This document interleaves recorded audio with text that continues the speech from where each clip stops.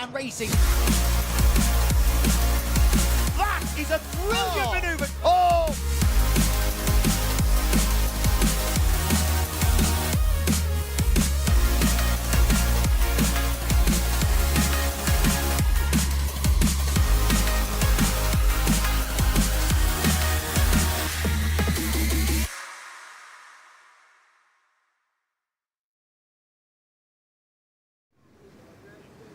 Well, hello everybody and welcome to the Croft circuit in North Yorkshire, the fourth weekend of the TCR UK Championship. My name's Henry Baudet.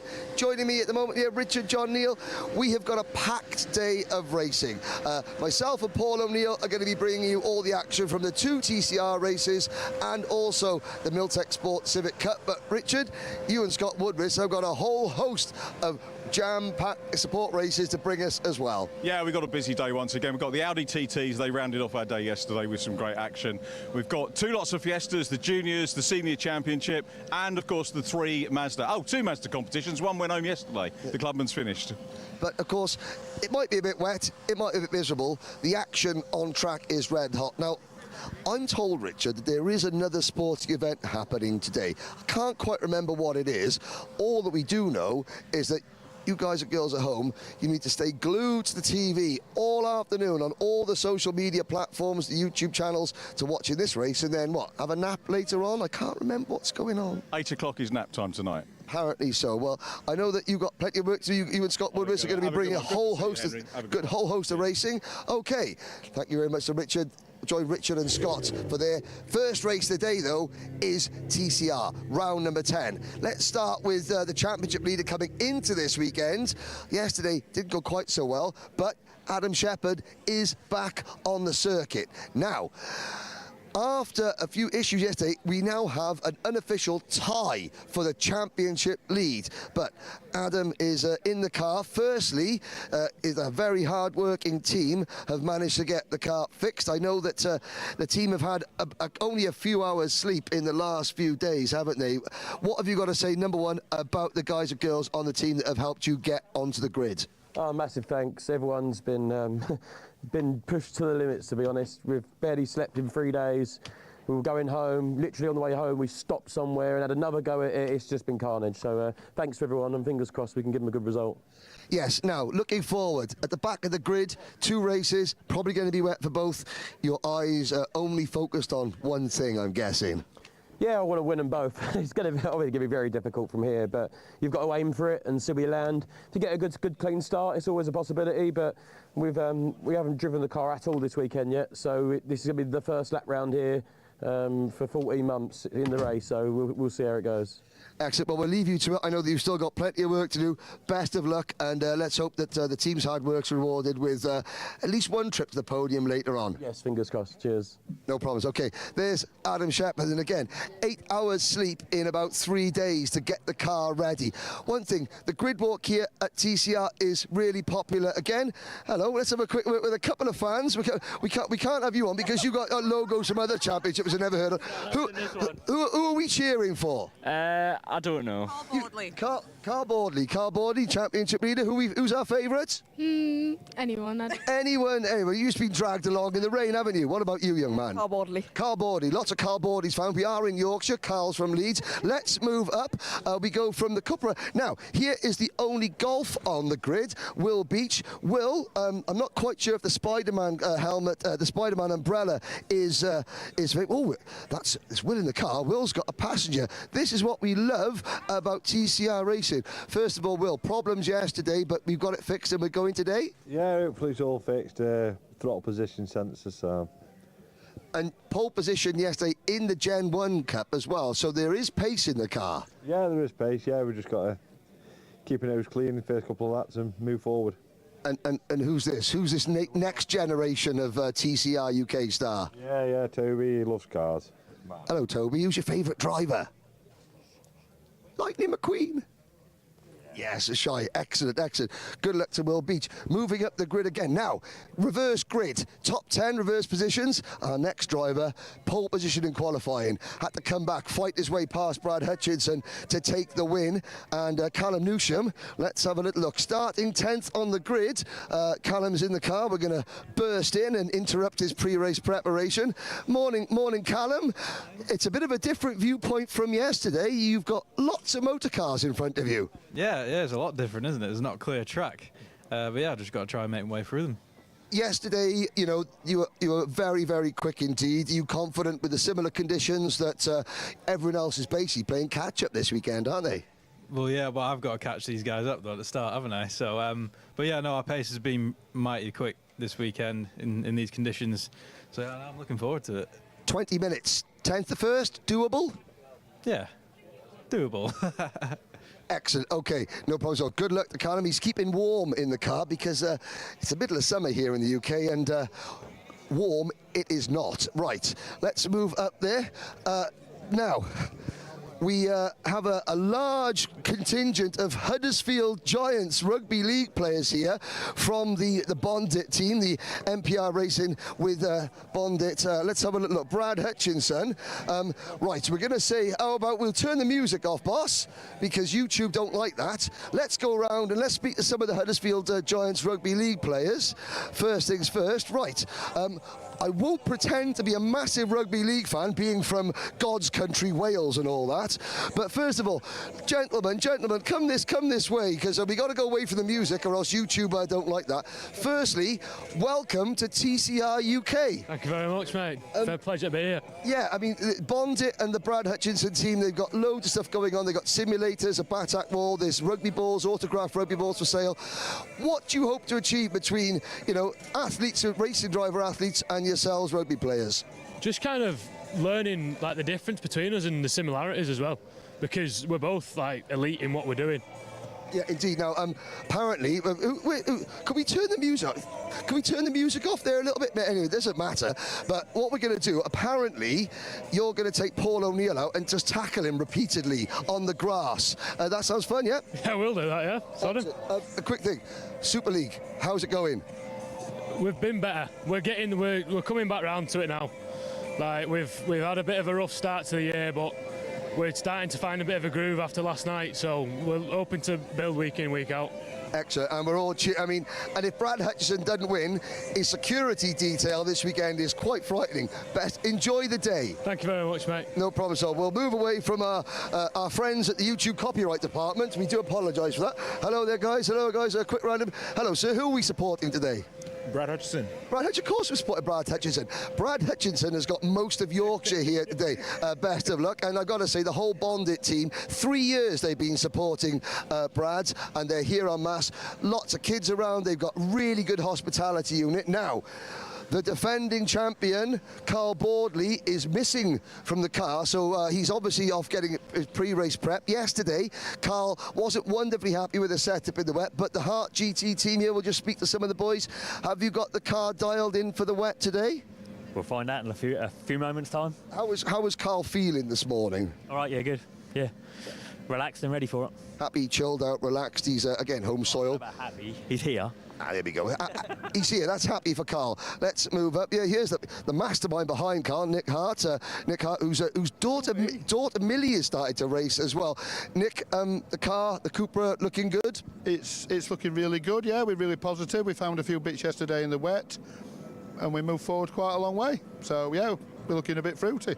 Excellent. So Carl will be starting from 8th on the grid, so watch for Carl. We'll move across. One driver that's been really impressive this weekend is Darren Lewis. Now, Darren started 4th yesterday, finished 4th yesterday. He said he hasn't quite got the pace of Newsham, Hutchison and Boardley, but he's working on that. Well, how is the Hyundai there? I'm sorry to break in your peace and quiet, Darren. How are you feeling this morning?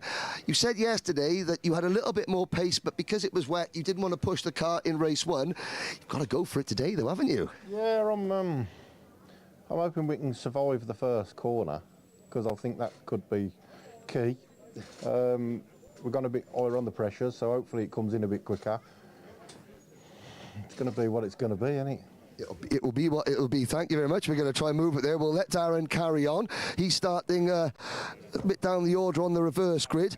Debut this weekend in TCR UK for young Sam Laidlaw. Now, the car might look familiar. The car is the car that his dad Steve was driving last time out at Alton Park. Steve's in a different car.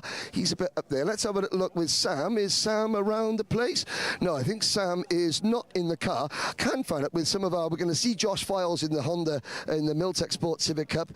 Josh, you know, looking back here, obviously this is your old stomping ground, but I mean, you're going to be out later on, but I mean, you know, you'd be itching to get on this grid, wouldn't you?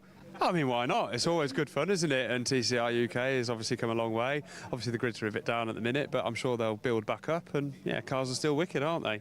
No, they are indeed. I mean, this Cooper looks absolutely fantastic. The Capture Motorsport team have done a fantastic job. Oh, the Area Motorsport team, I do apologise. I think Steve's moved to Capture. We'll see Josh a little bit later on, but for those of you looking, debut in TCR, the first father and son duo to be racing on the same grid as well. Rick Kerry, a fantastic top 5 result yesterday, if you sir, and you won the Goodyear Diamond Award. No, I didn't. I won the Gen 1. The Gen 1 Cup, I knew. I mean... Too many cups. Well, no, but you are a Diamond and you are old school as well. Yeah, I am, definitely. Yeah, I'm unfortunate with Darren being quicker this year. I ain't got a lot of chance of the Diamond, but the Gen 1's good. You know, Will's had a bad day yesterday, but, you know, I think the thing about today's race is obviously the reverse grid is just... trying to get that first lap of the day without getting caught up in somebody's accident and trying to get my head down and show the sort of pace I showed yesterday. Yeah, well, best of luck, Rick. We're going to carry on moving up the grid, but we're running. This is third row of the grid. Excellent. That's all right. Not as bad as it. It's all right. Not bad at all. Now, I was talking about Sam Laidlaw here. That, of course, is Steve Laidlaw's car. Sam Laidlaw is this way. Sorry, you could tell Rick Carey's a proper racing driver. He's got someone to hold his umbrella for him. It's now we will move up to the newest member of the TCR grid. Here's Sam Laidlaw. Here we go. He's now. Ever the gentleman, he's holding his own umbrella. You're starting in front of Dad. Yesterday, a few issues getting off the line, but you could see growing in confidence race by race. Yep, definitely. Found a lot of confidence in the car yesterday, especially in the wet, which is what I was not expecting, to be fair. I thought either going off or just going to be overwhelmed by the car, but I found my confidence in the car and managed to regain some that I lost yesterday in the start. Last question, you know, Dad is starting one row behind you. Is Dad staying behind you? Definitely. He's not getting past. There we go. But of course, if you know, hopefully Dad doesn't have to pay any for damage when all's said and done. But going into Clairvaux on lap number 1, you've got a lot of fast guys, you know, behind you. Does that affect your mindset a little bit? I mean, you want to race them, obviously, but you know, they've got to sort of suss this new Laidlaw kid out. Can we trust him to race properly? Well, I deal well with pressure behind me, so we'll see how it pans out today, but I think all's going to go well.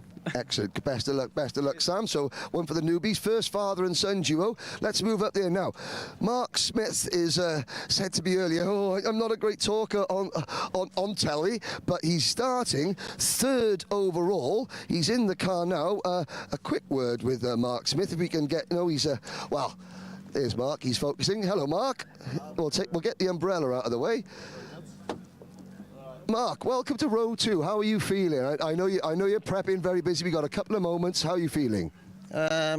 Pretty nervous, but like I say, once we get through the chicane part, I think the race will open up and exactly. Well, we'll let you carry on. Best of luck, Mark. And notice there, Mark will close the door. Don't want to damage the door. There we go. I tell you what, we'll let the team worry about that afterwards. I'm just causing chaos. Bradley Thurston, quietly going about his business this weekend in the only Honda on the grid. It's not going to be the only Honda for long, however. Brad's not in the car. Brad's hiding in the garage. No, if we look, there's Brad hiding in the garage. We'll say hello to Brad. He's got the same barber that I have, and you, sir. It's the best one. Best one. Early weather detection system for Brad. How is the car going? And how is Brad feeling starting with nothing but clean air in front of him? It's looking good. Looks looking good. There we go. We'll see. But we got one more driver. One more driver. Our pole position driver.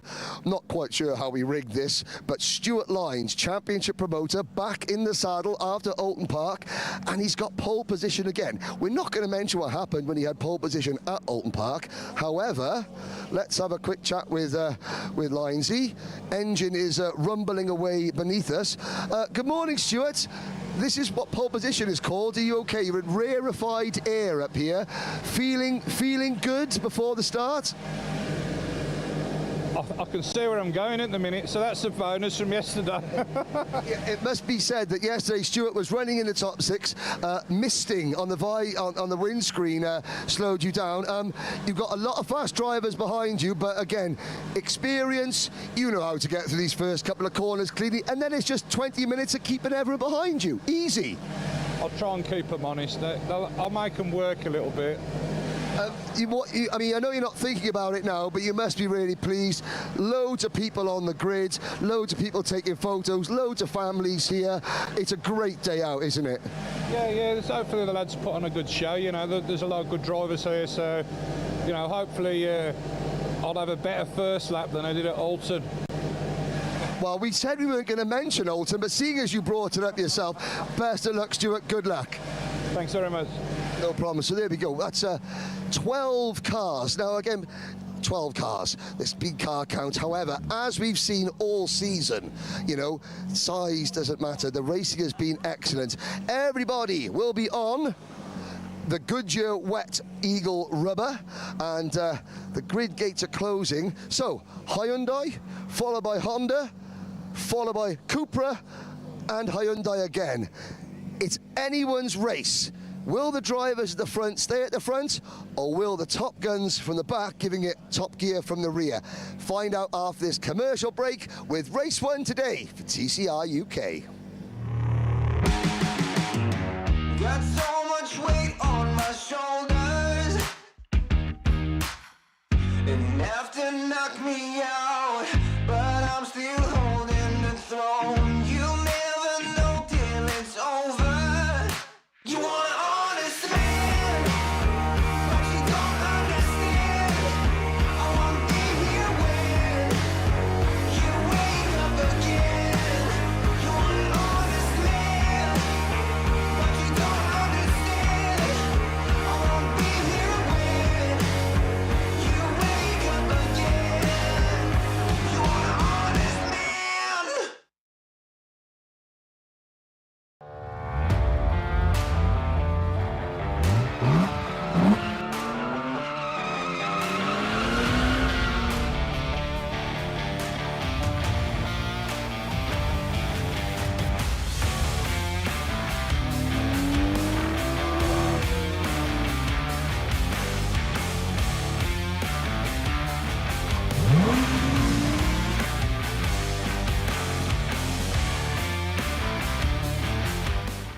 Is your business ready to switch over to cloud telephony before the BT analogue switch off? If you're not sure, you can get a telecoms and IT health check from Maximum Networks for free, covering broadband, phone systems, IT support and more. Arrange your free audit today at maximumbnetworks.co.uk.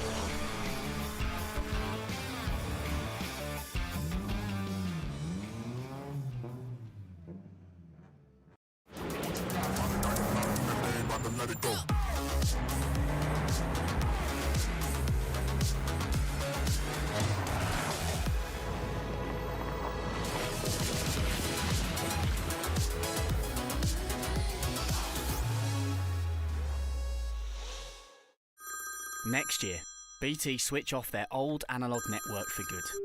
Make sure your business is ready to switch over to cloud telephony. Get a telecoms and IT health check from Maximum Networks today, for free. Future-proof your business now. Arrange your free audit today at maximumnetworks.co.uk. Got so much weight on my shoulders, enough to knock me out, but I'm still holding the throne. You'll never know till it's over. You want an honest man, but you don't understand. I won't be here when you wake up again. You want an honest man, but you don't understand. I won't be here when you wake up again. You want an honest man.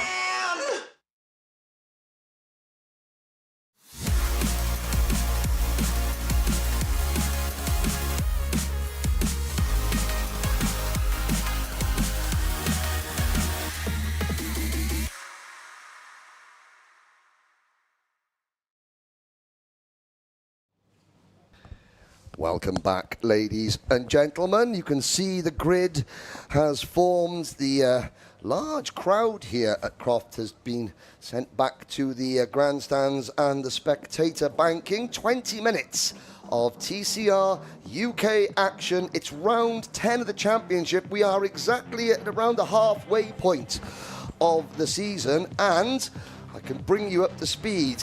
Main news. Number one, Adam Shepherd, who didn't race yesterday. He is on the grid. However, there has been a penalty applied to Adam from Alton Park. He was given a 30-second penalty from the last race at Alton Park.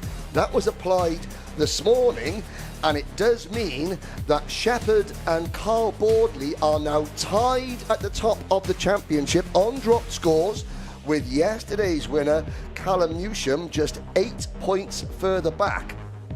In short, Paul O'Neill, it means that we are in for one heck of a title fight as the second half of the season gets underway. Yeah, well, you're going to see one of the angriest men, I think, in Adam Shepherd, starting at the back of this grid in the 117 Cupper. I think that's, yeah. Hey, listen, I'm not a clerk of the course and I don't know what's gone on fully, but speaking to Adam, you know, obviously they're not happy about it, but I think going forward, I think the needle match has begun now, isn't it, between Adam and Carl, and both great drivers. I'm looking forward to it. The good thing is for me is they're both clean, so this will be a battle. I mean, I spoke to Adam yesterday and I talked about the red mist, and he said, no, now I've got more experience. I don't really go out there with red mist, but I think he might be revisiting that statement after this morning's developments. But what it does mean is that everybody is on wet tyres. There is our pole sitter, Stuart Lines. The Goodyear Eagle with the blue lettering on the side signals that those are our wet tyres. Now, as you can see on the circuit, the track surface around here, Paul, is quite good because it's the tarmac was relayed a couple of years ago. It's out at the back of the track around the chicane, the Clark chicane, Barcroft, sunny in and sunny out. That's where, number one, the track is wetter, but number two, the spray becomes a factor. Visibility.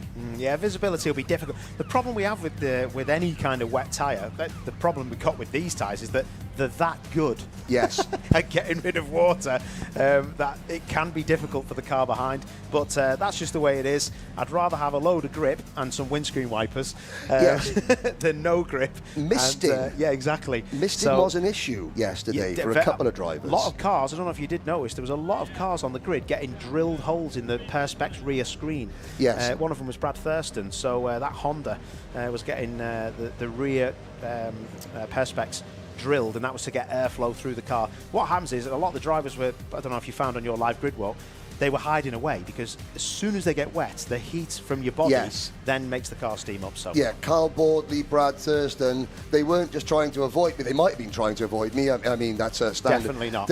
But they were in the grid for that very reason. And especially, like, I mean, Stuart Lines, experienced driver at the front of the grid. There's Carl Boardley, who is now in the car, luckily. Yeah, he'll be looking, again, a driver who was not quite happy with the setup in the wet yesterday, but the team said they think they've solved the issue. There is Lola, the affectionately christened car of Brad Hutchison. I've got to say, those Huddersfield Rugby League players are rather large gentlemen. No comment. No comment. I tell you what I was just going to say, sorry, Henry, is that look at the, you know, you were talking about the blue-sided Goodyear Eagle tyre. They are, some people have got different sets of tyres on. That's a brand new right front, that. That's a brand new right front. Some of them have got the sidewalls are actually quite scrubbed, which tells me that they're quite worn. So I think there's some people that are going for like an intermediate wet, if you know what I mean. So scrubbed wets, because it's not, it doesn't need to clear a lot of water. But there are different strategies, I think. When you said that the Goodyear Eagle is very good at dispersing water, that means that if it stops raining and it's sort of spitting with rain now, 20 minutes, that means that these tyres are going to disperse a lot of water, and a dry line, or rather a greasy line, may start to develop, where the intermediate tyre, part warm tyres, will come into their own. Yeah, I think there's a couple of people, you know, gambling on the fact that it might actually rain a lot heavier than it is at the minute. The forecast I'm looking at is saying it's going to be 100% raining at 12 o'clock, which is now, and it's going to be of a medium nature. So the cars that, I mean, you can just see there, that Adam Shepherd car, the tyres have done a bit of work. You can see the sidewalls are a bit scrubbed, and you can see that they look a little bit older, but they've got good edges on them. So I think that people are thinking, do I go for a greasy kind of setup and a tyre, or are we going to go for some really cutting edge, brand new tyres that are going to cut through water, because it's going to get more puddles on the circuit? And it's you've driven countless laps around here, and many racing driver will tell you they prefer when the track is soaking wet, because you know where you are. When it gets greasy, you know, a wet setup doesn't quite work, a dry setup doesn't quite work, but we're going to find out what does work, because the rolling lap is underway, and of course everyone will be conscious it's that run down to Clairvaux and Hawthorne on lap number 1. Once you get through there cleanly, then you can settle into a rhythm, but getting through turn 1 cleanly, it's a lot easier said than done, especially in these conditions. Exactly, and that's exactly the thing. You don't want it like it is now, which is greasy. You want the rain to fall hard. This is going to be difficult for a lot of drivers. There's a lot of people maybe out of place as well because of the top 10 grid. Stuart Lyons is heading this grid, isn't he? And we're about to see the grid. And let's have a little look through this, Henry. Let's bring you the full starting lineup then for round 10 of TCR UK. Stuart Lyons starting from pole position. Alongside Stuart is Bradley Thurston. Mark Smith starts on the inside of row 2 with the debutant Sam Laidlaw alongside him. On row 3, Gen 1 Cup winner Rick Kerry alongside Sam's dad Steve Laidlaw in the car that Sam should be driving. Then Darren Lewis and Carl Bordley, the reigning champion, on row number 4.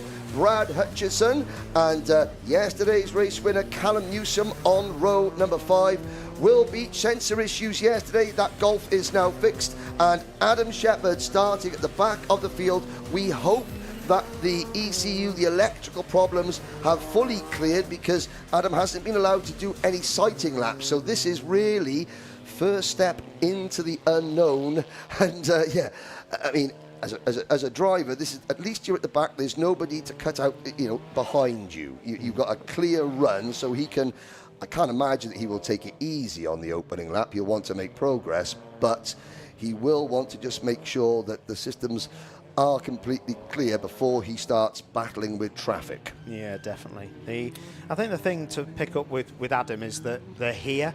They've worked hard. They nearly went home because of the ECU problem.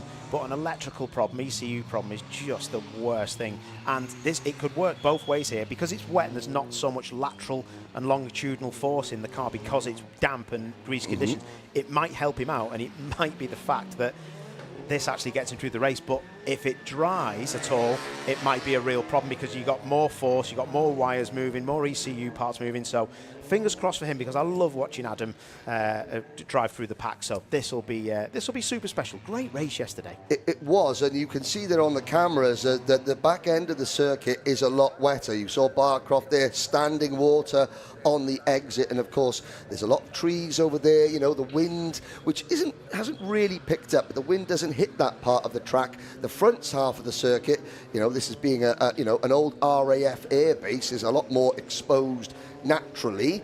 and we're looking coming into the complex now. And of course, yesterday, even in the wet conditions, you know, the final hairpin, it's just prime overtaking opportunities if you can get the car slowed down. But they've done their sighting lap.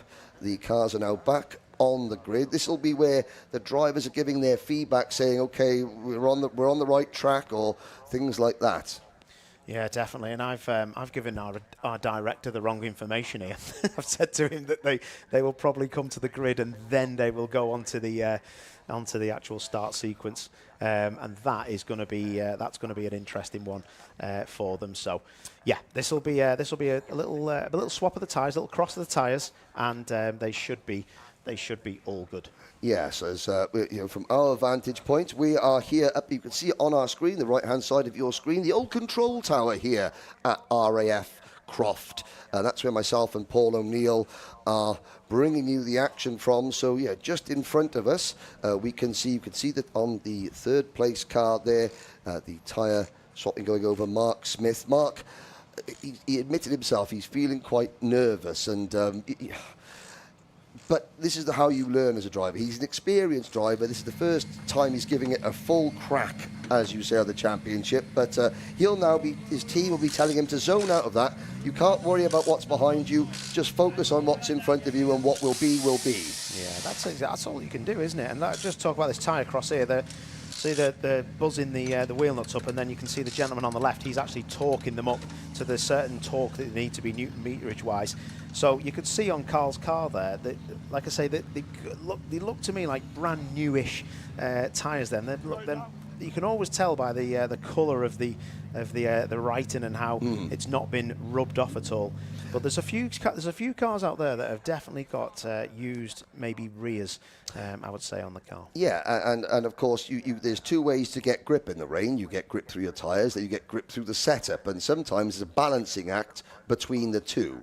Yeah, definitely is that, as well as if you've got newer tyres on, you have to start them at a different pressure than you would start used tyres, because they can spike if they're brand new. So it's a really, really, really difficult, juggling act. But listen, these are top teams. It's the UK. They know what they're doing. So yeah, once they're all ready to rock and roll, they'll be spot on. The person I'm really looking forward to coming through the grid is actually Adam Shepherd, but also I would love to see how Callum Newsham gets on, because I've driven those kind of cars quite a lot, those TCR Hyundais, and they are so soft at the front. They get a lot of their lap time generated from the braking zone. So having a soft car and a compliant car is what you need in the wet. Yeah, so the 1 minute board has been given from the front. You can just see the last few team members and TCR UK officials going out. It's going to be a fascinating duel between Boardley, Hutchinson and Newsham. They were the three contenders yesterday. They all know there is now a fourth potential race winner amongst them in Adam Shepherd. But it was advantage Newsham yesterday.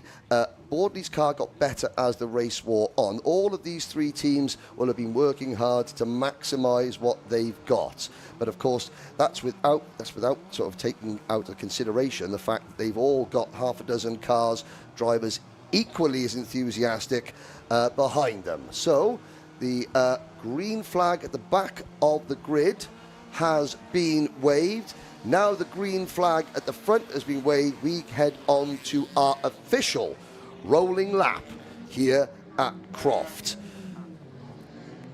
See Stuart Lines again. This is where now we're breathing a bit more, like bringing the tyres up to temperature, sussing out, and of course even between the out lap and the rolling lap now, the drivers will be able to see if the grip level is improving. For 20 minutes, that's a lot of water that can be dispersed. Driver I think we'd like to watch on your screen there, Darren Lewis, starting just in front. If he gets a good start, he might be able to negotiate, say, some of the slower traffic. That's not fair, but some of the drivers at the front, he wants to show what that car is capable of. He's been driving really well, and yesterday he had a bit of pep in his step, shall we say, yesterday. Yeah, I mean, listen, I've spoke about Darren on the live stream quite a lot, because he is one of the one of the stars for me of the championship. He's obviously changed cars, jumped into the Hyundai, and he's been pretty rapid. And I think that, you know, he's had some overall podiums, knows how to get the car on there. But this is actually a big chance for him to maybe get right to the front. His driving style suits the circuit, suits these conditions. But I know Steve Laidlaw in the 100 car in front of him loves to battle with Darren because he's a clean racer. And they have real good battles. But he is a great asset to the championship, and let's see how he gets on. But he does need to make some moves pretty early on. But yes. Stuart Lyons is going to be the cork in the bottle. No disrespect to him. No, but also think about this, because Sam Laidlaw, still his first weekend, starting up on, I think, the second row of the grid. He stalled yesterday. The drivers behind will be aware of that. They think, okay, new driver, will he struggle to get it off the line? Because it is a fine art getting these cars off the line quickly in special slippery conditions. And there you can see the rain. So the rain has returned with a vengeance on the far side of the circuit. Outside the commentary box window, we haven't got rain here yet, but I'm sure it is on its way. And this is going to help the drivers on brand new tyres. Carl Bordley will be loving this. Carl looks like, to me, he's one of those people with brand new Goodyear Eagle wets on, and he will be loving this because the tread blocks are not going to be working as hard as they would have if it was just greasy, like you pointed out. But of course, from Leeds, from Yorkshire, probably a little bit more aware of the climate up here. You can look at the clouds and think, yeah, that's coming, and there's a lot of it, that it's on its way. Whereas, you know, other drivers, they would just trust the weather, trust what they see on the app.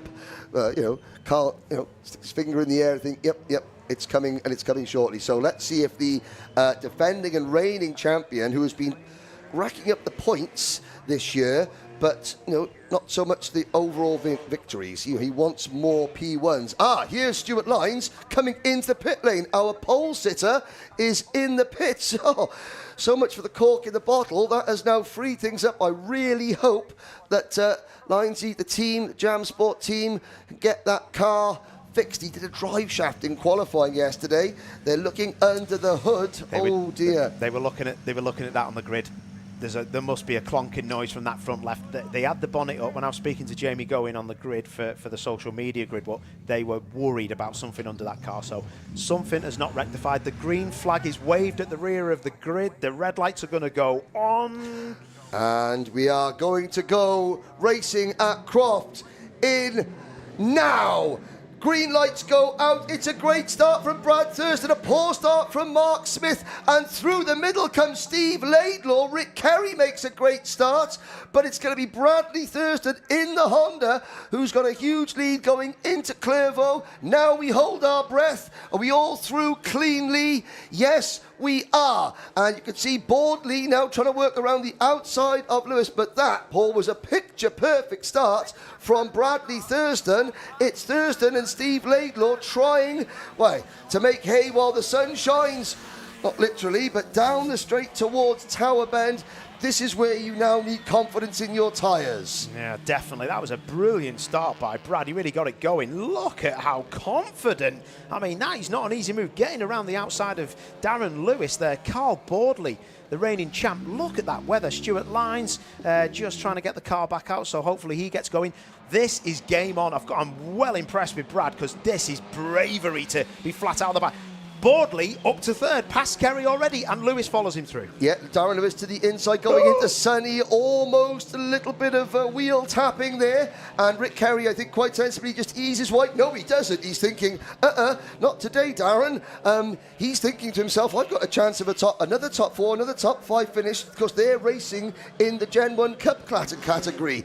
And Rick Kerry, centre of the grid, he's a bit quicker than me, and there's Callum Newsham. So Newsham has already passed Brad Hutchison, but Carl Bordley on those brand new tyres is away up the road a little bit and is going to be hunting down the two leaders as we complete the opening lap. Great opening lap from Thurston. Laidlaw, Bordley and Lewis, Kerry and Newsham side by side, Hutchison sixth, and then we watch, oh no, Adam Shepherd. The problem obviously wasn't quite fixed enough, and the joint championship leader comes back into the pits, and you can't help but feel for him and the whole team. That's I can hear him revving the engine as he's come past the comms box. definitely something's misfiring, or yeah, you see, look at the dread on the team's face. That's really sad. Laidlaw loses that second place. Now Boardley is absolutely on a mission. He wants this lead and he wants it as quick as he can. Brad Thurston, the race of his life. This is proper stuff. He won't want to let this go too easily, but the speed that Boardley covers out the back is just too much. He's going to get this done early doors, but he's never probably raced for position with Brad. Hits him up the rear. That's interesting. Has he seen a flag that we've not seen, but he maybe braked early? Well, I think you were saying Boardley's never raced with Brad Thurston. Maybe Carl wasn't expecting Brad to be quite so cautious. It is teeming with rain out the back of the circuit, and I think Thurston was just a little bit tentative, probably thinking to himself, okay, I don't want to be the next leader who just goes in and bins it, and Boardley's a little bit of a love tap, but now Thurston needs to sort of try and follow Carl Boardley, because yes, there's going to be faster cars looking to come through, but he has got a battle on his hands. Steve Laidlaw, Darren Lewis, and looking there's a damage on the front of Steve Laidlaw's car. The battle for second though is on, and Adam Shepherd going out. This is now more of a sighting run. Yeah, okay, we're down to one race now for Adam Shepherd. Let's get that car fixed for race number 3. But Thurston, again, having the start of his life, it's now just a case of calm, cool, collective. Yeah. Laidlaw, Lewis, Newsham and Hutchison lining up behind. But hey, in these conditions, if Bradley Thurston can just hold his line, make the others work for it.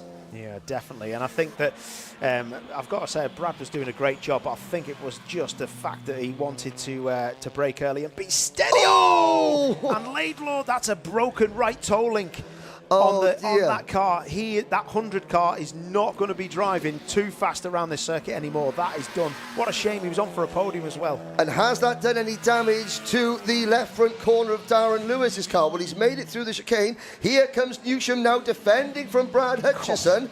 They're going to be tiptoeing. They're not sure if Darren Lewis has got any little residual damage, if something's been knocked out of alignment in the front corner, but it looked like Lewis just making the move, and I can see Steve Laidlaw has pulled away from the incident, so there's no need for a yellow flag. The circuit isn't blocked, but here comes the battle for what is now second position rather, into the hairpin, with Thurston still holding off Lewis, Newsham and Hutchison.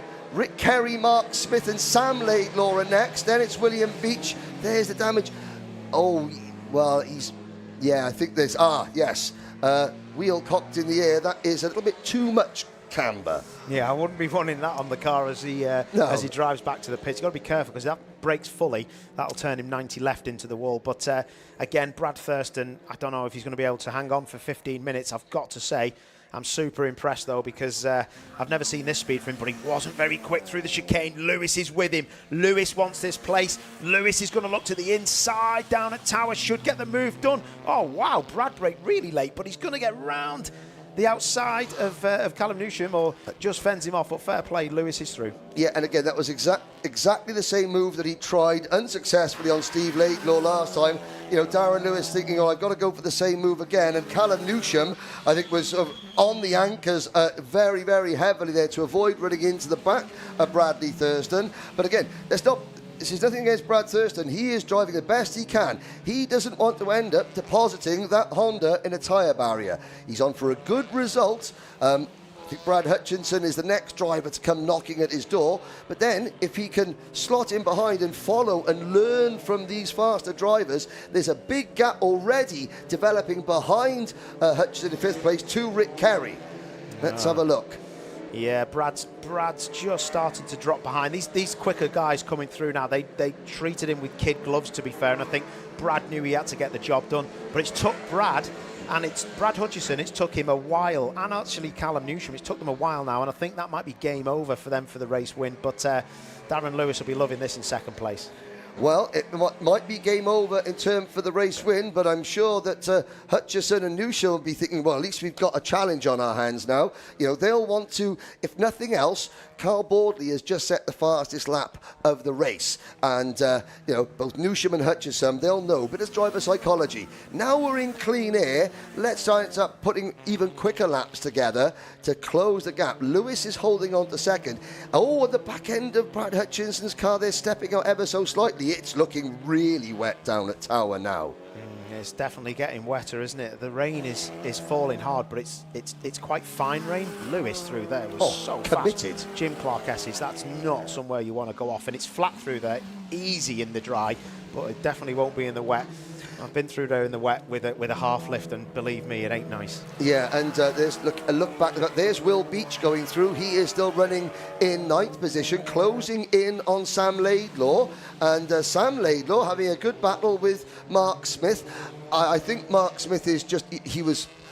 You know, when I spoke to him, he was very, very nervous. So he'll have now relaxed a lot. He'll be more into his rhythm, and he'll be the first to say, this is where I'm racing. I'm racing down the middle of the back of the pack, and I'm happy with that. But Sam Laidlaw, gaining confidence lap on lap. He moves up into 7th position now. His next target would be Rick Kerry. There's a big gap between them. Now game on at the front, because Hutchison at 131.8.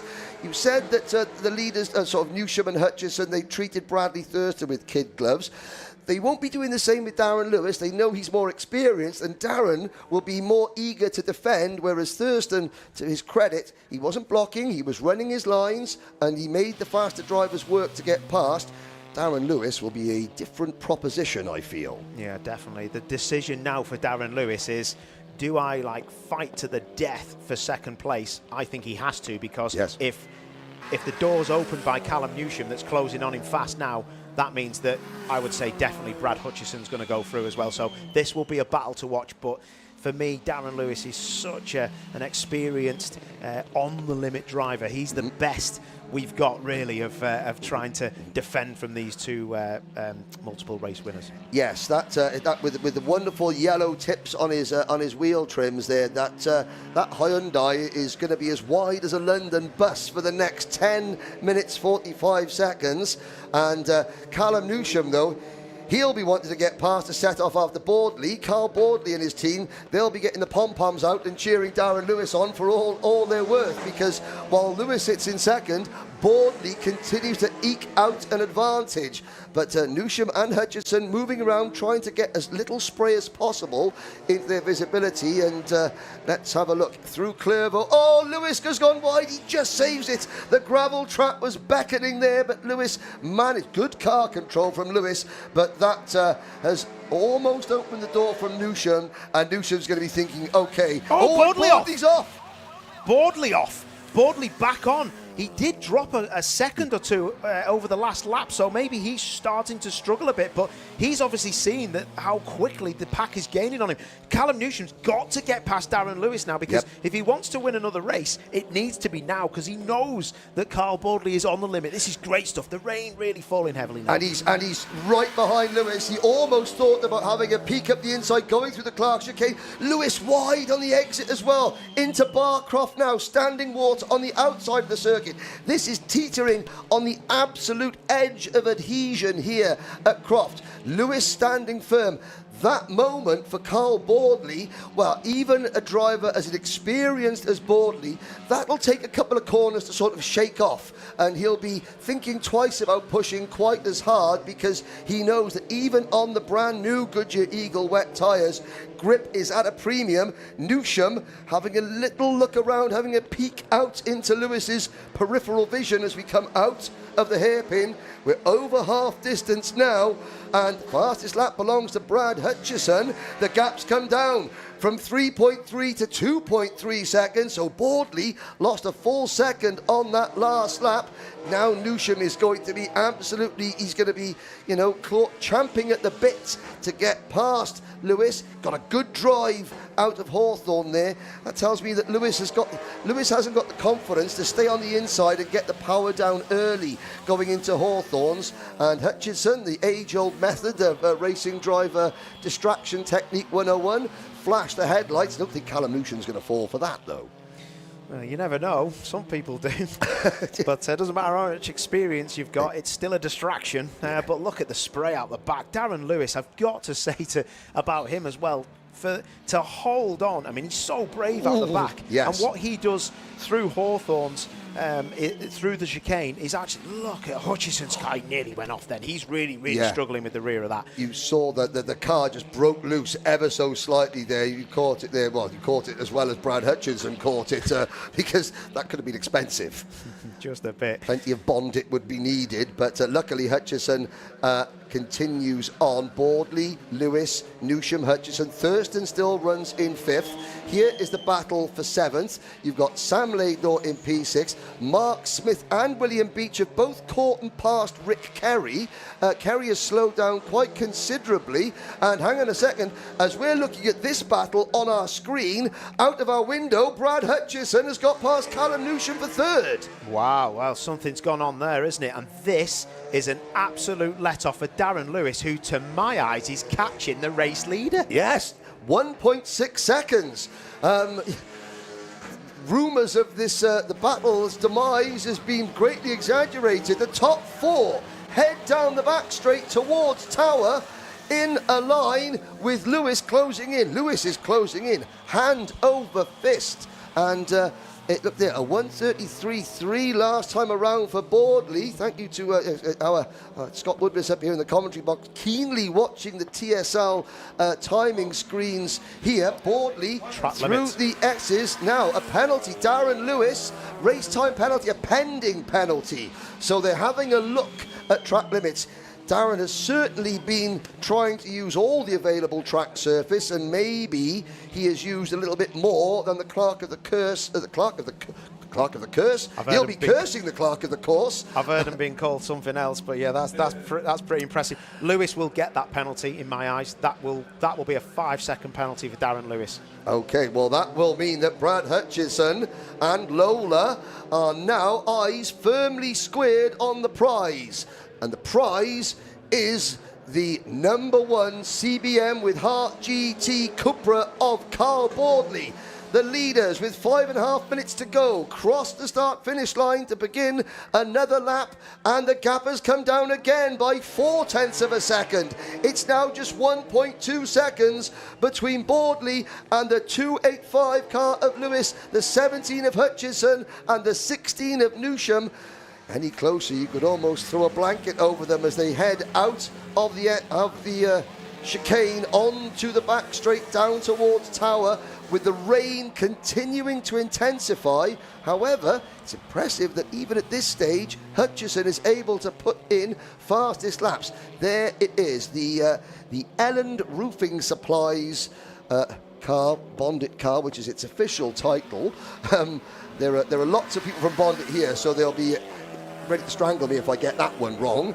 But behind the top 4, there's a 20-second gap back to Thurston in 5th, who is now only a 1.5 seconds in front of Laidlaw in 6th. Smith and Beach are having a great scrap for 7th. Rick Kerry's pace has really dropped off, and I would say there's either an intermittent problem or maybe even some misting issues with Rick Kerry's car. Stuart Lyons is still out there on the lead lap after pitting before the start of the race, and Adam Shepherd 2 laps adrift. He is also in, and round the outside, Lewis trying to defend. Hutchinson has a look at the hairpin, but Lewis holds him off. Yeah, wow, this is going to be interesting, but Lewis may not know he's got a penalty because it's difficult to see down there, the black and white flag, but he's got to be careful down the inside. Hutchison takes that from him, big sideways.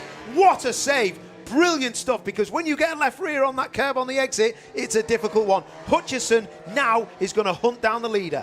Inches between disaster and triumph for Hutchison. He just kept the left-hand side of his car out of the gravel, and the adrenaline will be coursing through his veins now as he sets his sights on Carl Boardley for the race lead. Boardley's pace has sort of levelled out. I think he had 1 or 2 shaky laps. Is his pace, though, anything to match Hutchinson's pace? I would have to say 3.5 minutes to go. Hutchinson has now got to be inch perfect, and he might even need to rely on another slight mistake from Boardley. Oh, Hutchinson is pushing so hard into Sonny in and Sonny out. You can see him, just the car dancing around under braking as he sort of makes these tiny steering adjustments, pulling away from Darren Lewis. Of course, Lewis's penalty will promote Callum Newsham onto the podium, but Lewis isn't dropping away. He's here to stay at the front. He's making a statement here, penalty or not. So with just under 3 minutes to go, the gap was 1.6 seconds. Hutchinson has made the move as they cross the line. Even with that pass, Hutchinson is now just 1 second behind, so he's gained 0.6 and made an overtake. Brad Hutchinson, has got his eyes. He's done it again. Oh my word! How many times can he dip into the luck bank and come out holding a pocket of gold before he comes out holding a pocket of gravel? I don't know. Yeah, well, he's just took 0.8 out of that lead of Carl Boardley's and a fastest lap of 31.8. So same cars run by different teams on different tyre strategies. Maybe one thing I will throw into the mix: are they going to look at Carl Boardley taking the lead with a push to pass that, in my opinion, as a driver, really wasn't a push to pass? What was he supposed to do? Yeah, no, I mean, I say up here in the commentary box, we can only second guess, but I mean, it was clearly a case of, oh, Lewis again. Our heart rates up in the commentary box are only outweighed by Lewis's heart rate at the end of that one. But yeah, this was Bradley Thurston being tentative, and Boardley did everything he possibly could to avoid tripping over him. And it was just a little peck on the cheek. That's all it was. But that's not for us to decide. Carl Boardley is going to be feeling the pressure from Brad Hutchinson. Still 4 cars in the same camera shot coming through the complex. 90 seconds to go. So this will be moving into the last lap. There's Newsham having a look at Lewis. Can he get the momentum on the inside? Side by side, it's going to be Lewis on the inside for the run into Clairvaux, but it's Newsham on the outside. This is going to be bravest of the late breakers into turn number 1. And Lewis just holds him off, or does he? Yes, Newsham, I think, wisely lives to fight another corner. But up at the front, as Newsham has another look, going through the chicane, Hutchison has caught the race leader with 45 seconds to go. This is going to be a very interesting end to the race. Newsham, in my opinion, knowing that he's closing on that championship lead, he needs to be in there. Hutchison is so strong, as now we see Callum Newsham down the inside, gets it done, switchback, Lewis. Oh, Hutchison's off. Wow. Hutchinson off at the outside of Tower, just pushed the envelope a little too far. That releases Boardley. Now Hutchinson with grass on his tyres. He's got to go on the defensive to avoid Lewis coming in as well. Newsham over the curbs. Lewis looks to the inside. Straight on. Runs wide. Newsham grabs the position. Great stuff. Yeah, look at that. Callum Newsham gets the job done, and it was done for him by Darren Lewis, but he has got that 5-second penalty that will be added, I think, after the race. But it's the last couple of corners now. It is. Carl Boardley has survived the pressure, and apart from one sort of tiny little moment that almost cost him, and Lewis again diving in on Newsham there. Darren Lewis obviously isn't aware that he's got a penalty, but the checkered flag comes out, and on home soil, Carl Boardley leads home Brad Hutchison and Callum Newsham after a great opening race of the day here at Croft. And you're looking at Adam Shepherd's team manager there. Adam has just set the fastest lap of the race. He's 2 laps down. Here are the battles further down the order. Mark Smith in 7th position is just holding off William Beach. Another new fastest lap for Adam Shepherd. So I think we can say problem solved for that car, and the rest of the field come across the start-finish line. Paul O'Neill will be going to speak to, I would imagine, a somewhat relieved Carl Boardley.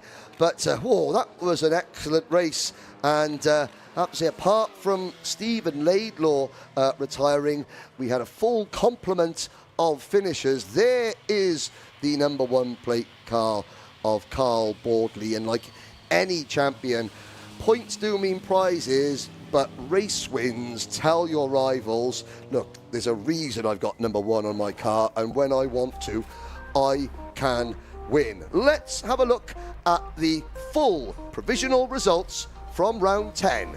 It's Carl Boardley 2.7 seconds in front of Brad Hutchison. The CBM with Hart GT team just edging out Bond IT with MPH Racing.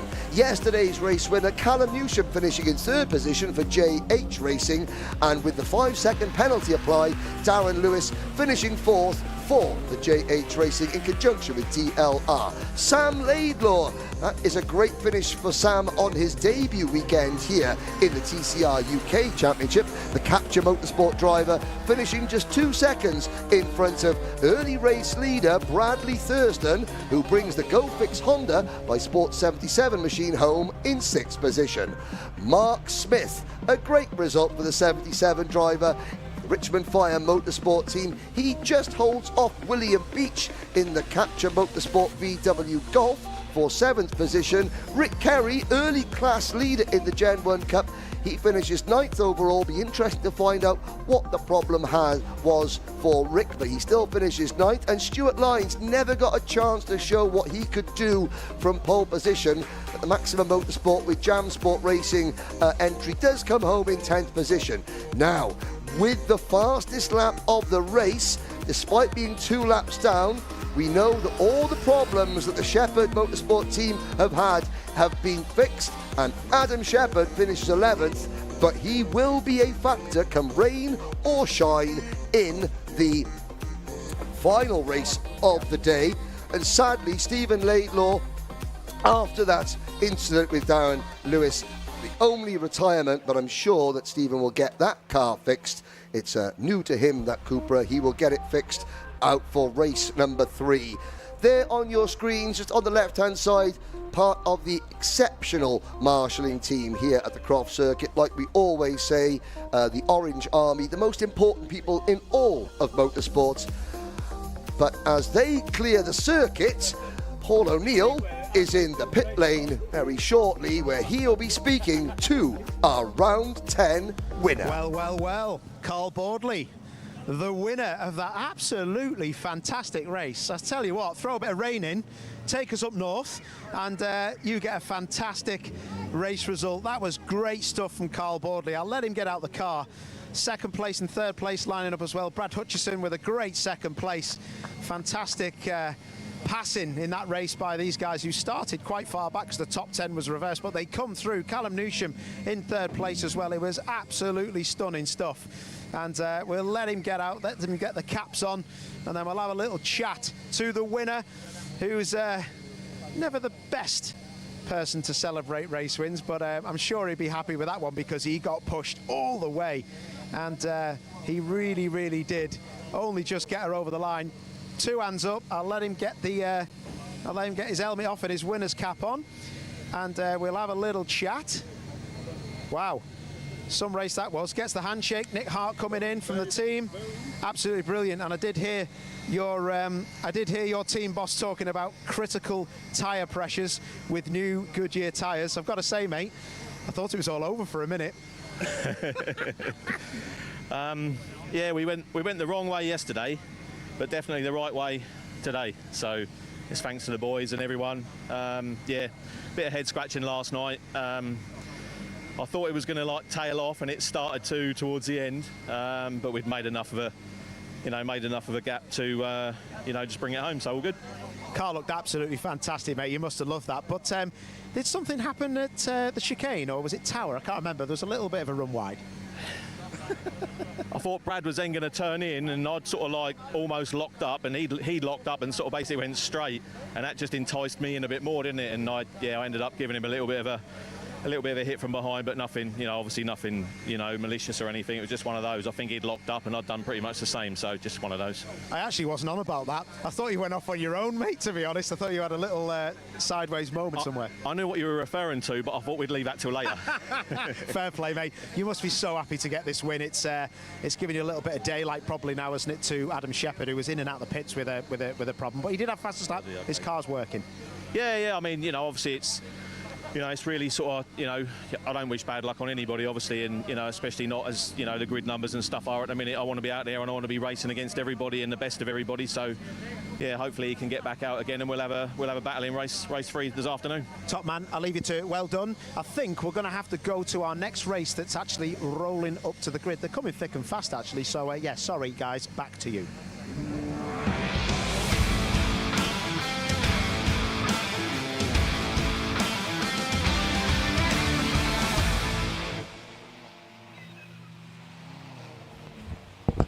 Thank you very much, Paul and Henry, for all that exciting TCR UK action. Scott Woodward's here to guide you through all the support race action outside of Civic Cup and TCR UK. And straight on track on what is very adverse conditions compared to yesterday. It was quite wet yesterday for race 1, but once again for race number 2. We are getting set now for our second AIRTEC Motorsport Fiesta ST240 Championship race of the weekend.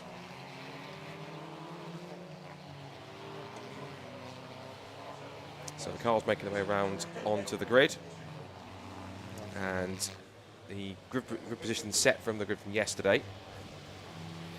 So on pole position, it is set to be Alistair Kellett, yesterday's race 1 winner and championship leader, alongside Simon Horrobin on the front row of the grid, followed by John Cooper and Daniel Lewis on row number 2. Then it's Joseph Knight and Zachary Lucas, followed by Connor Blackburn and Lucas Hayden. Gary Miller and James Pope will round out the top 10 ahead of Henry Howarth and Caitlin May. Then Morgan Kidd and Sean Reynolds, followed by Luke Waugh and Christopher Blackburn. Marco Ricci and Charlie Ellis, Adam Durrant and Archie Johnson, who had some problems mechanically towards the end and pulled off down towards Tower Bend. Then Harry Hayes starting at the back of the grid. He was on podium in the AM class yesterday, but a penalty for not respecting black flags that he was given yesterday, I think it was the black and orange flag for damage on his car, meant that he was disqualified and taken to the back of the grid. So yesterday we talked about the fact it was more the battle between the experienced drivers and the youthful kart drivers coming up that are coming into the championship directly or via the Fiesta Junior Championship, and it was experience again that won out in these tricky conditions at Croft, and Alistair Kellett, Simon Horrobin and John Cooper all filled out the podium places.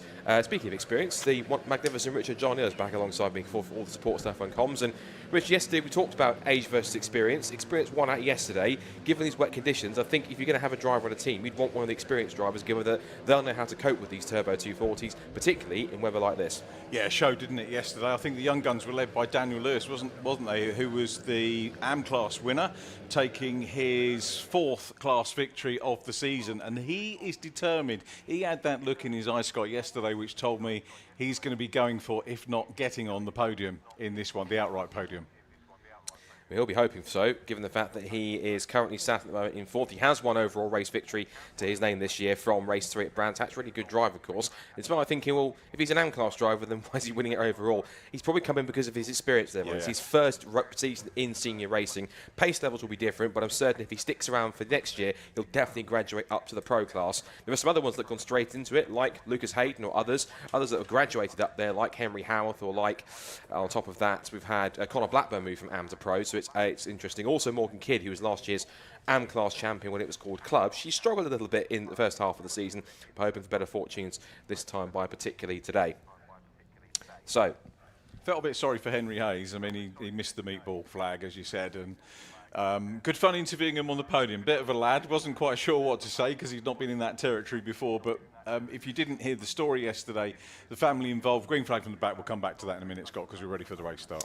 We are indeed. So Alistair Kellett looking for his 2nd win of the weekend, but Simon Horrobin, John Cooper and co could possibly try and get it from him. The red lights will be up any second now, and race 2 of the weekend for the AIRTEC Motorsport Fiesta ST240 Championship blasts into life here at Croft. It's a great start from John Cooper, who tries to shoot the gap between Kellett to his right and Horrobin to his left, but he finds the way blocked as they head down towards Clapham for the first time. Who's going to be last of the late breakers in very wet conditions here at Croft? There's a tangle as Horrobin gets tagged sideways by Cooper. Round the outside goes Lucas Hayden, getting past both Knight and indeed Zach Lucas. Look at Lucas Hayden in the white, black and pink car, going round the outside of both Knight and Lucas to go from 6th to 4th. Now he started back in 8th position, so 4 spots up already for the young Lucas Hayden. He's one of the Fiesta Junior graduates from last year and going to full effect here. He's now battling side by side with Lucas, trying to get back at him, but look at the amount of sprays. They head down towards Tower Corner for the first time. It's now Kellett once again in the lead. Cooper with a great start to second. And there goes Hayden up to third. So Lucas Hayden has either got a wet setup or is absolutely flying. It's a lightning start for the youngster. 5 places in about half a lap. Yeah, incredible start from him. And that is what the graduation from the Fiesta Junior, I nearly called it Ginetta Junior, second time this weekend.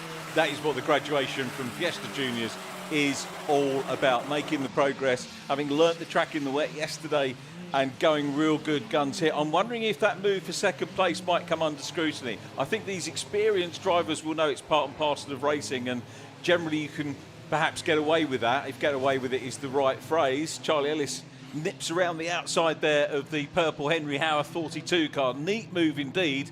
And Chellis now making another pass as well, but it's Alistair Kellett out front.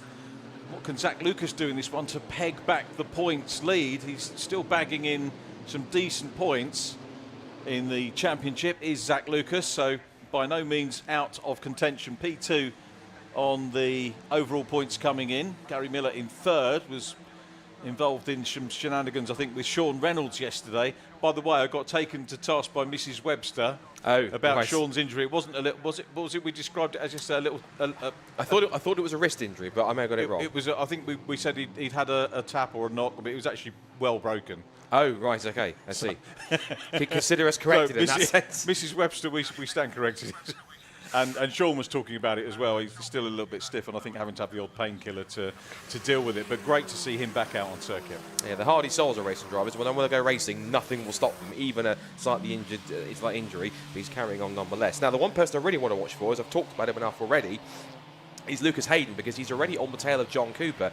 Whatever they've done to that car in the, I want to say, Race Car Consultants tent, I'm sure David Elsie's worked his magic, because that car's absolutely flying. And he's basically the youth amongst the experienced drivers. He's up there really giving the top 3 from yesterday a red-hot go as they come up through Barcroft once again. There's Lucas Hayden, and as he says that, almost makes a fool of me, whilst he puts a wheel onto the white line right on the edge of the circuit. Don't want to do that too much, otherwise he might well come under threat. But he's giving Cooper lots of pressure here. So Cooper will be having one eye on his mirrors and the other eye looking forwards to try and keep up with Kellett. But if he's not careful, it might well be Lucas Hayden going for it. They turn their way through. It's now 3 of them for second place, because Horrobin closes up through the first part of the complex. Horrobin in the all-grey car with the orange trim on the bottom of the car and on the top. So they come through the hairpin for the second time, and Hayden defending. But Horrobin will be using all that experience to have a look up the inside, gives him a nudge, he taps him in the rear and sideways. That might be looked at as well. That might be slightly getting an unfair advantage. But up into third place goes Horrobin. Hayden doesn't want to give it up, though. He hasn't lost too much momentum off the corner. And he's now coming under threat, possibly, from Zach Lucas, who himself had a decent run off the hairpin. He's holding station in P5. Quick look back to our AM class leaders. It's Charlie Ellis who made that move to get past Henry Howard, so he now leads the class. Oh, as again, you see there, struggling for grip was Lucas Hayden as he went through Howell Thornthorns for the third time of asking. And there's Caitlin May who up into second place. Good run from Caitlin. Good run to get her up in the mix. And Henry Howard down to third. Little shaky exit there from Hayden. He's possibly put overdriving the car possibly a little too much, it looks like, because he's lost out round Simon Horrobin after he got through after the little tap in the tail. I wonder if that shook him up a little bit. It may well have done, but he's trying to recompose himself, and that might well be to Zach Lucas's benefit, trying to get the move done. Meanwhile, there's Henry Howarth going round the outside of Caitlin May for second in AM class, and already chasing after, it looks like James Pope in front of him. So it looks like it's actually James Pope should be up. There he is, in fact. So he's possibly an issue with the time, his transponder, but he's up in the mix now. So it's actual fact James Pope battling for third in class, but no, that's for second in class, because they've both got past Caitlin May. So a change for second, third and fourth, whilst Charlie Ellis just at the top of the shot in the red number 11, trying to pull away as we come towards a quarter distance in this second Fiesta STT40 race. Yeah, I was starting to get a little bit excited about the performance of Lucas Hayden, because when he was knocking on the door, as we got a pass here with 777 Sean Reynolds in yellow, getting side by side with Morgan Kidd, 53. Morgan gets the better of that run. Come back to the point I was going to make about Lucas Hayden. He was in third. Obviously got that little tap and pass that went through, but it could have been his first fastest off the front podium. He got the reverse grid podium at Brands Hatch with a P2, and I know how much it would mean to him to be on the podium in a race 1 or a race 2. So that was quite significant, and it's going to be maybe significant here as well. For Charlie Ellis, who is leading the class. We could have a maiden class winner here in this race if things stay the way they are. Could well be. And of course, Chelis has got quite a fan base, as I found out at Alton Park. He had plenty of supporters behind him when he got his 2 podiums at Alton Park last time out. So he's definitely making lots of progress in that category. Morgan Kidd, meanwhile, is going to be slightly frustrated. Slightly better pace than she had yesterday, up in 12th position. She, of course, has transitioned to the Pro class. There's a move here. That's either Caitlin May trying to repass Henry Howarth, or Henry Howarth getting back through past Caitlin May. In fact, no, Caitlin was ahead by about half a second, so she managed to retake 2nd position, which will actually be 3rd, I think, because James Pope still has that transponder issue because he's not showing currently in that top 3, but I'm certain he's definitely there, unless he's had an issue which we haven't seen. Meanwhile, this is Lucas Hayden, who has now dropped back from the top 3, and he's now under threat from both Zach Lucas in the number 234 car, and also Joseph Knight, who's in the Delphi sponsored number 89. And now Knight going on the attack here. So again, this is Zach Lucas in a bit of a catch-22 situation. Which way does he look? Does he either look forwards to attack Lucas Hayden? Does he look back to try and attack to defend from Joseph Knight? And also you've got to keep an eye on the number 4 car behind. That's the Irishman Gary Miller. Here comes Joseph Knight with the move up inside into the hairpin, and might just squeeze him out wide. He gives Lucas enough room to hold alongside him. And now the drag race begins up the pit straight. Watch for Gary Miller in that number 4 car. He had some tough issues yesterday, but he's up there now battling in the top 10. He's had a number of podiums. He came into the weekend 3rd in the championship, so some points to try and make up. Lucas sticks it back up the inside and holds on, but Joseph Knight again holding his ground on the outside line. That's Adam Durrett, meanwhile, our newcomer, sadly pulling up on the exit of Sunny out, so he's sadly out of the race with mechanical issues. And again, Gary Miller trying to take advantage of a wide line for Lucas, and he's trying to keep on the tail, but Joseph Knight with a swift pass up into the top 5 now, as the leaders make their way down towards Tower Bend as we come towards half distance. Yeah, Joseph Knight really building on the speed that he had yesterday. Couldn't convert the speed into results, but now he is starting to get through. Passes Zach Lucas in the 234 car. So Joseph Knight in the Delphi car. Great to see Delphi back involved in motorsport. I know Joseph and the team very grateful for their support. Running very, very strongly here, but a bit of work to do. Oh, I was going to say, before he could catch Lucas Hayden, that task will be made somewhat easier now with the deployment of the safety car. And that will be, I'm certain, for Adam Durrant's stranded car exiting Sunny out. We saw that car momentarily pull up on the inside of the corner, which means that car will have to be recovered by our brilliant marshals and recovery teams. Again, big shout out to them who are having to deal with rather adverse weather conditions all throughout this weekend. There is Adam Durrant's car. He's already got the door open, and he had a decent enough run yesterday in his first appearance in ST240s.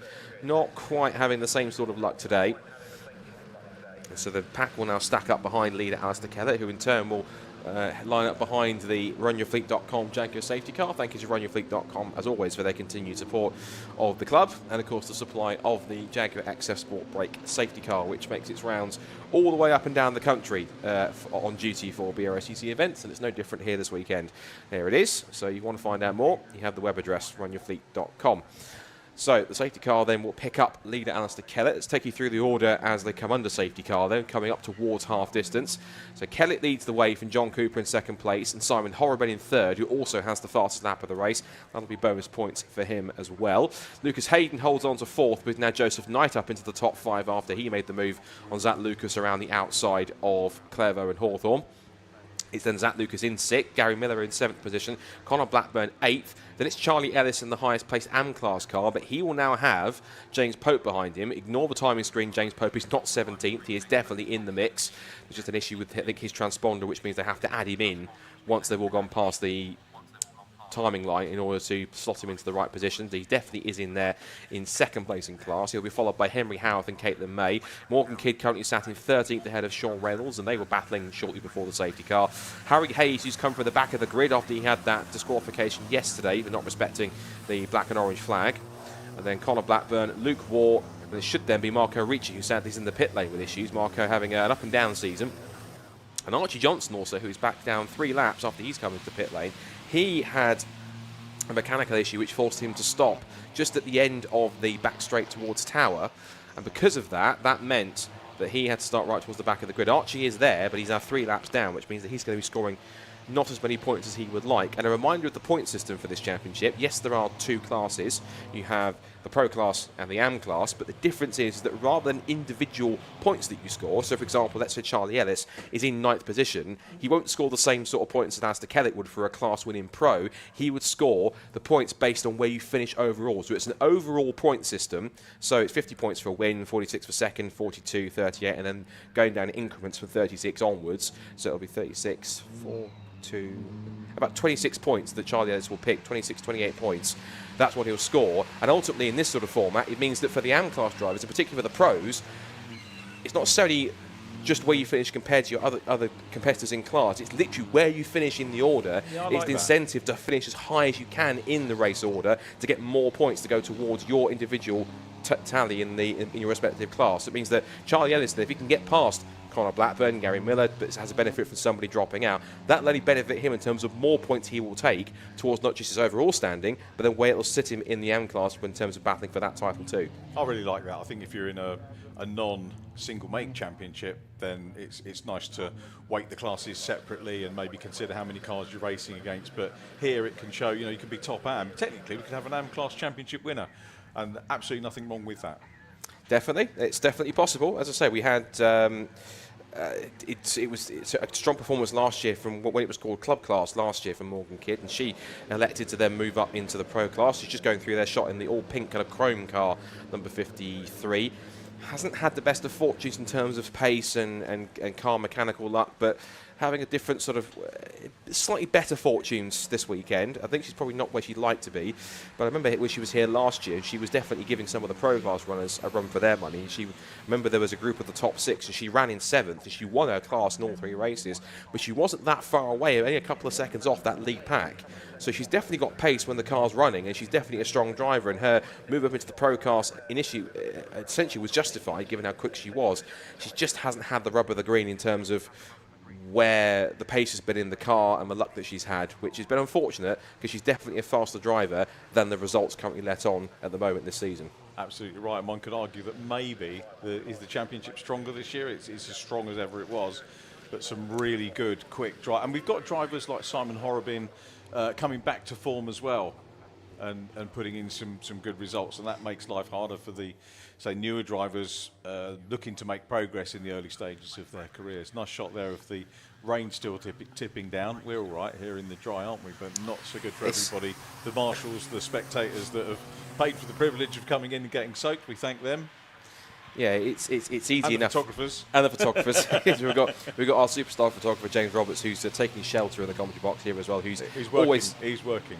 He is working, not just sat there with his face in his laptop playing solitaire. He definitely is going through editing photos. And shout out to him, of course, and all the guys that he has for taking photos for us this season. Essentially, he's the designated photographer for this season. And him and the guys that he's working with on his behalf on race weekends have done an absolutely superb job to capture the race weekends in the right atmosphere and the right way. So we thank him for all of his efforts.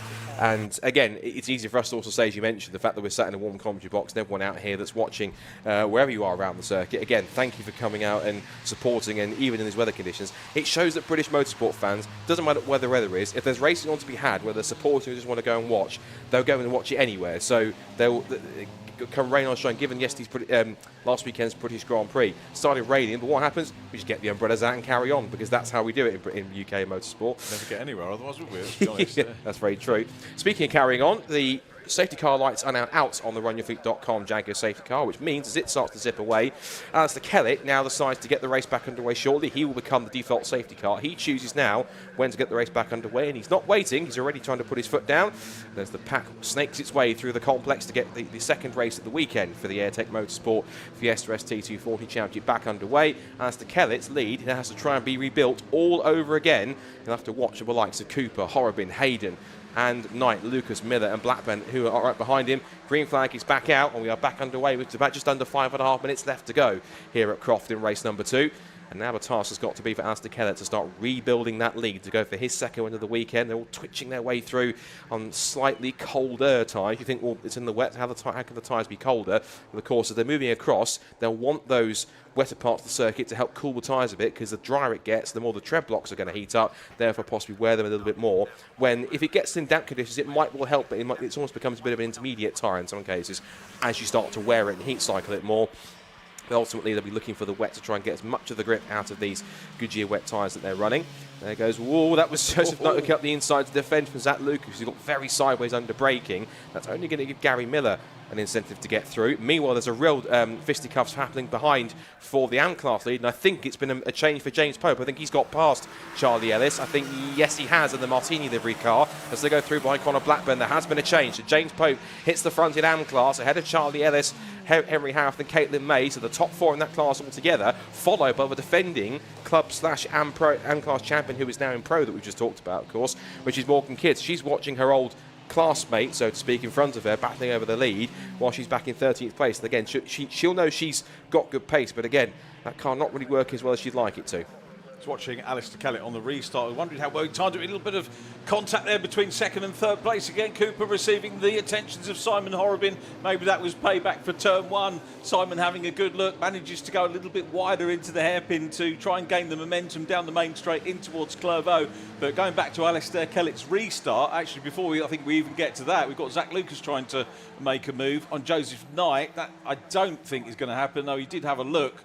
But Joseph Knight getting away as they go down the straight. Knight chasing the predominantly white car of Lucas Hayden in P4, and that's Miller, isn't it? Yeah, Gary Miller running wide. James Pope has to take avoiding action, skips over the inside of the corner at Hawthorne. Ironically, Gary Miller gets the switch back and says, thank you very much, and through he goes like it never happened. And around the outside to hold on for second place in the M-Class there, that was Charlie Ellis and Henry Howarth, and that's already kicked off. Now, whilst that's happening, I put it to you that Alistair Kellett has actually been quite caught on his last couple of corners because John Cooper is really with him now. This is not Alistair Kellett pulling away and dominating like we saw yesterday. He's really coming under threat from the top 2. In fact, actually, is that a change for second? It is, because it looks like Cooper's run wide and threw up the inside for second. Has gone Simon Horrobin, so a change for them. But that's and in fact, the gap's opened up a little bit, though, isn't it, to the lead? It has, and also look at this. I think there's either an issue for Cooper or he's just off the pace, because now Lucas Hayden's been backed up into both Joseph Knight and Zach Lucas. Lucas is up the inside of Knight's trying to take 5th position. The outside line might offer more grip, and Knight sticks to it. But look at that, you can see that Hayden's boxing in Lucas. Lucas has got Hayden right in front of him. To his left, he's got Knight trying to go around the outside and sideways over the curve as he touched the inside for Lucas. Now another spot could be lost to Conor Blackburn as they sprint up towards the complex with less than 2.5 minutes to go. They used to say safety cars breed safety cars. I put it to you, this is breeding very close racing for the podium places whilst this is happening. You can see that both Simon Horrobin trying to chase after Alistair Kellett, but he's right on his tail now. So we're coming up to the last 2 laps of the race here, 2 more times around the Croft circuit, and this has really gone action stations. And the podium places definitely aren't safe. This is a good run for Lucas Hayden. He's got the inside line now for John Cooper. This is now for 3rd place. Lucas Hayden looking for his first, I think, his second podium in the season, because he got one back at Brands Hatch. Looking up the inside, he's last of the late breakers into Clervaux, stops the car on the apex and makes it through. So that's a move up for 3rd place for Hayden. And now potentially John Cooper is falling back into clutches of the rest of the pack. So after he looked pretty quick yesterday, something's happened that's either knocked his confidence or is a possible mechanical fault that's manifesting itself. Yeah, he's got bits and pieces flapping on the car, so it's not behaving in itself as well. Now we've got Simon Horrobin closing in on Alistair Kellett and having a go as they go into Tower Corner. Has a look, locks up, and was trying to think about sending the car down the inside. I think they're still side by side, and I think there was a possible tap because Alistair Kellett was sideways on the exit of the corner. Whether there was contact or not, it wasn't on the camera, but I saw Alistair Kellett's car slightly sideways as they exited Tower Bend, and now Simon Horrobin into the lead here at Croft in race number 2. Alistair Kellett will try and fight back. Now the question, of course, will be, as I like to say, did he jump or was he pushed? Well, we'll let the stewards of the car of the course figure that out, but at the moment, from what we see, Horrobin is in the lead now and looking to try and pull away by about half a second. Meanwhile, for 3rd place now it is Hayden, and of course now this is now the scrap for 4th between John Cooper, Lucas Hayden and Joseph, but no, Hayden's got through, of course. This is now Cooper and Knight for 4th place, and Conor Blackburn's motoring. He's got past Zach Lucas, as also Gary Miller. They're all closing up into the complex. In fact, where's Zach Lucas got to? Zach Lucas has disappeared. He's not in that leading group. So the 2-3-4 car, Zach Lucas, who was all over the place in a couple of laps, has disappeared somewhere on this lap. Where he's got to isn't obvious. I can't see him out the commentary box window coming through the complex. And John Cooper's got a problem. He missed the gear, had a problem. They're almost 4 abreast on the pit straight and they make contact. Round goes Blackburn. Miller was involved in that too. He gets himself righted the right way once again. Miller shoots through past all 3 of them. Has either Joseph Knight got some damage or either got a problem? He's slowing up on the pit straight. And behind him, the M-Class battle's kicked off. James Pope down the outside to defend from Henry Howarth. Howarth holds on for that one. Charlie Ellis has dropped back into 3rd place now. It really has all kicked off in the final lap of the race in this second Fiesta ST240 race of the weekend. Still one more to go later on this afternoon. Now down the hill, and Alistair Kellett, meanwhile, has caught back up to Simon Horowitz, so it might not be totally over. Yeah, I'm going to be interested in the driver reactions here down in Parc Ferme, or Victory Lane, as we call it, because it's not Parc Ferme when they pull up and receive the awards. It's going to be very interesting. It is racing, isn't it? They're all been getting stuck in, and Horobin wants to grab another race win. Simon Horobin, is he going to be able to grab it? He won in race one. Sorry, was it race one? Race one at Alton Park. Simon Horobin, first win of the year. Wanted another one here. Alistair Kellett, P2's not going to be a particular issue for him championship-wise, but he's a racer. He wants to take the wins. So the blue and yellow car will chase all the way to the flag. The upside of this is, of course, that Kellett will have a slightly better grid position in the reverse grid race. Potentially, but we'll wait and see how that draw comes out towards the end. But up towards the hairpin for the final time, as the Kellett will close in, but it looks as though for the second time this season, Simon Horobin, he's a wily old fox. He knows how to take a victory when he needs to take one. Up towards the checkered flag will come Simon Horobin for the second time this season. He takes victory in race 2 of the weekend for the AIRTEC Motorsport Fiesta ST240 Championship. It's then Kellett second, Hayden third, the drag race for the AM Class win. It's Howarth and Pope to the line, side by side. Who gets it? The flag. It's going to be, it looked like it was possibly Howarth, and it was Howarth, I think, by, well, we'll see when James Pope slots back into the timing screen, but it was Henry Howarth, I think, who was just in front by a nose, and he also picks up 5th place overall. So a great effort for them after it kicked off in the last lap and a half. Certainly very energetic in that second Fiesta ST240 race. I think some of them might need to just calm down slightly given the conditions. But that was really going at it, hammer and tongs for the full 20 minutes, and it really did close up after the safety car. So out of all of that, we should also mention Gary Miller was 4th. And I'm just waiting for James Pope to be slotted back into the result after he's not 14th. He should be 6th, but depending on, I'm looking for the gap on how close it was between him and Henry Howarth for the victory. And he gets slotted in now, and it was 0.140 of a second at the line. Henry Howarth does get the AM Class victory from James Pope and Charlie Ellis. And breathe. That was a very energetic and breathtaking second Fiesta ST240 race, won by Simon Horowitz in the end by just under 0.3 of a second from Alistair Kellett, race 1 winner from yesterday. Lucas Hayden takes his second overall podium of the season after getting a great start from 8th on the grid. Then it's Gary Miller 4th, Henry Howarth, who only just beats James Pope to the line and takes the AM Class victory from James Pope in 6th place. Then Charlie Ellis and Caitlin May. Morgan Kidd gets a top 10 finish in 9th, ahead of Harry Hayes in P10. John Cooper was running strong until he got caught up in tangles towards the end. Then Christopher Blackburn in 12th place, Luke Waugh in 13th, and Joseph Knight also involved in that last corner skirmish on the penultimate lap, ends up in 14th at the line. 15th downwards goes to Connor Blackburn from Luke Waugh and Joseph Knight's from Zach Lucas, who was down in 16th, so poor fortunes for Zach in 16th position. Archie Johnson struggled down to 17th, so the problems he had yesterday aren't fully fixed. And then it looks like it was Sean Reynolds who was in the pit lane too, as was Marco Ricci. We lost Adam Durrant, who parked his car on the exit of Sunny out, and we also didn't see even Darren Lewis. He was out on the first lap of the race with mechanical issues, so he will try and recover from race 3 later on this afternoon. So to prepare for our next race coming up shortly, which is set to be the second of the weekend for the Clapham North MOT Mazda MX-5 Super Cup. The top 3s in both club and Pro and Am are going to be down in the pit lane with Richard John Neal. They're just being parked up now, so we'll be going down to Richard very, very shortly, and he'll be here to get the reactions of Simon Horobin, Alistair Kellett, Lucas Hayden and co. Particularly that drag race for the AM Class took win will certainly be a talking point. I'm sure Henry Howarth will be delighted with that. He took some strong results at Alton Park overall, and that'll be certainly a delight for him. He was in the top 5, I think, in both of those races, so Henry Howarth again proving his pace, and he'll be another one which he will certainly move up to the pro class next year if he sticks around.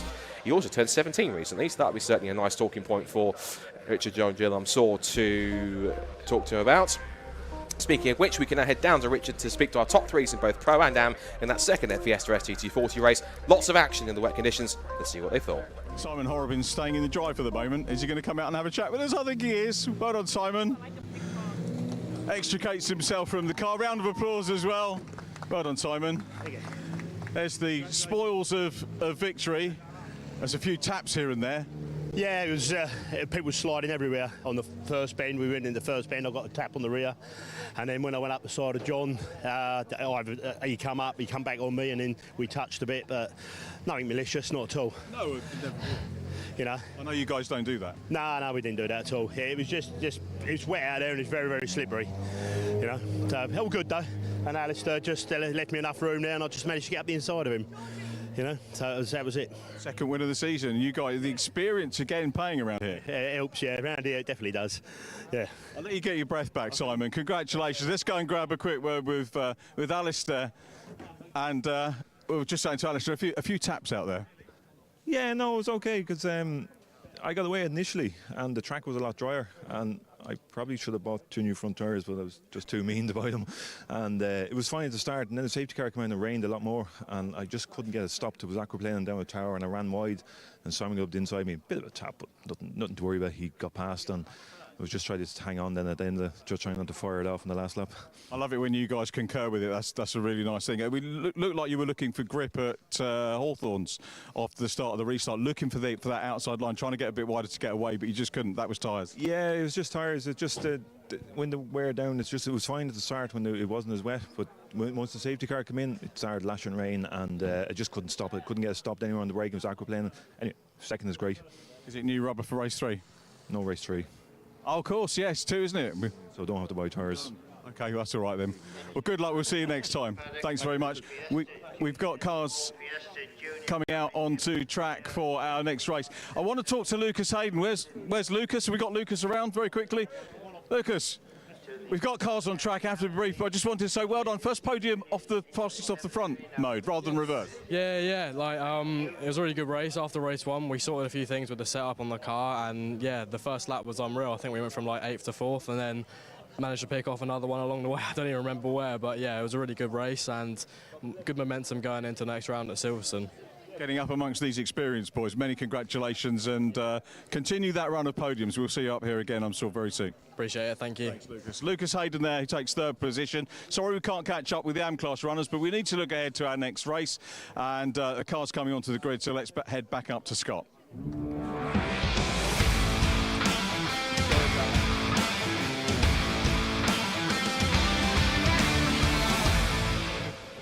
Thank you very much, Richard. As you mentioned, cars out on track already for our second Clapham North Mazda MX-5 race, Super Cup race of the weekend. Here's the grid set by the second fastest times in qualifying, which means that we have Patrick Fletcher on pole position again, alongside Jack Brewer on the front row of the grid. Then it's Jack Harding, yesterday's podium finisher, in 2nd place, alongside Joe Wiggin in 3rd. He's got some points to prove after he was tapped out of the race by Alex Stott at the hairpin midway through race 1. Then it's next to James Cousins, one of his best results of the weekend so far. He's in great form in 5th, alongside Tom Griffiths in P6. Then Jack Sycamore and Wilbur Tiley, who's the fastest club class driver, starting in 8th on the grid.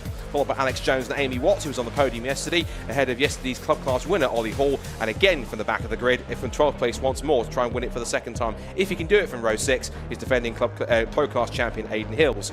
Then it's Kamal Kelsey and Jim Barrett on the 7th row of the grid, followed by Clive Powell and Alex Stott, Christopher Ginn and Britt Robinson, followed by the Misty Racing duo Lance Dendy and Steve Kite, starting at the back of the grid. About 20-car entry for this weekend here at Croft. Race 2 of the weekend for the Clapham North Mazda MX-5 Super Cup. So, victory yesterday for Aidan Hills, a brilliant drive from 12th on the grid. Of course, being a former junior rallycross racer, he's certainly no stranger to adverse and slippery conditions, and using that to full effect. He mentioned yesterday he just couldn't really get a proper lap hooked up in the end, but even so, he was pushing as hard as he dared, and he will certainly be hoping that he can repeat the feat yesterday. He was going to have to do it again from the 6th row of the grid. Watch for Jack Harding, who was in the grey and red car just to the left of shot behind the pole sitter Patrick Fletcher in black and red. Of course, Patrick, who's in the mix for the championship. And Jack Brewer hoping for a good start from the front row. He's having his best weekend today.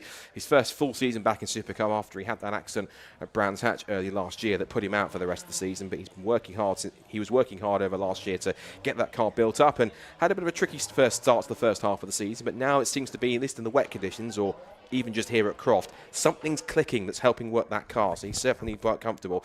So watch for the yellow, blue and red car on the right hand side from the front row of the grid. So the last few cars getting into position. We'll wait for the green flag at the back of the grid. There's 1 or 2 just being moved back into position. I think Chris Ginn's been moving backwards a little more, but we'll wait for the green flag, which will be in the air very, very shortly. Once it does, we'll be underway for our second Clapham North MOT Mazda MX-5 Super Cup race. So Patrick Fletcher on pole, Jack Brewer alongside him on the front row, followed by Jack Harding and Joe Wiggin, James Cousins and Tom Griffiths, and the defending pro class champion back in 12th on the grid. Red lights are on for race number 2. Can it be 2 from 2 for Aidan Hills, or would it be Fletcher, Brewer, or somebody else? We'll find out as they slither away from a line. Good start, and immediately not wasting any time. Great starts to both Amy Watts and Aidan Hills as they charge off the grid. Watch for the blue, orange and black car from mid-pack as he heads down towards Clairvaux for the first time. And from pole position, taking the racing line, it's Fletcher who leads into Clairvaux. Second for Wiggin. Sorry, for Brewer, third for Harding, fourth for Wiggin, side by side for fifth between Tom Griffiths on the outside of James Cousins, and already charging his way through is Aidan Hills. He's got past both Jack Sycamore and a fast starting Amy Watts, who was already into the club class lead, so not hanging around is Amy. She wants a victory after to match her 3 wins. Did she look at Snetterton earlier in the year? Down the back straight for the first time, and in the spray here, much wetter than it was yesterday. It is Fletcher who's still in the lead. Brewer maintaining his second place. Of course, he was a former front-runner and championship contender in the Mark 1 category. And he said before the weekend he'd never lost at Croft, so he had to settle for his finish yesterday, which put him in, where did he finish yesterday? 7th place. So possibly on contention for a Super Cup podium if he stays there for the next sort of 15 minutes or so. And that is Aidan Hills, not wasting any time at all. He's already up now to, I think, 6th position. Just worked his way past Tom Griffiths, so certainly trying to pick his way up as fast as he can. And down into the complex at Sunny in and Sunny out.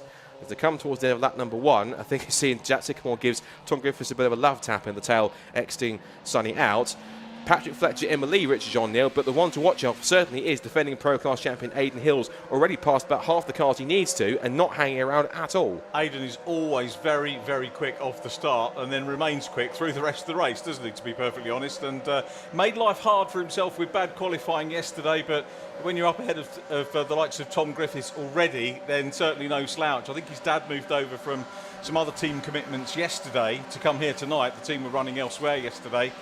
And whether his dad Darren is a good luck omen, certainly was all of last year. Darren, great bloke, as are all of the teams, the Hills Motorsport team and the other teams in the paddock. I'm sure we'll be egging him on. But Aidan now 5th as they went across the line. Patrick Fletcher and Jack Brewer 1 and 2 at the moment with Jack Harding. Nice to see the 2 Jacks up at the sharp end again. It is, particularly Jack Brewer, who, as you mentioned in the first half of the season, you spoke to him yesterday on interview, hasn't had the best time in terms of with the luck of that car with setup or pace or anything else that's been going right with that car, but he has been finding something this weekend which seems to have clicked, particularly in qualifying and also in the race initially. Just seeing further back in the shot, there was a change for the club class leaders. That's Amy Watts being passed around the outside by, of all people, their teammate, which is Real Battali. So there's a change between the 2 Patrick Watts racing cars, but it's now 13 ahead of 9 rather than vice versa. Amy did lead across the line to lead the class at the end of lap number 1. She got a really good start there. There's twitch there from James Cousins. That's been a bit of a key point in terms of grip or lack of exiting Jim Clark Esson through Barcroft. We saw throughout the day yesterday a couple of offs. There's even the tracks there from an incident in the Civic Cup, which saw Steve Kite out of the, Alex Kite out of the race. And so he's now, so that the guys just trying to struggle along and fill the grip levels. Does I speak to that? That's Amy Watts off the road. Does she hit the tyres? Yes, she does, I'm afraid. I wonder if she used the same word she used on the interview yesterday when that happened. We won't repeat it, but we won't repeat it. But she's now struggling along. She's wheel spinning in the mud trying to get away. But that's how treacherous it is. Even with with these guys on the tyres that they're on, it's so tricky to get it wrong. You get one small slip offline, or hit the curb wrong, hit the wrong patch of water, and away you go. And that's Amy Watts. Coming to the weekend, she was 1 point behind Ollie Hall coming into the weekend. Got a 3rd place yesterday, but that's her fault. She's taking a bit of a nosedive in race 2 early on. It is. Ollie Hall, though, if there's any sort of... is he out of it? Ollie Hall showing us... oh, no, lap down because the leaders are going through and the timing screen's updating itself. But Ollie is a little bit further down the order at the moment. Oh, you're right. Whether Amy Watts is going to be ahead. No, Ollie's ahead of Amy now. Yeah, because Amy's just come back. She's on track again now. She's behind Alex Jones, so she's now going to try and recover as much as she can. This has currently put her... She's still in 5th in the class, so that's actually... could be a change for 4th if that comes up. Now, speaking of the Jacks, they're now coming up towards Tower Bend, nose to tail for 2nd and 3rd, because Patrick Fletcher, who appears to like these wet conditions, is certainly motoring along in the lead. Meanwhile, Joe Wiggin and Aidan Hills are no strangers to each other, and Hills now trying to work his way past for 4th. A little wide on the exit for Joe. Double race winner from Alton Park earlier in the season. That was his first 2 Super Cup wins. Of course, a former Mark 1 MX5 champion back in 2020, so he's no stranger to success in Mazda racing either. Neither is Jack Harding. He might have missed out my title several times, but there's no stopping him in a Super Cup car. He dives up the inside at one of the fastest parts of the course in these wet conditions. That's daring stuff from Jack Harding, but it proves just how much experience he's got and also how quick he really is. Good to see him back, and of course, good to see him so well and running like he's never been away. Yeah, saying on the podium yesterday that we could see him back. As ever with all of these drivers, it's all about sponsorship. If you're watching the stream, if you're watching on the banks, and you've got a company and want to get involved in racing, go and talk to any of these guys in the paddock, or girls, of course, and make a connection, get your business hooked up, and enjoy your racing. Even more getting involved as a backer. Definitely so. And there are drivers who certainly are worthwhile, particularly when they can put on good performances and are great in front of the media. I think certainly Jack's proved that. Of course, he had some exploits in Civic Cup the past couple of seasons, but back in a Super Cup car, and it must feel like a glove just putting it back on and feeling like he's never been out of the championship and back in the mix once more. The gap he's now got to try and close to Patrick Fletcher is 2.9 seconds, not aided by the fact that Patrick just set the fastest lap of the race, 1:46.027, as they continue on to their 4th lap of the race.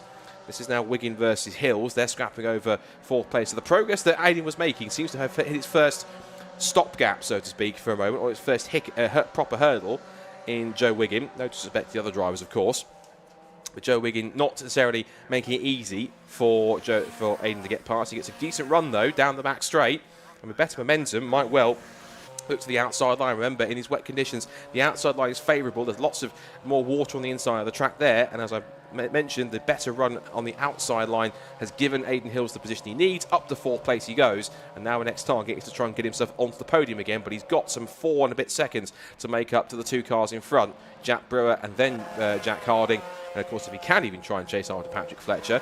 It's that phrase we used yesterday, the races that you don't win, the more points that you can bank and score as a result of that could only help. And Aiden Hills might not be able to win this second race, but any points he can bank and the higher he can get, the better chance he's got going into the rest of the second half of the season. Yeah, and I think on aggregate points, is he points leader? I think Patch is the leader, or was coming into the meeting on drop scores, or is it the other way round? I can't remember. It's 5 o'clock in the morning when I was looking at the notes. Scott's there though. The points essentially do have both total and drop score totals on them, but at the moment they're sorted by the overall scores, because drop scores don't really come into effect or are too relevant until we get right to the end of the season, the last round or two, to exactly where people are. So that's going to be the key thing to watch out for. But yes, Aiden Hill's still in there and in the mix. There's one of his teammates, Alex Stock, going up the inside, but a patch up from where he tagged the back of Joe Wiggins' car before, and he's lost out initially there to Will Battaglia, but I think there's been a bit of a missed gear there, because Alex Stock comes right back at him down the straight. Ooh, there's no need for that, just knocking into each other there. They always touch wheels as they come down towards Clairvaux. Now for Will Battaglia, do you think about, I was going to say, what are you thinking about here? And he's certainly not thinking about Alex Stock going off the track and into the gravel. Can he keep it going? I was going to ask, does Wilbur think about battling for that position? Because unlike the Fiestas, the club class is a separate point scoring entity, isn't it, in here? Yes, for the correct. class. And Wilbur was absolutely gutted yesterday about not getting that win in club class yesterday on the podium. Well, he's got another chance here, of course. He's leading at the moment, but certainly he'll be thinking about the championship. And he's been on the comeback trail pretty much ever since he got involved in that incident, that rather nasty incident with putting himself and Will Blackwell Chambers. And he's been having to try and come back through the points because, of course, it's probably fortunate for him that he had that sort of DNF and those non-scores in that opening round. It means that he's chasing for the rest of the year, but it means then he knows that he can at least, the only way for him is up in terms of scoring points. And he's getting up there. He's certainly making some impact. So Will Battaglia also trying to take another victory for Patrick Watts Racing, because of course he shares the same team with Amy Watts, of course, who's the daughter of former BTCC racer and even former MX5 champion in the past. Patrick Watts, back in the days when it was all just the Mark 1s and it was a factory-supported championship back in, 1990, I think he managed that. So, and of course, then Patrick went on for the next couple of years to race in BTCC solo at the wheel of as the sole car in the Mazda team they had, first with the 323 and then with the Zeta 6.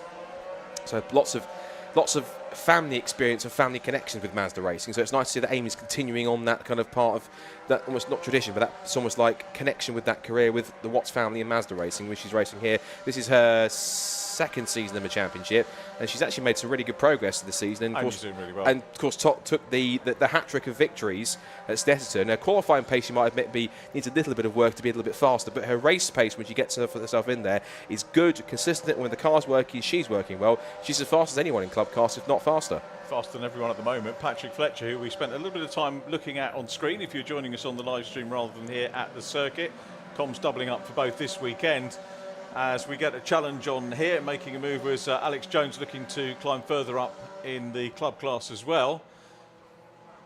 I was going to apologise to Alex for not catching up with him in the bar last night, but it was a late one in the end. But he won't hear that unless he watches this back.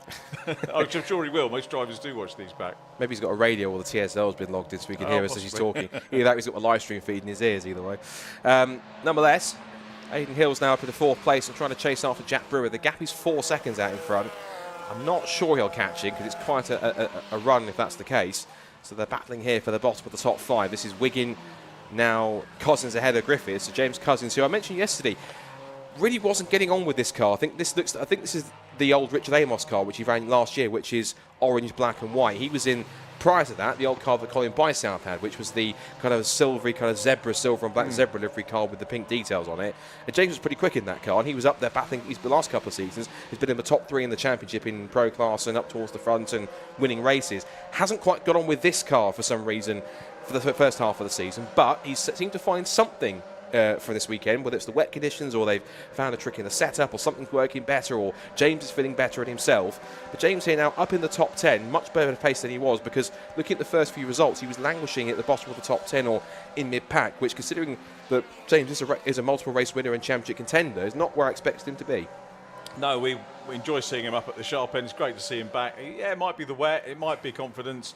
Either way, he'll take extra confidence from this weekend to know that he's back on the pace. And as you can see here, chasing down or trying to chase Joe Wiggin in 5th place. At the moment, James Cousins in 6th, Tom Griffiths 7th, Jack Sycamore in 8th, from Wilbur Tiley, the top of our clubman runners, in 9th place, then Alex Stott. Just noticed that gap between Jack Brewer and Aidan Hill is a sort of 4 seconds. It's come right down to about, a second and a bit as Jack Sycamore runs wide on the exit. But that gap was quite a substantial one. In fact, Brewer did a 1:50 last time. So something's happened to Jack Brewer on that last lap. And Hills did a 46.9. So he's closed that gap in substantially. And I thought for a second that he wasn't going to be able to go on and get that victory. I have to probably eat my words now. Because he's podium, doesn't he, Aidan? He does. Now, this might take away a podium from Jack Brewer if he can't hold on. But then the pace, in terms of his ultimate fastest laps, in terms of ultimate fastest lap of the race, Hills has only set his best time, and he's only 2/10 quicker than Jack Brewer's best time of a 46.6. So pace-wise, they're very even. Hills is probably going to have to dig out his junior rallycross skills again with the adverse conditions to try and pick his way past if he can. And he knows, of course, that he just desperately wants another podium, of course, to try and keep himself in the mix for the title. But then Jack Brewer wants a podium in Super Cup because I don't believe he's ever scored one before. So that could be a first time for him if he can manage that. And as I said, that would be a great antidote for all the kind of down feeling that he's had with the car and not being satisfied with it. Off the road has gone Kamal Kelsey, and he's one of our leading club class runners. He was in the 2nd place in club class. So he's dropped down the order. Somebody's also dropped down the order, I mentioned, is Amy Watts. She's still down the order in 19th place and is always struggling around. Her lap times are in the 1:50, so not quite the pace she would like. This is Wilbur Tiley, meanwhile, who's battling for on-track position with Jack Sycamore and Alex Stott. He still leads the club class. Stott's come back well, hasn't he, after that trip through the gravel? He has, you're absolutely right. He tracked through the gravel, and I think if Wilbur Tiley was thinking anything before, he's thinking, where's Alex going? Why is he going off stage left? But he's coming back, and Jack Sycamore had a couple of grassy moments a couple of laps ago, and he's still wiggling around, getting sideways in these very low grip conditions. But just trying to just hold on to the pace as best he can. Club-wise, I've been having a look at club, and we've got Jim Barrett now up into 2nd position, which could be Jim's best club performance, certainly this season. I think he has had a podium in club class. I think back at Snetterton. He had a 3rd, yeah. Yeah, so he's definitely up there. And Jim Barrett, if you're familiar with him in BRCC circles, in from Compact Cup. So he's come through from Compact Cup. Short wheel rear wheel drive car. Now to another short wheel rear wheel drive car. I think he might have thought it would be a little bit easier than it's actually found, because of course MX5 Super Cup is incredibly competitive, and so I think he might have an expectation. Forgive me if I'm wrong, thinking I'll come and I'll do quite well. That's the whole point of the clubman, though, isn't it? To give you a chance, because it is a seriously competitive championship, particularly at the sharp end. So if you're looking to come in, don't worry, we've got the club and cast that can cater for you. Yeah, definitely. That's the whole point of it. As you say, it means that these drivers, who might not be the absolute fastest drivers out there, but they get a chance to race amongst themselves. They haven't got as much pressure to be right up at the front, and they can have their own little contest between each other, which is always nice to see. And it just gives them a feel. And then some drivers can and do progress from, if they're quick enough, from club class into pro. And of course it means that they can get themselves up there. I remember Xavier Brook was quite quick. He took the club class title a couple of years ago, then chose to move up to pro because he was quick enough and didn't have exactly the same sort of pace, but he was up there and trying to make the most of it, trying to make the most of getting the position. Is Jack Sycamore, who is just all arms and elbows trying to keep gripping this number 91 car. Little spit of flame on the downshift from Alex Stott as Stott takes the wider approach on the exit. They're both teammates, these two, in the Hills Motorsport camp. Just don't run into each other, otherwise Aidan and Darren might not be too happy. 17 seconds left on the clock, so we're on to the last lap of the race here in race 2 at Croft. And Patrick Fletcher is on course for victory by the looks of it. Back there he is, right on cue. And Jack Harding keeping good pace. And again, this is proving that Jack Harding, again, we've said it a few times, racing as if he's never been away in the championship. He definitely knows how to handle one of these Super Cup cars. I remember last time he was racing in the, certainly he might still be, when he was racing before the MX5 Super Cup, his main rival was Luke Herbert battling all the way. And all of a sudden he turned up at the beginning of the season, I think his last full season, and he had in fact actually joined Luke Herbert Races. So his old adversary on track now became his team boss. And so he started to learn some of the tricks of the trade from the 3-time former MX5 Super Cup champion. He now runs cars rather than races them. Still occasionally dips in and races a Super Cup car in some of the Brscc some more long-distance kind of endurance races like Club Sport Trophy or Super Sport sometimes. But Jack Harding certainly making the most of his Super Cup comeback for the second time. And speaking of Patrick Fletcher, he is making the most of being in front and taking another race victory. He heads his way now round the hairpin for the final time. And after he missed out on the podium yesterday in 5th position, he gets back to the top step at MX5 Super Cup. Patrick Fletcher boots it to the line, takes the checkered flag, and is victorious in the second Clapham North MX5 Super Cup race of the weekend. That's Amy Watts off the road down at Tower Bend. So her miserable race comes to a rather less than satisfactory conclusion. She carries on after she hit the tyres. And it's going to be for 3rd place in the end. He's been a struggle all season, but Jack Brewer does hold on for his first podium. Jack Brewer for the first time in the top 3 in the MX5 Super Cup, and that will be some great elation. That will feel like a win for Jack Brewer. Fantastic performance in the end. It's Aidan Hills for 4th. Now, Joe Wiggins dropped back from where he was in 5th. He's behind James Cousins and Tom Griffiths, so he lost out in the last couple of laps, and he slips to 7th. James Cousins gets a top 5 meanwhile. He was 4th yesterday, so this is the James Cousins we are more familiar with. He's more towards the top 5 and getting towards the podiums now. Much better for him in these results.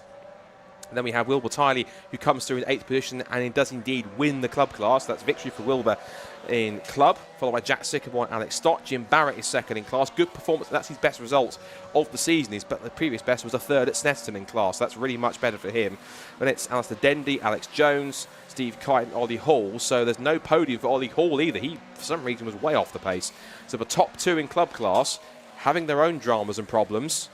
And speaking of which, Amy Watts is coming out of the hairpin now. She'll finish 20th. And aside from Martin Tolley, I'm afraid, plumb last. But it's still more class. The points that she'll get in class, she will still be, if I work that out, 2nd, 3rd, 4th, 5th, 6th, 7th, 8th, 9th, 10th in class. That's not going to be a great score. That'll be one of her drop scores, I'm afraid. I think that's the second race she would rather forget, and she might want to use 1 or 2 more expletives than she used yesterday. And again, if you heard that on the live stream yesterday and around the circuit, apologies for that. It is live recording in terms of the circuit and on the live stream as well.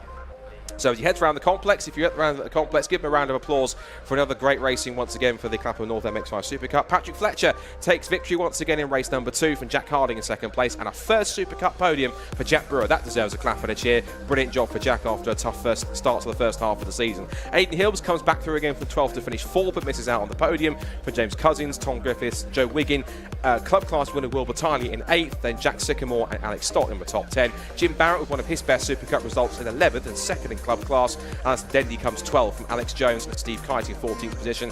Then it's Ollie Hall, the leader coming into the weekend in club class, and race 1 club class winner yesterday, only back to 15th, so problems for him in that race. Kamal Kelsey had a spin up at the right-hander at Sunny Inn, then it was Chris Ginn, Clive Powers, Bruce Robinson, and a race to forget for Amy Watts. Off into the tyres at Sunny Out, off at Tower Bend into the gravel and back on again.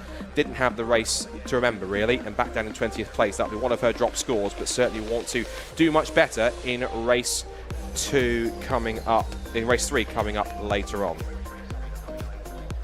So, after what was another action-packed, entertaining MX5 Super Cup race, let's head down to the pit lane and Richard join the to have a chat to our top 3s in Pro Club and our race winner, Patrick Fletcher. Patrick Fletcher takes the win. Jack Harding congratulates him. I'd like to get as many as we can because there are so many stories through on the podium. So let's grab a quick word. Patrick Fletcher, of course, he's very much used to this. Patrick, many congratulations. I'm going to be rude, stick the microphone in because there's loads of drivers we want to have a chat to. Key point, terrific win from the front and also maintains your win at each round. Oh, does it? I didn't know that. That's perfect. Yeah, have a winner each round is really good. Have a handshake as well, by the way. Congratulations, well done. Thank you very much. Yeah, yesterday was a little bit disappointing. We come P5 from pole, but to get that win today, you know, it felt really nice. So yeah, thanks to the team and thanks to everyone who's watching at home. And one more, we got the reverse, which in these conditions can be a real lottery.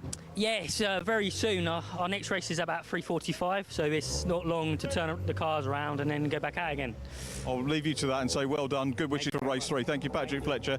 Congratulations. We'll go back to, oh, hello, my results have disappeared. So we revert to plan B, which is a piece of paper.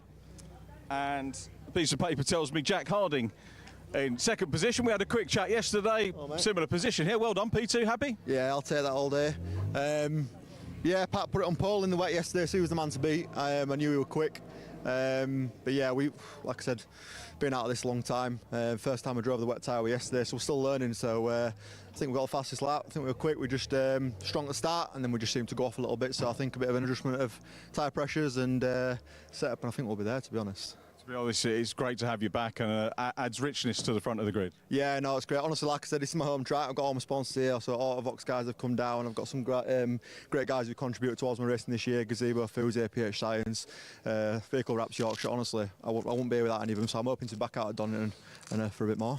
We hope so too. Good to see you. Well done, Jack. And Jack Brewer, who gets a first Super Cup podium. I'm keeping my eyes open for cars. Jack Brewer, how good is that then? Yeah, really good. I hope my dad's watching at home, but I don't think he will be live because it sends me a bit nervous, and my mum, to be fair, after what we all went through last year. So to finally be back getting a trophy is quite nice. Got the beauty of playback now. It might give them the confidence to watch live. Well, hopefully so. Yeah, obviously last year wasn't great for us, and it's taken a lot of work to get here. Just over the moon. The team's done fantastic. Tucker Motorsport are brilliant. They've stuck by me and put up with me being difficult, trying to get back. And turns out wet weather's pretty good for us, so happy days. We look forward to seeing you on the front again. You know, as I said to Jack Harding, it's great to have new names on the podium.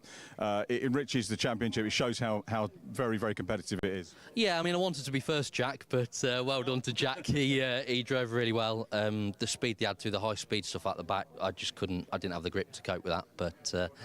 Yeah, I'm just so happy that it feels like a win for us, to be honest, and now we've just got to do it in the dry as well. Race 3 first.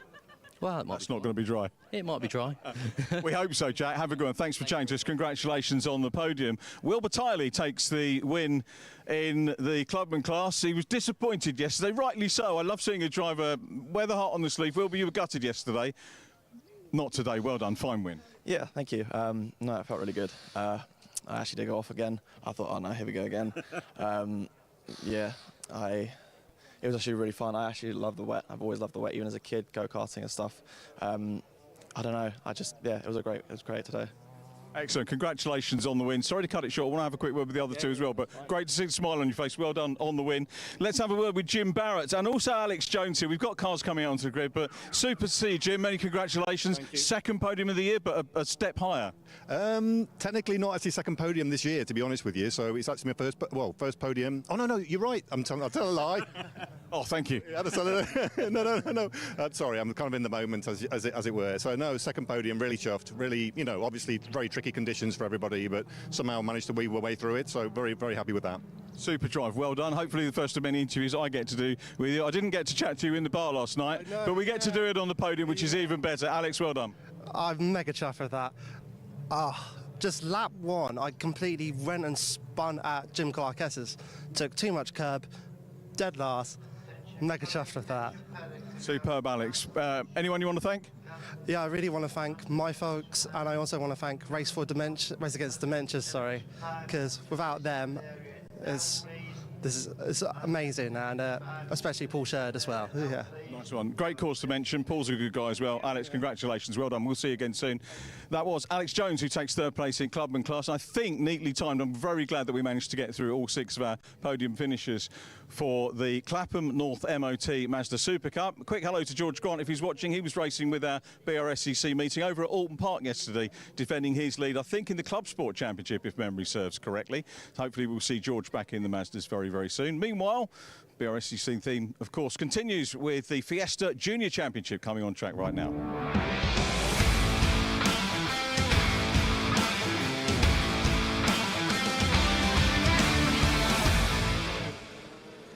It does indeed. Thank you, Richard. Cars are making their way around onto the grid, so we'll quickly rattle through how they start for race number 2 for the Brscc Fiesta Junior Championship. The results of race 1 give us the grid for race 2. In fact, I think it's one with the qualifying results. Anyway, go to the grid. So it is Jenson O'Neill going, who starts on pole position. Race 1 winner yesterday from Jacob Hodgkiss alongside him on the front row. Row 2 is Tommy Harfield and Thomas Merritt. Then Finn Leslie and Henry Foote having a great qualifying yesterday. Put it 4th on the grid for race 1, starting 6th for race 2. Alfie Garford and Ben Doherty make up row 4 from Jack Burgess, and Callie Clifford with a great top 10 starting spot for her in the Mark 6. Then it's Archie Davies, who was on pole yesterday but stalled on the line and came through in 11th place at the end. Maggie Webster in 12th place in the Mark 6 back in 12th. Jensen Mason from the back of the grid to 13th yesterday, who will be trying to work his way through from row 7 alongside Buddy Blockley. Bobby Holmes in his second weekend of a championship alongside Larry Lindley. Then it's Hayden Gray and Josh Watts back in 18th place. Back to 19th for Jack Sand and George Foxer. They were off at the road at Clairvaux yesterday, and that caused the red flag. Daniela Sutton was out of the race early on. She got tangled in a 3-way battle at the first corner and came off worse than the gravel. She'll be back from 25th. First on the grid, our Fiesta Junior Scholarship winner. And right at the back of the grid, Aaron Beattie, who didn't have great fortunes yesterday, and he will also be starting back off from row 11. So yesterday's race was red flagged, sadly, due to an incident that we had down at Clairvaux between 2 cars, but thankfully they've all been cleared together and put back together again, and we're all set for more great Fiesta Junior racing action. And essentially, some of our main contenders at the front. Jensen O'Neill going for his second win of the weekend, but of course, like Jacob Hodgkiss, who is on that recovery trail after his poor weekend at Snetterton, where he scored 0 points. He's certainly looking for more strong results here today. So some of the tin top stars of the future ready to go. I can see George Foxlow's come down the pit lane, so he'll start from the pits. As we wait for the green flag at the back of the grid, we are all set for our second Fiesta Junior action of the weekend here at Croft in North Yorkshire. Jensen O'Neill going on the left in grey and pink. On pole position, it's the blue and white Mark 7 of Jacob Hodgkiss alongside him. Tommy Harfield in black and green just to the left there in 3rd on the grid. And watch for Thomas Merritt in the mix. Also cars to look out for are going to be Finn Leslie from 5th on the grid. He's the red car in the centre of shot. And also Jensen Mason, who is starting back in 13th after he was at the back of the grid yesterday. He has a race victory under his belt from Snetterton. He will not stay in 13th place. And also watch for Alfie Garford. He's in the best place of the 2 black and turquoise Weira Tools Alliance Academy racing cars, just to the right of Finn Leslie on the 4th row of the grid. Other cars to watch out for who'll be further back than they possibly should be. We'll watch out for Henry Foote. He's the red car just behind the 2-tone blue car Thomas Merritt. But we'll talk about more stories about as the race goes on, as we get set then for race 2 of the weekend for the Brscc Fiesta Junior Championship. Jensen O'Neill going on pole. Jacob Hodgkiss on the front row. The red lights are on. Who wins the sprint to Clairvaux? Let's find out. It's a clean start from the front few rows as they get away towards the first corner on the start of race 2. Clean start so far, down towards turn 1. Let's see who can win the sprint. It's Jensen O'Neill going, he gets the better start. Jacob Hodgkiss already on his tail down towards the first corner, side by side for 3rd. Tommy Harfield diving up the inside, but sideways a little over the curb and holds on to the position ahead of Thomas Merritt. And considering the conditions, this is nice, clean and tidy stuff from the juniors so far from what we can see. Nice and good running for everyone it looks like so far. George Foxlow has also started from the pit lane, so he's right at the back of the grid. Out of Hawthorns, through the S's for the first time. A couple of the cars skipping the chicane. It looks like they've all got away unscathed as they head down towards Tower Bend, which is another pinch point in the field. Richard John Neal, everyone appears to have got through cleanly, everyone through safely. What we like to see, Jensen O'Neill going once again at the front of the field and everyone else trying to chase after him. Yeah, good start from the juniors. They've, I've got to say, the racing this year has been superb. We're going to get spills. You're going to get the odd tap, but we're going to get one here. We've got, I think that's Callie Clifford side by side there with Maggie Webster in the currently 2nd and 3rd place in the old Mark 6s, which we won't see anymore for next year as far as the Junior Championship is concerned. It will be all Mark 7. But of course, flying the flag for the Mark 6s out front is Jensen O'Neill going, who, again... That was Jack Burgess, massive moment exiting Barcroft. He was very sideways on the approach, and did he survive? Yes, he has. So incredibly, some amazing car control for a junior. That shows Jensen Brickley, when he had exactly the same problem. He got sideways, did a complete 360, kept it on the straight and narrow, and somehow carried on. So Jack Burgess, he would have had a massive fright there, but he's managed to gather it back up, and he loses a couple more places, first to Jensen Mason and possibly to Maggie Webster, but that would have given an almighty heart attack with that move. Yeah, for sure, and for mums and dads watching as well. Somebody backing out of a little move there.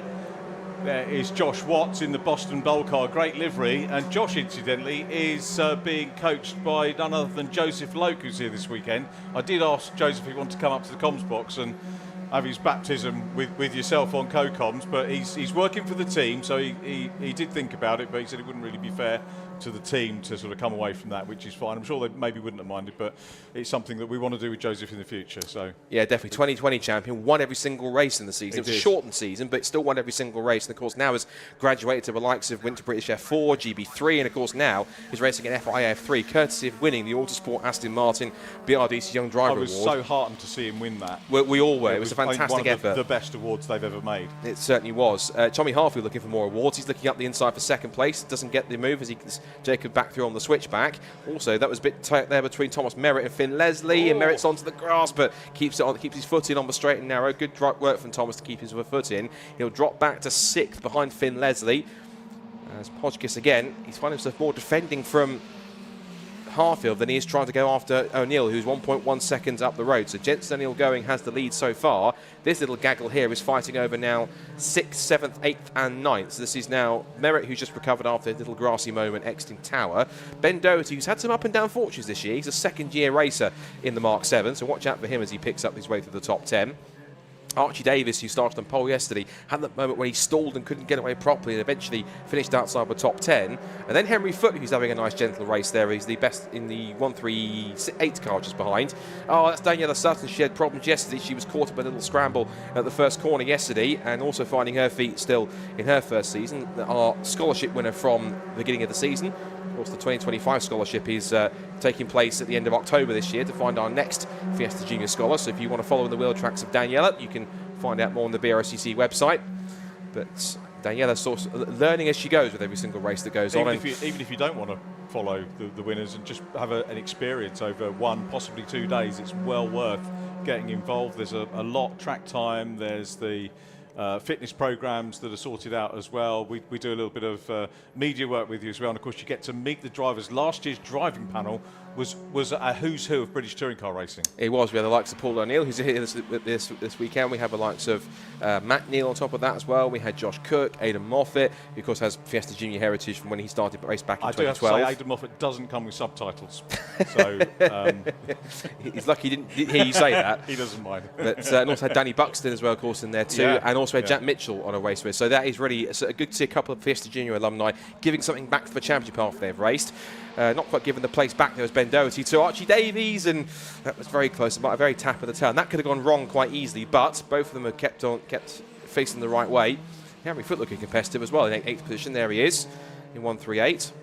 And you spoke to him, of course, yesterday before qualifying, and he's still looking for a bit of finance for the end of the season. But again, proving that he's a consistent and competitive top 10 runner now. Good pace, good qualifying yesterday to get 4th fastest time in the first session. So he's developing nicely this season. Yeah, Henry Foote, when you look at a lot of the drivers, he's the complete youngster. He's got a little company called Glue on board with him, or a big company called Glue, who are helping him out and have got him a little bit further in the championship. And the reason we talk about him is that he feeds us with the information. A lot of drivers, need to maybe follow Henry's lead in terms of telling us what's going on, what they can and can't do. Fastest lap, Alfie Garford. Plenty of other drivers that, of course, you can get involved with. Incidentally, Daniela Sutton's got a coffee company with her today as guests. They've actually developed a Daniela Sutton brew, which we've got here. Oh, wow. And it's the Burtonwood Coffee Company. So big thanks to the guys from Burtonwood. It was lovely to meet them earlier on. Yeah, it says Championship Roast Coffee. Anyway, there you go. Talk to the commentators, you get coverage. Yes, there you go. Back to the racing, meanwhile, and it's still Jensen O'Neill going, but the gap, I think, has come down from what was 1.3 seconds, and you're right, Alfie Garford has set the fastest lap of the race. Now, I think that Jacob Hodges now is coming back at Jensen in these wet conditions. The Mark 7, quite a stable little race car. It's slightly bigger, of course, than the Mark 6, but I think Jacob's going after Jensen here. Yeah, it's kind of been, from the word go, the sort of story of the season, isn't it, between these two, and the points and results might not necessarily show that, but I can tell you that there is a good rivalry between these two, and Jacob Hodgkiss would like nothing better than to close down on Jensen and put a pass on him. It is for us, of course, the swan song of the Mark 6, and interesting. So they are very finely balanced, these cars. Of course, we've got the other two Mark 6s a little bit further down, but generally the balance is working out pretty well between the two models of car. But Jensen O'Neill going, who I was about to say earlier on and said a few times yesterday, professed not to like Croft, but he did in his words, a magic happened on the first lap. But now the pressure is on. Jacob Hotchkiss closing up. Hotchkiss has got Harfield and Garfield behind him as well, and can't go too attacking because there's a move down on the inside of the second place man, Jacob Hotchkiss. I know him well. He'll be furious about that. Yeah, that was maybe slightly ambitious Matthew Garfield looking up the inside. He almost went up the inside of Tommy Harfield, couldn't get it stopped. And is that even damage to the car, possibly to the front end of the suspension? Either way, that's a real shame to see. You never want to see that, of course. No, that's a shame. Big shame. It is, unfortunately. But the race continues on. Alfie Garfield with some telltale signs on the front of his car, unfortunately. That's put Tommy Harfield up to second now. Alfie Garfield is into third. He's now down to third with the front splitter damage on there, and that's now put Finn Leslie onto his tail. He might be looking at a podium place. We've had a couple of victories already this season, including that really fantastic nose-to-tail, side-by-side photo finish that we had at Snetterton in race 2 a couple of weeks ago. So he will be hoping to get himself back onto the podium finish if he can. Now into the right-hander, and there goes Finn Leslie, making the move, shaping up to get past Alfie Garfield. Nice simple move up the inside and into third position at Garfield's expense. Garfield will try and get him back if he can. And that was a little thank you saying thanks very much for that move. He was put the hazard light. That's what you do when you let someone through them on the M25, not when you make a pass for third place and say thank you very much. Very courteous there from him. In fact, actually, it was probably a signal because, the safety car is out. And the reason is because I'm afraid, unfortunately, Jacob Hodgkins' car has not been able to go any further from the exit of the hairpin. And Jacob did try to move the car. He wanted to get it out of harm's way. He did. That was all full of good intent from Jacob Hodgkins to try and move the car from the exit of from the actual centre of the hairpin, wasn't it, originally where it happened? And it just won't move any further. So fair play to him. I'm gutted for him because I wanted to see him and Jensen going head-to-head for the championship on the run-in. One question is now whether that is going to happen, because it's another result he really could have done without, and you have to say probably not his fault. Yeah, obviously there was a gap, but yeah. But equally, a gap doesn't mean that you get contact and turn around. Yeah, obviously we're not clerks of the course, so we can't make a definitive call on it. But and again, it's not malicious, as the drivers will say to me when I talk to them in Parc Ferme. Or no, but when it's not malicious and it still causes retirement, it will get looked at and form an orderly clear at the clerk's office. Yeah, it's unfortunate, but Jacob now unfortunately realises that's another result he said he really didn't need. Remember, we talked about the fact he had that nightmare weekend at Snetterton where he didn't get off the grid for race 1, had an issue which forced him to be pushed off the grid, and that was a non-star. Then was disqualified from race 2, so he had 0 points from Snetterton. And a grid in the championship this competitive, you really cannot afford that. And he got the great results at Alton Park, the victory that he needed, and the podium finish on the podium again yesterday as well. But we talked about it since the end of Snetterton. He really couldn't afford any more bad results, and that really will be a real unfortunate result for him that he just could have done without. It's potentially a key moment for Jacob Hodgkins, because what do you do? Do you carry on with the campaign and maybe get P2, or the situation that he's in? He's actually, old enough, definitely mature enough and good enough to perhaps look at moving on if he didn't want to carry on. We don't want to lose him from the Junior Championship for sure, but with this maybe preempt to move into senior Fiestas, where I'm sure he would make quite an impact, in terms of results. But it is difficult for him. What do you do? After you've had a couple of really bad weekends, not much chance. I know he will reflect on what's gone, take a big deep breath before he talks to anyone in the paddock, because he's a very good, mature young man. But I'm disappointed for him. It's such a shame that we didn't get to see the battle between him and Jensen.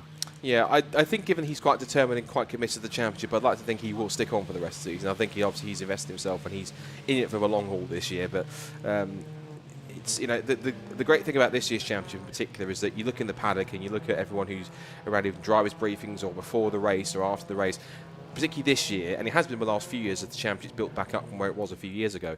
But there's so much great atmosphere and camaraderie and friendship and togetherness in this championship, and so considering where it has been and the way it's come through from the last 4 or 5 years since about the end of 2019, the way it's built up, the work that Brscc and everyone else has been involved in that as part of the journey has put in to bring Fiesta Junior to the rate that it is, and the crop of drivers that we have this year in particular are superb in terms of their attitude, in terms of their competitiveness, how well they work together, how well they interact with each other, the friendships that they form, and it's a credit to the championship and a credit to they are a credit to the championship in terms of how well they perform and how well they go. So when you get incidents like that, no one ever wants to see it, and nothing, you said, nothing's ever malicious, nothing's ever of a purposeful thing, because simply everyone will talk it out, they'll converse it, and they'll look at it and go better for next time. It was more than a tap, wasn't it?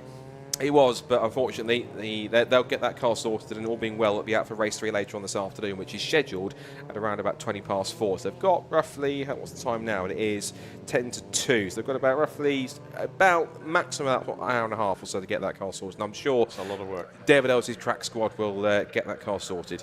Car that's sorting itself out back to the pit lane is the safety car, because we're going to get a shootout for about roughly 2 laps, I think, here for this second race of the weekend for the Brscc Fiesta Junior Championship. Now Jensen O'Neill going has to go and do the restart all again this time. He's got Tommy Harfield and co stacked right behind him. Now Finn Leslie could be a dark horse here, because of course he took the fight to Jensen at Snetterton and managed to beat him on track. So if Finn can get himself around Tommy Harfield and start challenging Jensen, he might put him under enough pressure to go for the lead here. A couple of drivers are having quite a good race so far. I've noticed Archie Davis still holding in 6th position. Also, I've noticed Kenny Clifford up to 9th in the Mark 6. He was the Jammer Sports Scholarship winner this year, and Henry Foots dropped a couple of places too, which is unfortunate. And Jensen Mason, from what was 13th up to 8th. So remember, he started the weekend at the back of the grid, so he's up in a top 10 spot. Good stuff, Jensen Mason. Good stuff. Jensen O'Neill going. He backed them up. He controlled that. His mindset was firmly in command of that restart. And look at him going down into Clervaux ahead. So then we've got 2 laps, I think, because the best lap times have been 145, 146 is up front. So I think we're going to get 2 times left around the Croft circuit here. So Jensen O'Neill going, trying to rebuild his lead once again from the safety car restart. It's Tommy Harfield in 2nd place, Finn Leslie in 3rd, Alfie Garford 4th, and Tom Merritt rounding out the top 5. And Archie Davis 6th, Ben Doherty 7th, Jensen Mason 8th, Callie Clifford in 9th place with a great run so far for her in the top 10, and Henry Foote in 10th position, followed by Burgess Webster blocking. Here comes Tommy Harfield, diving up the inside in towards the right-hander at Tower Bend. He hasn't won a Fiesta Junior race yet, but a big move up the inside. That was really good pass in the wet conditions to get diving up the inside of Jensen. He leads, but now Jensen will come back at him here, and if he's not careful, these two might back each other up into Finn Leslie, who was trying to drop Alfie Garford. And now it could be 3 for the lead with a lap and a half to go. Fascinating stuff. Great restart, I thought, by Jensen O'Neill going, but the move on. Here we go with Finn Leslie having a look on the inside. Jensen O'Neill going, leaving room. He's fair, he's not squeezing him at all. They're still side by side. Jensen's going to run into the next corner, but they rub, and Jensen O'Neill going is off. He's going to rejoin. He's got bodywork hanging off the back. The podium disappears. That's Thomas Merritt going spinning on the exit of the Sunny Out. So it's getting a bit overexcited, I think, one or two drivers in the front of the field, but trying to keep it as clean as they can. Through the complex, they'll go for the second to last time. That was Josh Watts going up the inside. The background, they have Maggie Webster into the complex. They've got Billy Blockley and Jack Sant behind them too.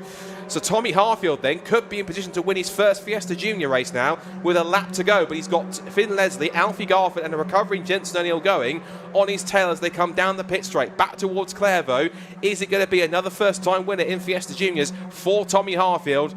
Into turn 1 he goes, but Finn Leslie we know is quite formidable. He won on his first weekend as a guest rookie at Silverstone last year. Also had a great result where he stole a victory on the last corner at Donington Park as well.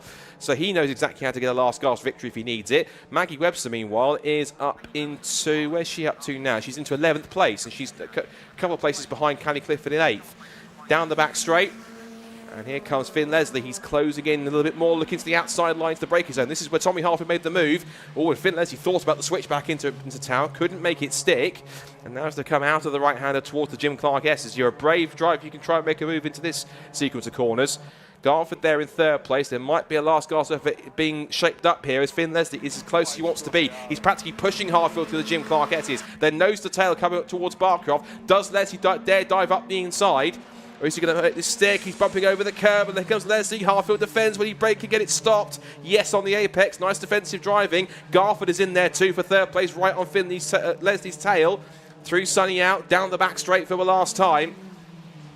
And it could well be first-time victory if he can hold on. Through the complex one more time. Garford attacking Leslie for 2nd place. They turn in as a 3 together. And Archie Davis is also attacking Jensen O'Neill going for 4th as they come in through the left, through the right, up towards the hairpin. And I think possibly Tommy Harfield might be safe. One last gasp effort into the left-hander. Garford looks to the outside, might get the switch back up towards the checkered flag for the final time, and it is going to be for the first time in Fiesta Juniors a victory for Tommy Harfield. He wins the Mark 7 class and overall victory for Tommy Harfield in the 2nd Fiesta Junior race, 2nd for Finn Leslie, 3rd for Alfie Garford. Jensen O'Neill going picks up 4th, but still wins the Mark 6 category. Archie Davis a superb 5th. But it's Benjamin Doherty, Jensen Mason 7th from what was 13th on the grid. Callie Clifford 2nd in Mark 6 and 8th overall. Then Henry Foote 9th and Jack Burgess rounds out the top 10. Then it's Maggie Webster, Billy Blockley, Josh Watts, Jack Sand, Aaron Beattie, George Foxlow. George Foxlow 16th after he started from the pit lane. And Daniela Sutton after her spin up to 17th place also. So good progress from her too. And it's Hayden Gray, Bobby Holmes, Tom Merritt who had that spin late on after the restart, and Harry Lindley. Well, Fiesta Juniors once again providing plenty of action and entertainment. If you watch around the circuit, give them a round of applause and a wave, because they are the young stars of the future. You might see them on a touring car GT grid in the next few years. Tommy Harfield, a brand new winner in Fiesta Juniors. He takes his first FJC victory from Finn Leslie in second place and Alfie Garford in third. Jensen Daniel Going might feel a bit aggrieved at fourth place, but we'll wait and see if there are any afters for that. Archie Davies picks up a top 5 finish. Ben Doherty 6th, Jensen Mason 7th after starting 13th. So good progress from him through the order. And it's Callie Clifford, Henry Foote and Jack Burgess in the top 10. Maggie Webster does well to score 11th place ahead of Billy Blockley and Josh Watts, from Jack Sands in 14th place. Then 15th place backwards is Aaron Beattie, George Foxlow, Daniela Sutton after her spin. Is then Hayden Gray, Bobby Holmes, Thomas Merritt who had a spin just after the restart, exiting signing out. Then Harry Lindley, and the only one car we didn't see finish, sadly, was Jacob Hodgkiss after the tap in the tail he received from Alfie Garford. So Fiesta Juniors back out later on this afternoon at around about 4:20. So we'll see if race 3 can be just as energetic as our first race of today, the second of the weekend for the juniors. And again, some of our tin top and GT stars of the future proving their skills and showing what they can do. Give them a wave at the complex and a round of applause. They have had, again, put on some fantastic entertainment at the juniors, and of course one more time we'll see them later on this afternoon. The next race coming up this afternoon is the Gas Shocks Mazda MX-5 Championship, their second race. A victory yesterday for Adam Sparrow, for the first time in 2024, last year's vice champion. Waiting for that first victory, long awaited, and still managed to get it done ahead of Luke Pullen and I forget who was third place. I'll look at the grid in a second and the result. Either way, I'm trying to catch my breath after that very energetic Fiesta Junior race, and MX5s, I'm certain, will be just as entertaining. And they'll be racing for Richard John Neal, who, as they start to park up in pit lane, I'm certain will have quite a bit to say, I'm sure. And we can hear them now, because down in pit lane is Richard John Neal with our top 3s in both classes here at Croft in race number 2. So Tommy Harfield, a first win in the championship. He'd had a second, he'd had a third, so that completes the podium bingo for the race car consultants driver of the 21 car. Well done, Tommy. He's going to go across and have a congratulations with family and the team as well. There we go. Good celebration. Let him get his crash helmet off, and we'll grab a quick word. Congratulations from the other drivers as well, which is really, really good to see. Tommy, congratulations, many congratulations. That was not easy, was it? Jensen made a great restart after the safety car, and we thought he's got this measure, but then you had the measure back of him. How was it from your view? Yeah, I just knew I had to send it, or I'd get caught behind. Yeah, it was incredible. Did you think Jensen was going to win after that restart, or did you know you had it in? Because you went right after him. No, I could tell he was a bit slower. Me and Jacob were catching him, so I knew I've got a big chance, and yeah. Thank you. Now you've got that first win, does that make life easier, and you think, right, big sigh of relief, and let's move on to more career wins? It's a sigh of relief for now, but yeah, I want more, so. And if it's in you, who do you want to thank? My whole team, race car consultants, Ollie, my mechanic, WH Sports for sponsoring, and all my other sponsors, Sigma, Henry Pepper, and everyone, and Ryan for D. Nice one. Enjoy the moment, many congratulations, and we'll see you for race 3. Thank you, thank you. Well done. First time winner there, Tommy Harfield. And there we go, the applause from the team. Great to see. Second position goes to Finn Leslie. Let's have a word with Finn. Had a quick word with you on the podium yesterday, and tough race out there, really tough conditions, and this is such a competitive championship. Great points for you again, if not the win. Yeah, I mean, I outscored my championship rival there, so I'm pretty happy with that. You know, the car felt good. We came from a long way back, and yeah, you know, we put in some good moves. The safety car sort of helped us a bit, brought it back together, but, you know, yeah, I'm happy with that. Nice one. And much prep to do for race 3?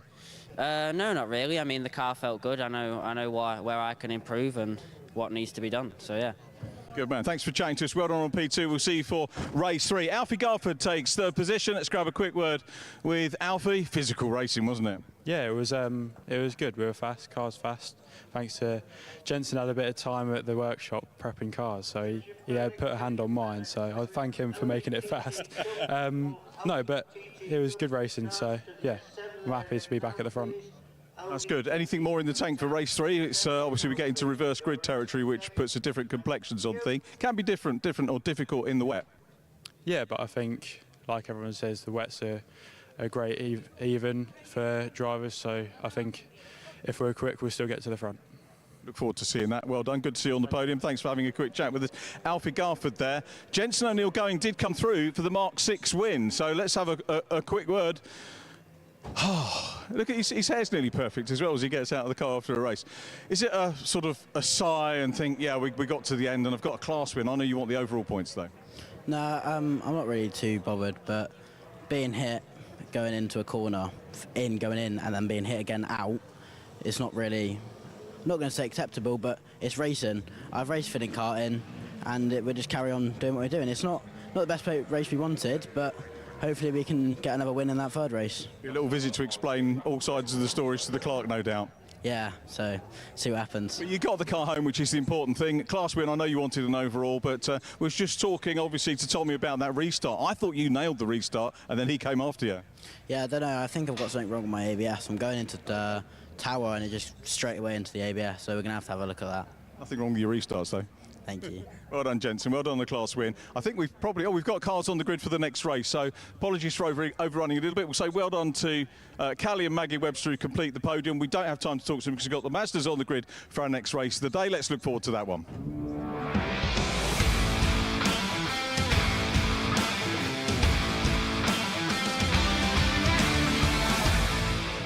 Thanks, Richard. Right on cue as we now get set for our second Gazshocks Mazda MX-5 Championship race here on the grid. Congratulations to all our Fiesta Junior top threes in both classes. And Adam Sparrow is looking for his second win of the weekend. It's first of the season, thankfully for him. He finally got it after being winless in the first half.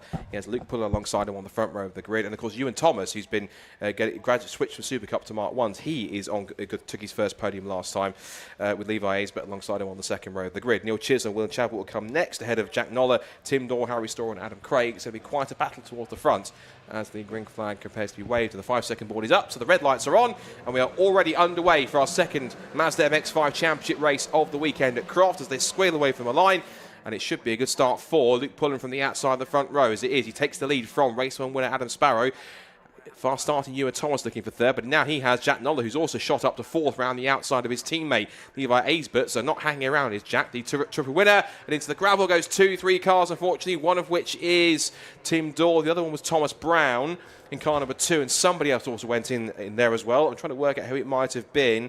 It might have been Chris Thelwell, possibly. We'll try and double check it on the grass. Adam Sparrow, he runs wide onto the wet grass, exiting the S's. Now he's under threat from Ewan Thomas to his outside, and Jack Noller right behind him. That Pullen tries to run away, but as he tries to get away here, safety car has been deployed.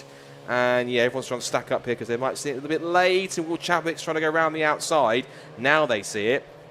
One or two drivers, I think, just a little slow to react after the safety car. They might not have seen the forwards and flags until they exited Tower Bend, but hands go out of cockpits, and now they all slow up once again. So the start of the race quickly going to safety car, and Luke Pullen with a good start from the front row of the grid has taken the lead. We'll get the proper look through the order when they come past the timing line for the first time.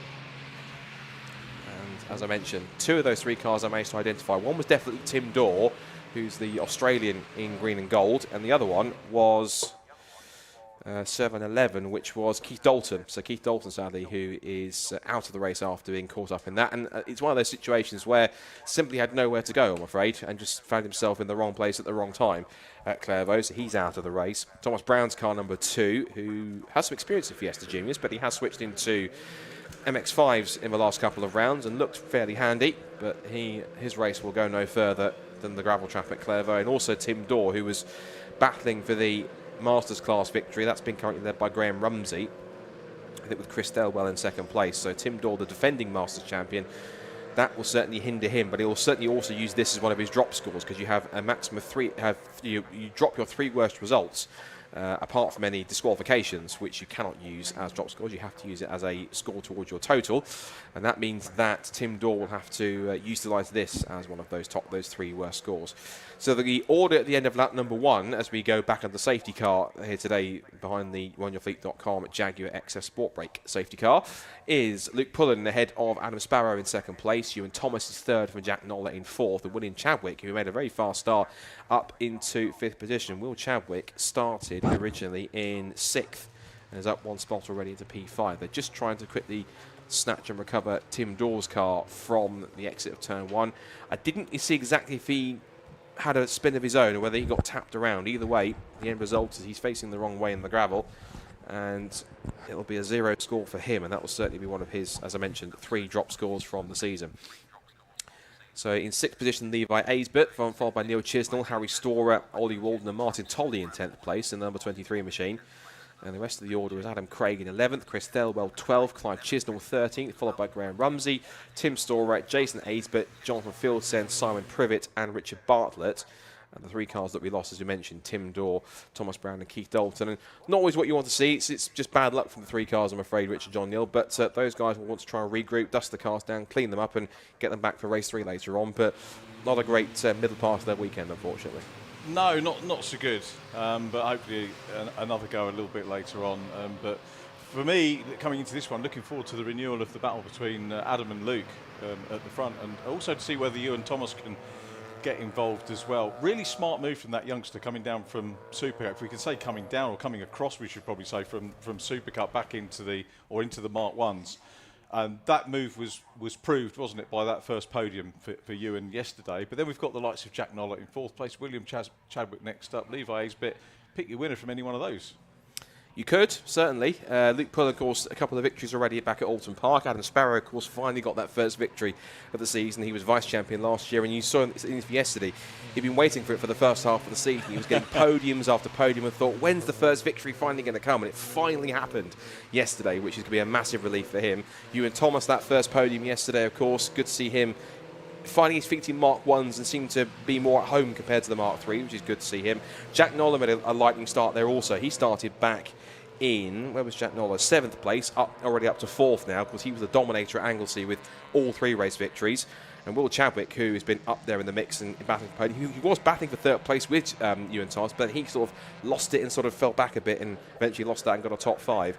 So he'll try and pick his way through if he can from what's currently 5th position. He's in the mix now, particularly with this safety car, which is about to be ended and the restart about to get underway. And Luke Pullen, who becomes the safety car now, but the actual safety car pulls in, means that he gets to pull the pin and get the restart underway, which he has. They turn their way out of the hairpin, onto the pit straight, back to racing speeds, green flag in the air, and now with 9.5 minutes to go, Luke Pullen will be searching for his 3rd win of the season after his double at Alton Park. It's a really good restart, in fact. He's managed to gap Adam Sparrow by a few tenths already. In fact, he's 1.1 seconds in front by the time they got across the line, so it's a really good restart and a really good move for 3rd place on here for Jack Noller. He looks round the outside into Clairvaux, back through Hawthorns again. And they've got to be careful because Will Chadwick will also be on his toes too. He wants to try and make a move to get into a possible podium place, to pick up the podium which he missed out on yesterday. As they come out with the S's onto the back straight and the race speeds. And again, Adam Sparrow across the grass. That's the 2nd time he's done that, running wide exiting the S's. So that's going to kill his momentum. And also, look at the cars behind. They're in the fight of their own. He's about to become involved in that fight inadvertently whilst he watches Luke Pullen drive away. Yeah, he is for sure. Jack Noller on the outside run for 3rd place. Ewan Thomas in the white car with the purple cage is going to be passed on the inside. So Will Chadwick getting stuck in as well and trying to come through. So it's all change up the front now as Jack Noller makes it through now into P2. Noller into P2. Adam Sparrow not looking as happy as he did yesterday. Win under his belt. Pressure off. Down in 3rd place. Not necessarily a bad thing. Still side by side for 4th. Ewan Thomas on the outside. And William Chadwick. Chadwick gets through. Gets a little bit of early revenge, if we could call it that, for losing out on the podium yesterday. It was great to see Ewan Thomas on the podium. But again, anything can happen. Neil Chisnell at the back of this group. Levi Aisbert in 6th place. This squabbling allowing Luke Pullen to get clear. He was already getting clear, as Scott said. Superb restart after the safety car, so that gave him a nice bit of breathing space down into Clairvaux on the restart. 7 minutes to go as Pullen continues to try and pull clear. That was Neil Chisnell and Levi Aisbert getting a bit of a hip and shoulder with each other there. That was a scrap over 6th position. So that's certainly getting a few fisticuffs into the mix, which you could do without. Jack Noller, though, of course, up to 2nd place, and now it's Adam Sparrow possibly dropping off the podium here. Luke Pullen, meanwhile, who was clear track, 1 minute 50.369. He's lapping at least a second quicker than anyone else because they're so busy fighting amongst each other. He's taking full effect and making a breakout in front. Yeah, not doing themselves any favours, are they? Well, they are if they make a pass and get up, but then, of course, the re-squabbling takes place and slows them up. Luke Pullen's got the pace anyway, for sure. Was it pole yesterday for Luke? I think it was. Let's have a quick look at my notes. Yeah, it was Luke Pullen pole, his first pole of the year. We've had 2 Tom Langford poles, and Adam Sparrow, Jack Noller, and now Luke Pullen one. That is how the championship is unfolding, and this is how the race is unfolding today. Pullen well clear, Noller in 2nd position from Will Chadwick now, and then we can see Ewan Thomas in the white and purple number 9 having a go at Adam Sparrow. And they've also got Levi Aisbert, who's in the 2nd of the best of the Go For It racing cars. Levi on his toes as well this weekend. Good running from him in and around the top 5. Of course, he got 4th place yesterday. That's definitely his best result to date. A little wide there for Sparrow over the white line there. Be careful if he does that too much. He might well start to cop a possible penalty for track limits if he goes too far.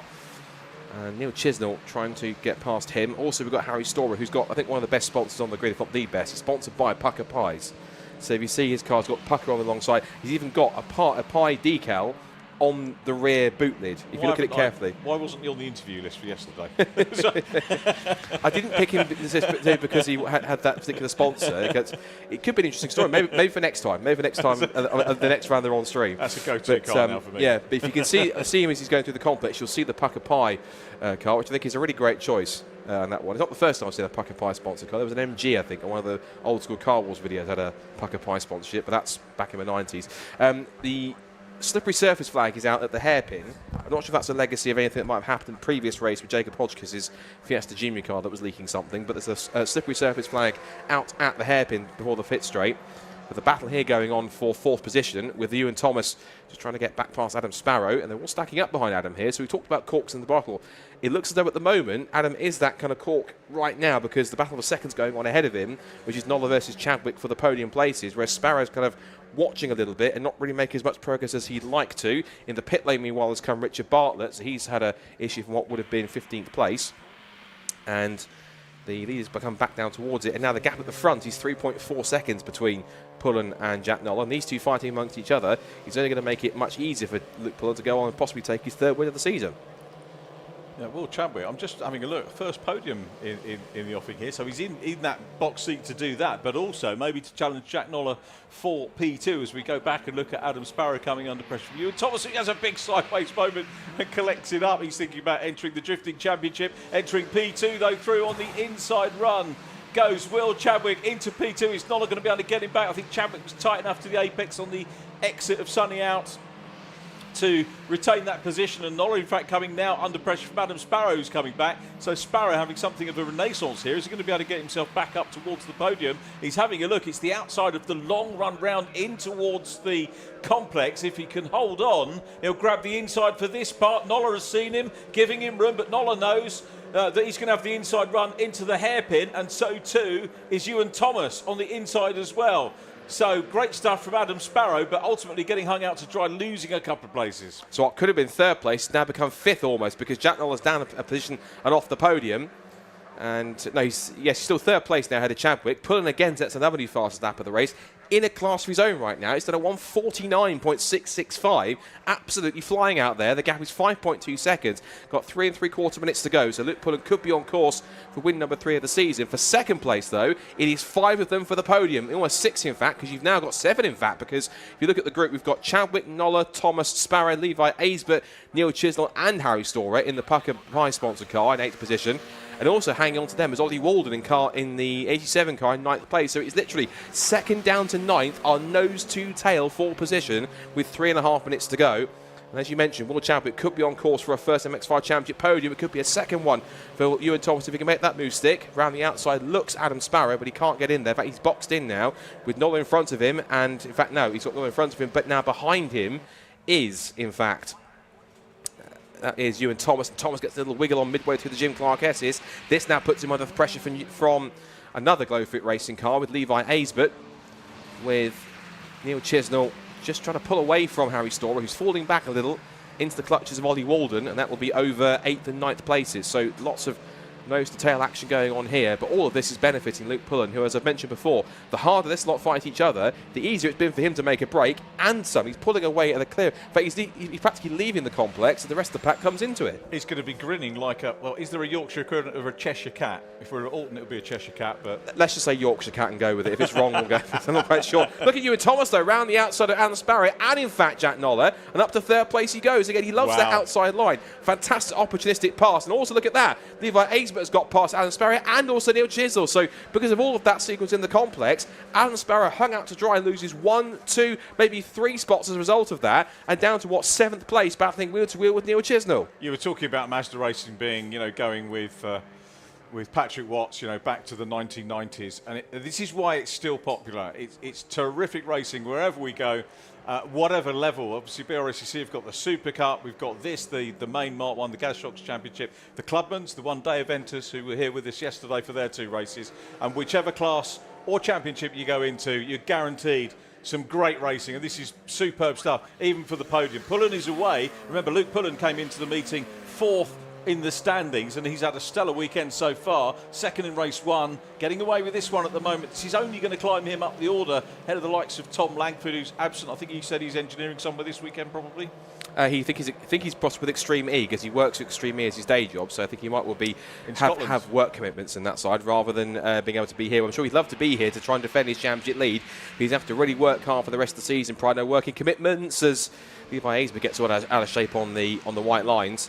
But yeah, Thomas Langford, the obvious omission from the entry list, of course, and hopefully good to see him back, because whenever Thomas is here, he hasn't finished off the podium all season, so he's got quite a few points to drop. Whenever he'll get those points back anyway, so but it means then, like we have with others, for the rest of the season from Cadwell onwards, if he is in for the rest of the season, he literally cannot afford, as others can't do, he cannot afford any bad results, because of course it'll mean he pushes him right out of contention for the championship. So every single race, quite literally, will have to count for something. This is the antithesis of Extreme E, isn't it? Lots of cars all racing together and very few breakdowns.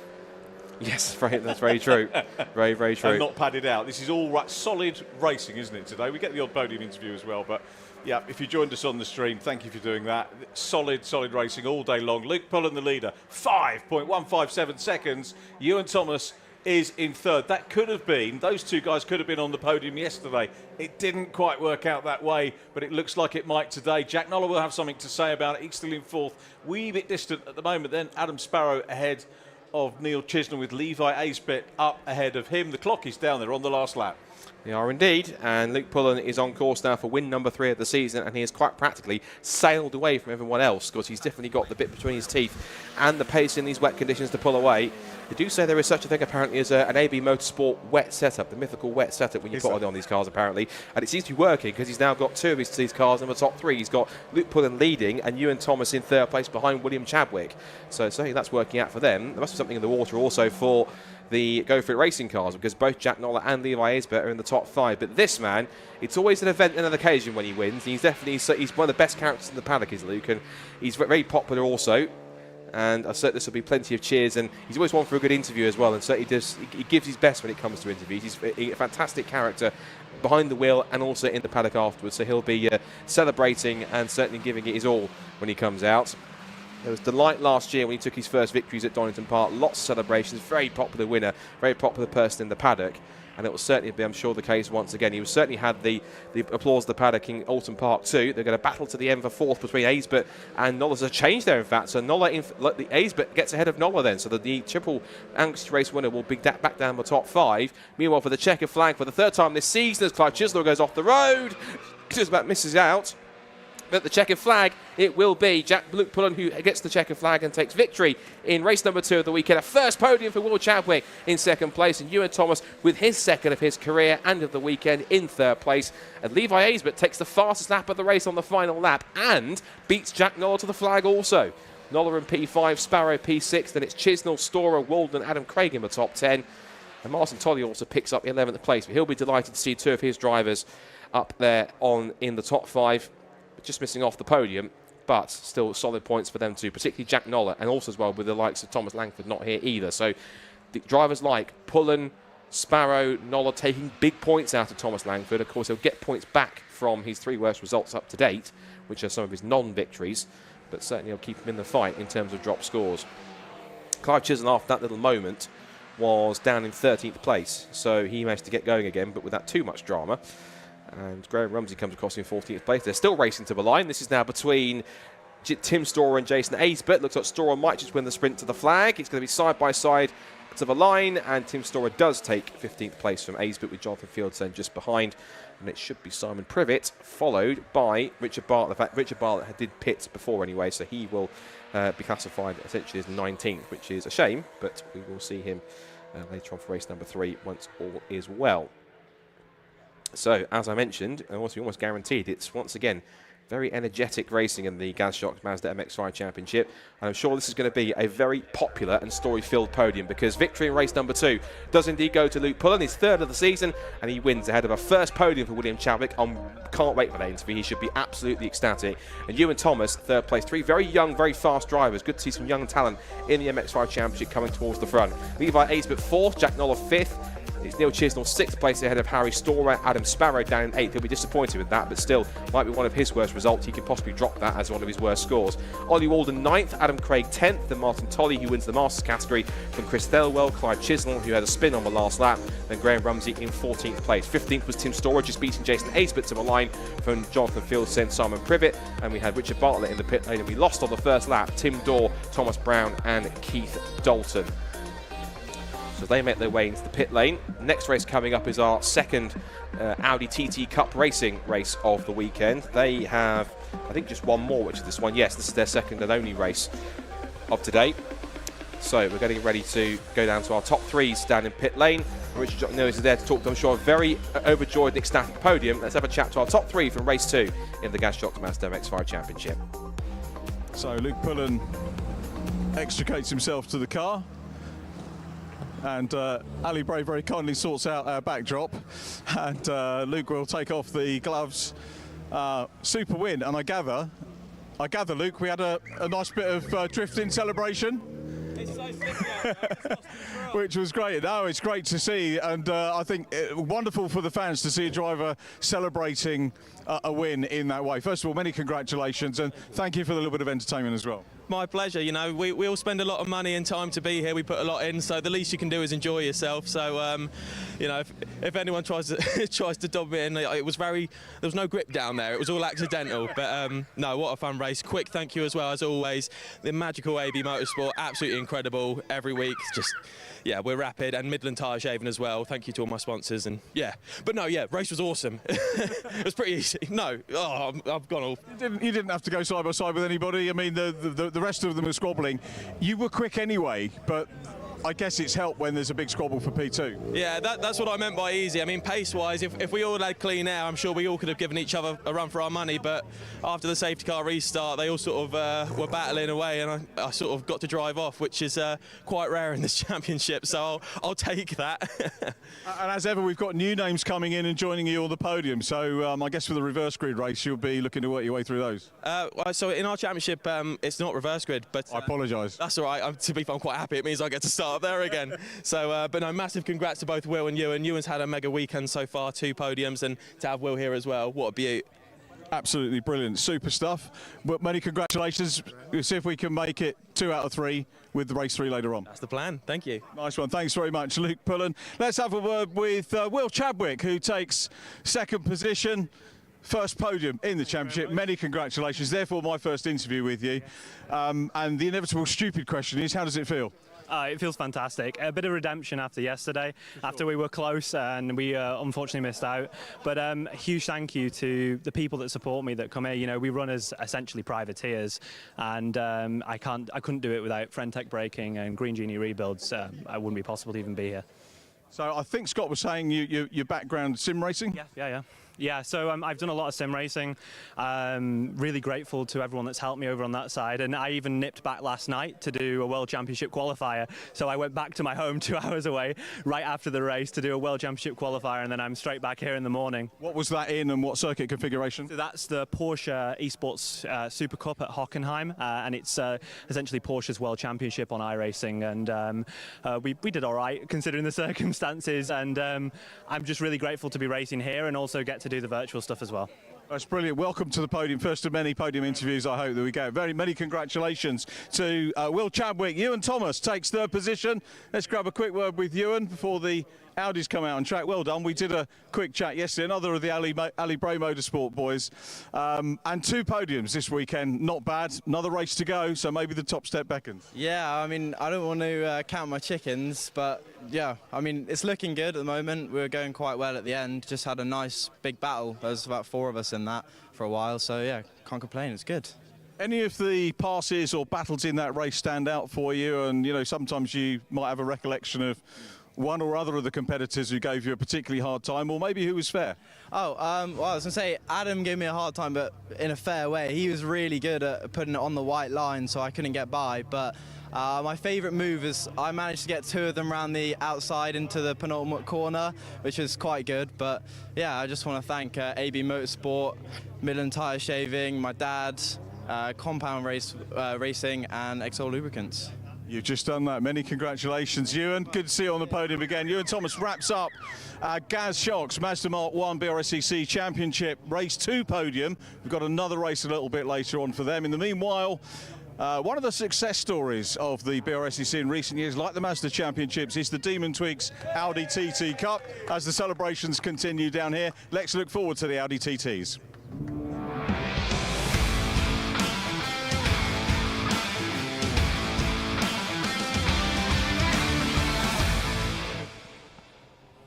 We do indeed look forward to the Audi TTs. Thank you, Richard. Congratulations to our top 3. Let's rattle through the grid then for race 2 of the weekend, the second and final race, sadly, for the Audi TT Cup Racing Championship, sponsored by Demon Twigs. It's the grid from yesterday result from yesterday that sets the grid for race 2. So Bradley Burns, for a first-time winner in the championship, takes pole position and starts on the front row alongside Carl Swift. Then double Alton Park winner Matt Luff starts 3rd alongside Paul Luty, with Will Stacey and Andrew Dyer on the 3rd row of the grid. Sam Heading, who's the convert from MX5 Super Cup, he starts on row 4 alongside Ross Macker, with the top 10 completed by Charles Budd and Jason Pelosi. Sean Smith had a spin yesterday, starts in 11th alongside Steve Foden, Snetterton race winner. Then Daniel Budd and Nick Brady come next on the 7th row of the grid, ahead of Patrick Booth and Sam Meager, and all 4G Racing 8th row, ahead of Paul Savage and Brad Kaler in the number 87. Then Ruby Smith and Tim Gray, David Richardson and Morgan Root, who had problems after he had a spin and clattered into the tyre stack at the S's, and he retired sadly. And Mark Grice also had problems. He pulled off at the little support road between the exit of Tower Bend and the pit straight, so he starts at the back of the grid, hopefully with a car at full strength. He could be one to watch for, the former 3-time Civic Cup vice champion, starting back in 23rd and last. 23 cars on the grid for this second Audi TT Cup Racing Championship race, sponsored by Demon Twigs.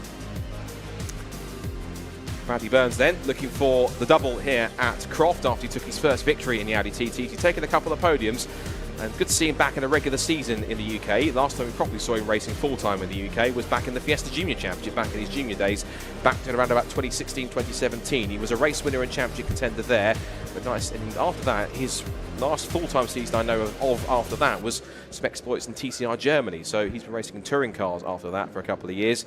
And he's kind of been on and off with racing the last few seasons. A bit quieter in his racing career, but now back towards the front and back in action once again. So again, for those who were wondering about the Audi TT Cup Racing Championship, as Richard said, it has been quite a success story since it launched towards the end of 2020. 2022 had its first full season as a series last year, and it got some great numbers of grid cars, the maximum of 22, highest number of 22 cars we managed at the season finale. And then for the season opener, we had nearly 40 cars registered for the championship, and the first couple of rounds have seen plenty of cars, plenty of top-level drivers joining the championship. And you look at most of the grid, at least half of it, got lots of experience in club racing, championships, race wins, lots of high-level races. So lots of great drivers on this grid. It is a competitive grid. It is a great-looking grid because these cars certainly look the part, sound the part, and they definitely race the part as well. All of them are Mark II 2-litre turbocharged Audi TTs. TFSIs. You can run either a DSG gearbox or a H-pattern manual gearbox. Either way, it is free choice. And these cars are built with a kit. You can buy the kit. There's about roughly £7,000 or £8,000. You can put a car together for around about sort of not much upwards of 10 grand or so in that sort of area, 10 to 15 grand in many cases. So it's a really cost-effective car to put together, and one which has certainly inspired plenty to take it up and move across, whether they've got experience in front-wheel drive, rear-wheel drive, club racing, touring cars, the lot. There's lots of really excellent drivers here from a wide spectrum of different championship levels and experience levels to date. So Bradley Burns in blue and red on the left-hand side on pole position. It's the silver, orange, blue and black car of Carl Swift alongside on the front row of the grid. The Alton Park winner, Matt Luff, is in silver, black and yellow on the second row of the grid. And then Paul Luty in the Tunnocks Caramel Wafer sponsored car, starting on the second row of the grid. I wonder if I mention it more times, he'll deliver some caramel wafers up to the commentary box. It'd be nice if he could, wouldn't it, Richard? He did... Sorry, I'm fighting with the microphone there. Yeah, he did distribute them around the paddock earlier on, so thank you, Paul. Excellent. He needs to distribute some up to the commentary box, obviously. But there's only one more race there, which is about to get underway, so we might catch him next time.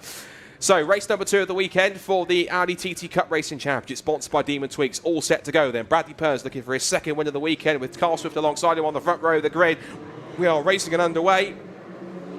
Clean start for the first few rows. They're on a staggered start rather than 2x2, and it's much better than it was the past couple of meetings in terms of cleanliness of start. And down towards Clairvaux for the first time. Bradley Burns has the inside line and defends as he turns in through the right-hander. Burns leads it. Swift in second place, Luff in third. Couple of the cars running wide in the exit. One of them there is Jason Pelosi in car 22 alongside Sean Smith now around the outside. He goes. Top three trying to get away. Matt Luff is chasing after both Burns and Swift through the first few corners. Onto the back straight for the first time. And already trying to go on his toes. Now running wide over the runoff area is Jason Pelosi, so he's all the track a bit more. The Audi TTs through the spray, down the back straight towards Tower Bend for the first time. Under brakes for the right-hander. And it's Burns who leads from Swift and Luff. They're pulling away, whilst the move possibly on for fourth there as Dyer looks at the inside of Paul Luty. So all action start, but clean and tidy, just what we want to see in Audi TTs. Yeah, great start here at Croft. And as I said yesterday, wonderful to see Paul Luty up with the sharp end. A couple of the 4G cars going side by side. And to add to the mix of drivers that you mentioned, Carl Swift had a big sideways moment on there collecting it up. A lot of the team saying how hard these cars are to engineer and get right at the different tracks. Oh, and that was Boundary Dyer with a huge moment. And again, how did he catch that? I don't know. Into Bark, he was fully sideways, went one way then the other, a huge tank snapper, and keeps it on the straight and narrow. Andrew Dyer, how on earth did you save that? That was unbelievable car control to keep it on the straight and narrow. He only lost one spot. He was chasing Paul Luty. I was about to say he hadn't lost any places. He has lost the position now to Will Stacey, but I think if he wasn't awake for that second race, he certainly is alert and awake now. Yeah, I made a big thing about Paul being up in fourth place. He is a quality driver, Paul Luty.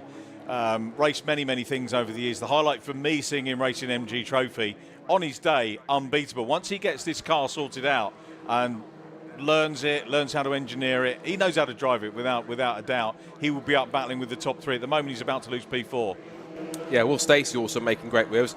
His experience prior to this season was mostly all rear-wheel drive. He's driving it like it's rear-wheel drive.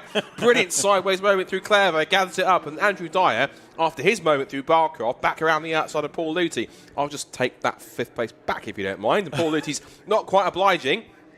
Now Andrew Dyer skips over the runoff area as he dared to go side by side through the S's. And you don't do that at Croft, particularly with the tyre stacks, as Morgan Root found out yesterday. Although he wasn't going side by side, he just got sideways as he hooked the inside through Hawthorns. That tipped the car sideways and round, and he actually ended up clipping the tyre stack, and he was out of the race. There was a yellow flag I noticed at Hawthorns.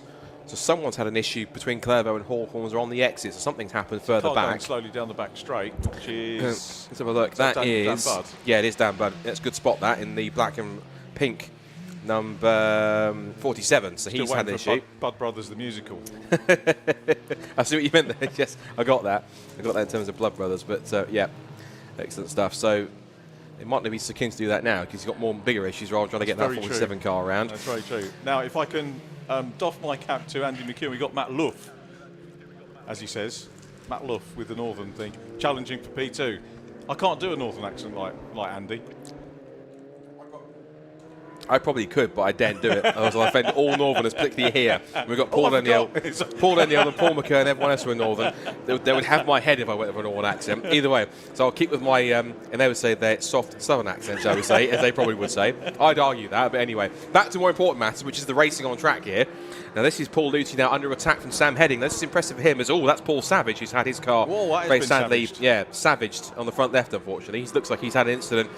Exiting sunny out by the look of it, but I was about to talk about Sam Heading, who, that's Andrew Dyer going sideways again. Andrew, this is Audi TT racing, not rallycross. Stop treating it like it's a rallycross car. You need to turn left rather than right at the rallycross circuit. Andrew Dyer has carried on. Well, there hasn't, sadly, is Dan Budd, who's parked his car up at the... Where has he parked that car? Possibly, I'm not quite sure where that's parked up. Maybe at the Jim Clark Estes, I want to say, but I'm not 100%.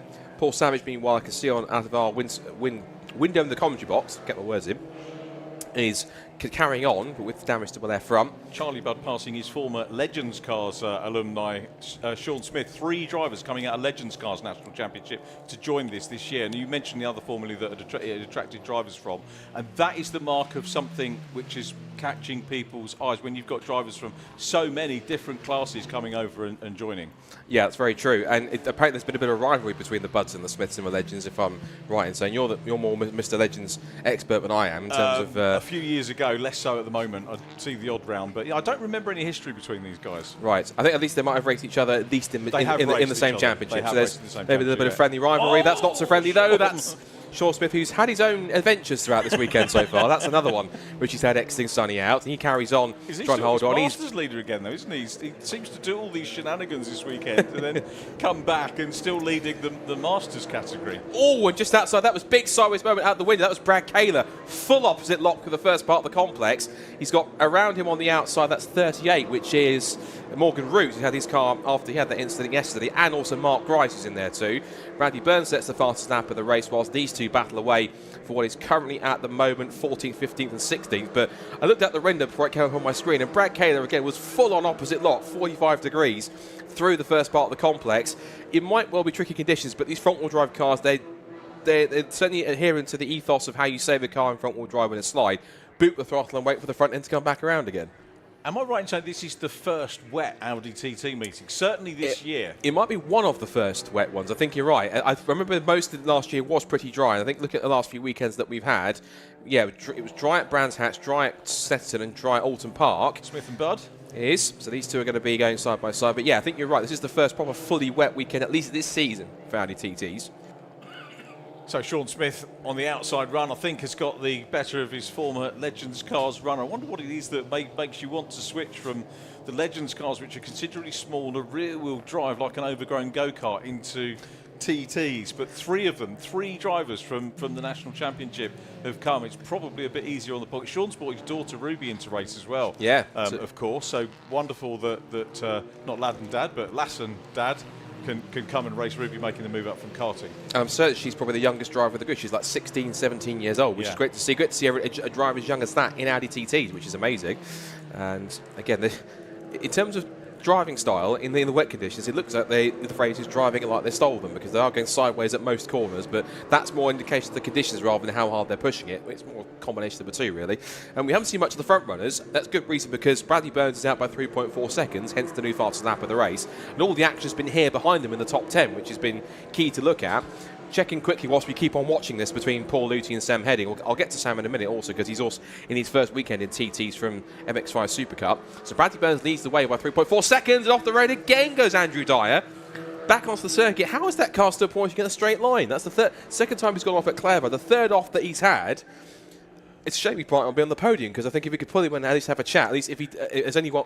Shame there's only one more race today. Yeah, I think he might not be on the podium, because I want to hear from Andrew Dyer. How is he still pointing in a straight line after 3 offs in about 3 laps? That's incredible.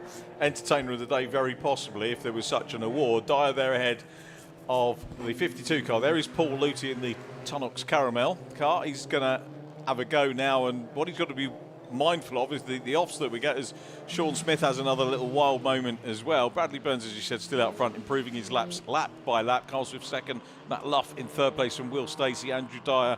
And this championship, as it warms up and continues to mature, is going to be A fantastic one. You know, it's one where already we rub our hands together and think we've got a good run into the end of the year, and what's next year going to look like for this? Have to wait and see if these two are involved in it. They might be going back and forth like they are here, because Matt Luff has been, I noticed on my timing screen, pretty close, although he was about a second away at the last time they crossed the stripe, but now this time as they come into the hairpin are literally nose to tail locked together with each other over second place. And of course, again, the phrase I've used before, harder these two fight each other, easier it is for Bradley Burns to keep on extending that lead, which is now nearly 5 seconds out in front. And this is the kind of lead he had before the safety car yesterday. Of course, then he had that really great restart and picked up the victory. Now behind them, as we watch second and third going on, it's all kicking off for 5th position, because Andrew Dye and Paul Luthi have swapped places. We're going to keep on watching second place for the moment, but also we need to keep an eye and one eye open for this battle for 5th and 6th going on behind, because that's getting entertaining. There goes Carl Swift now ahead of Matt Luff. There goes Bradley Burns through the shot, continuing on in dominant fashion with still a third of the race left to go. Second and third for Swift. Here is that battle for 5th, so I'm glad the director's listening. So Luthi, Dyer, Heading and Sean Smith, who's been all over arms and elbows practically every lap. And again sideways for the 4th time. Can he save it? Not this time. Off the road goes Andrew Dyer, straight off into the grass, onto the rallycross circuit. Thankfully misses hitting anything. But his luck ran out on that one, I'm afraid. That was Legends. I saw a Legends car going in. One of the Beattie brothers had a big old hit into that tyre stack. And thankfully, Andrew Dyer manages to scrub some speed off of the car. So whilst he's had a wild race and a few dire moments, he has managed to scrub the speed off the car and keep it out of the tyre wall, and he might even get a finish still. I think he will still finish, but I think in terms of, if he was a cat, he'd lost all his 9 lives, I think, because that was, he had 3 or 4 chances when he was sideways, and just that last one was pushing a little bit too hard and lost the back end. And I'm surprised also, because the way he's also driving it, Sean Smith hasn't dropped it either. Hopefully he doesn't, of course. We don't hope him to have any spins, but he's driving it like he stole it, and every single time I see him, that car's wiggling around. You can see it here going into the complex. Is he going to be sideways again? The answer is yes, a little bit. There it goes. Sam Heading will have a look Sam Heading. Meanwhile, inside. We were going to talk about Sam when we're coming up from or over from Mazda Super Cup, as Sean, who wants to be vying for overall podium. Sam Heading has a look down the inside. That's a lovely textbook move here at Croft, down the inside. And Sean Smith sees him as well. It's good stuff from Sean Smith too. But coming back in the mix as well is Charlie Budd. And here comes Sean Smith back as well. Charlie Budd also has experience racing minis in front-wheel drives, of course, in the past. So he's got front-wheel drive experience from his past exploits. Side-by-side for positioning towards Clairvaux. Over the curve goes Sam Heading. And back into position to confirm that move into 6th place he goes. So Smith down to 7th. And Charlie Budd into 8th position. We'll talk about Sam Heading. Of course, he's converted mid-season from the MX5 Super Cup into the Audi TTs. And I have to say, he's doing a fantastic job in his first weekend, being up there, but looking pretty competitive. He was always quite quick when he got towards the pace in the MX5 Super Cup, but now translating that from rear-wheel drive to front-wheel drive, and that's not always an easy thing to do, going from rear drive to front drive in a completely different car. But Sam Heading showing he's got quite good adaptability and pushing on. As Sean Smith cannot stop twitching that number 21 car around behind him. He's every single time through every single corner. That car is loose in some aspect, so he certainly isn't quite as softly sprung as the other cars, I don't think, particularly in this conditions. And another huge slide for Sean Smith. Stop giving me heart palpitations, Sean. Every time that car's moving, it's always sideways. It is, yeah, and as I said, he wants the Masters win, which is great, and you know he's way ahead in the Masters race at the moment. I think ahead over Patrick Booth, who has taken Masters wins this year, but he wants to be on the podium pace overall. He is a multi-race winner in Legends, so you know many race-winning drivers joining us in this championship, which is good to see. What it adds in terms of the track is that none of these drivers, if they've raced in different things before, they haven't raced with each other. So they need to learn. You don't have to learn to race with each other, but it is a new experience for all of them. It is. It's all good having all the great drivers here. As now for second place, they're going round the outside, Matt Luff. So we'll get to that in a second, because Matt Luff has just taken second place back again from. No, he has taken it from Carl Swift. So Matt Luff sweeping round the outside with a good move. He must have got a run down the pit straight, and then up into Clairvaux he went. So up to P2 goes Matt Luff, the double Alton Park race winner. Not too far away in 4th also is Will Stacey there. You can see his car through the mist in the navy blue number 48 machine with the fluorescent yellow stripes down the bonnet and down the roof. A little tap in the tail, a little left tap from Carl Swift. Still here. Can I come back past, please? Matt thinks, no, not on your life. They're going to come around the outside. I think they're both in the area motorsport camp as well. So Rob Baker's going to have heart palpitations watching this, particularly as they go side by side through the Jim Carcasses. And Matt Luff runs a little wide, but holds on to second place. But again, that's not where you want to go side by side, particularly in these conditions.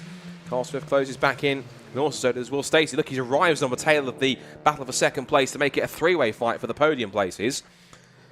3 cars, 2 podium spots. Someone's got to miss out on this one, and at the moment it's Will Stacey, but there's still a lap to go as Bradley Burns in front goes round the hairpin for the final time, for the second to last time.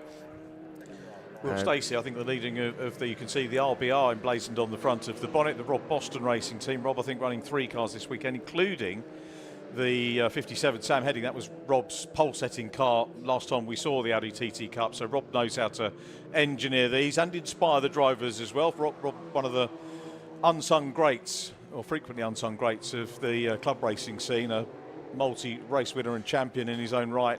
And Stacey's having a go now. Fastest lap, Will Stacey. He's fired up, chasing the battle for second and third. He's going to have a look on the inside at Carl Swift.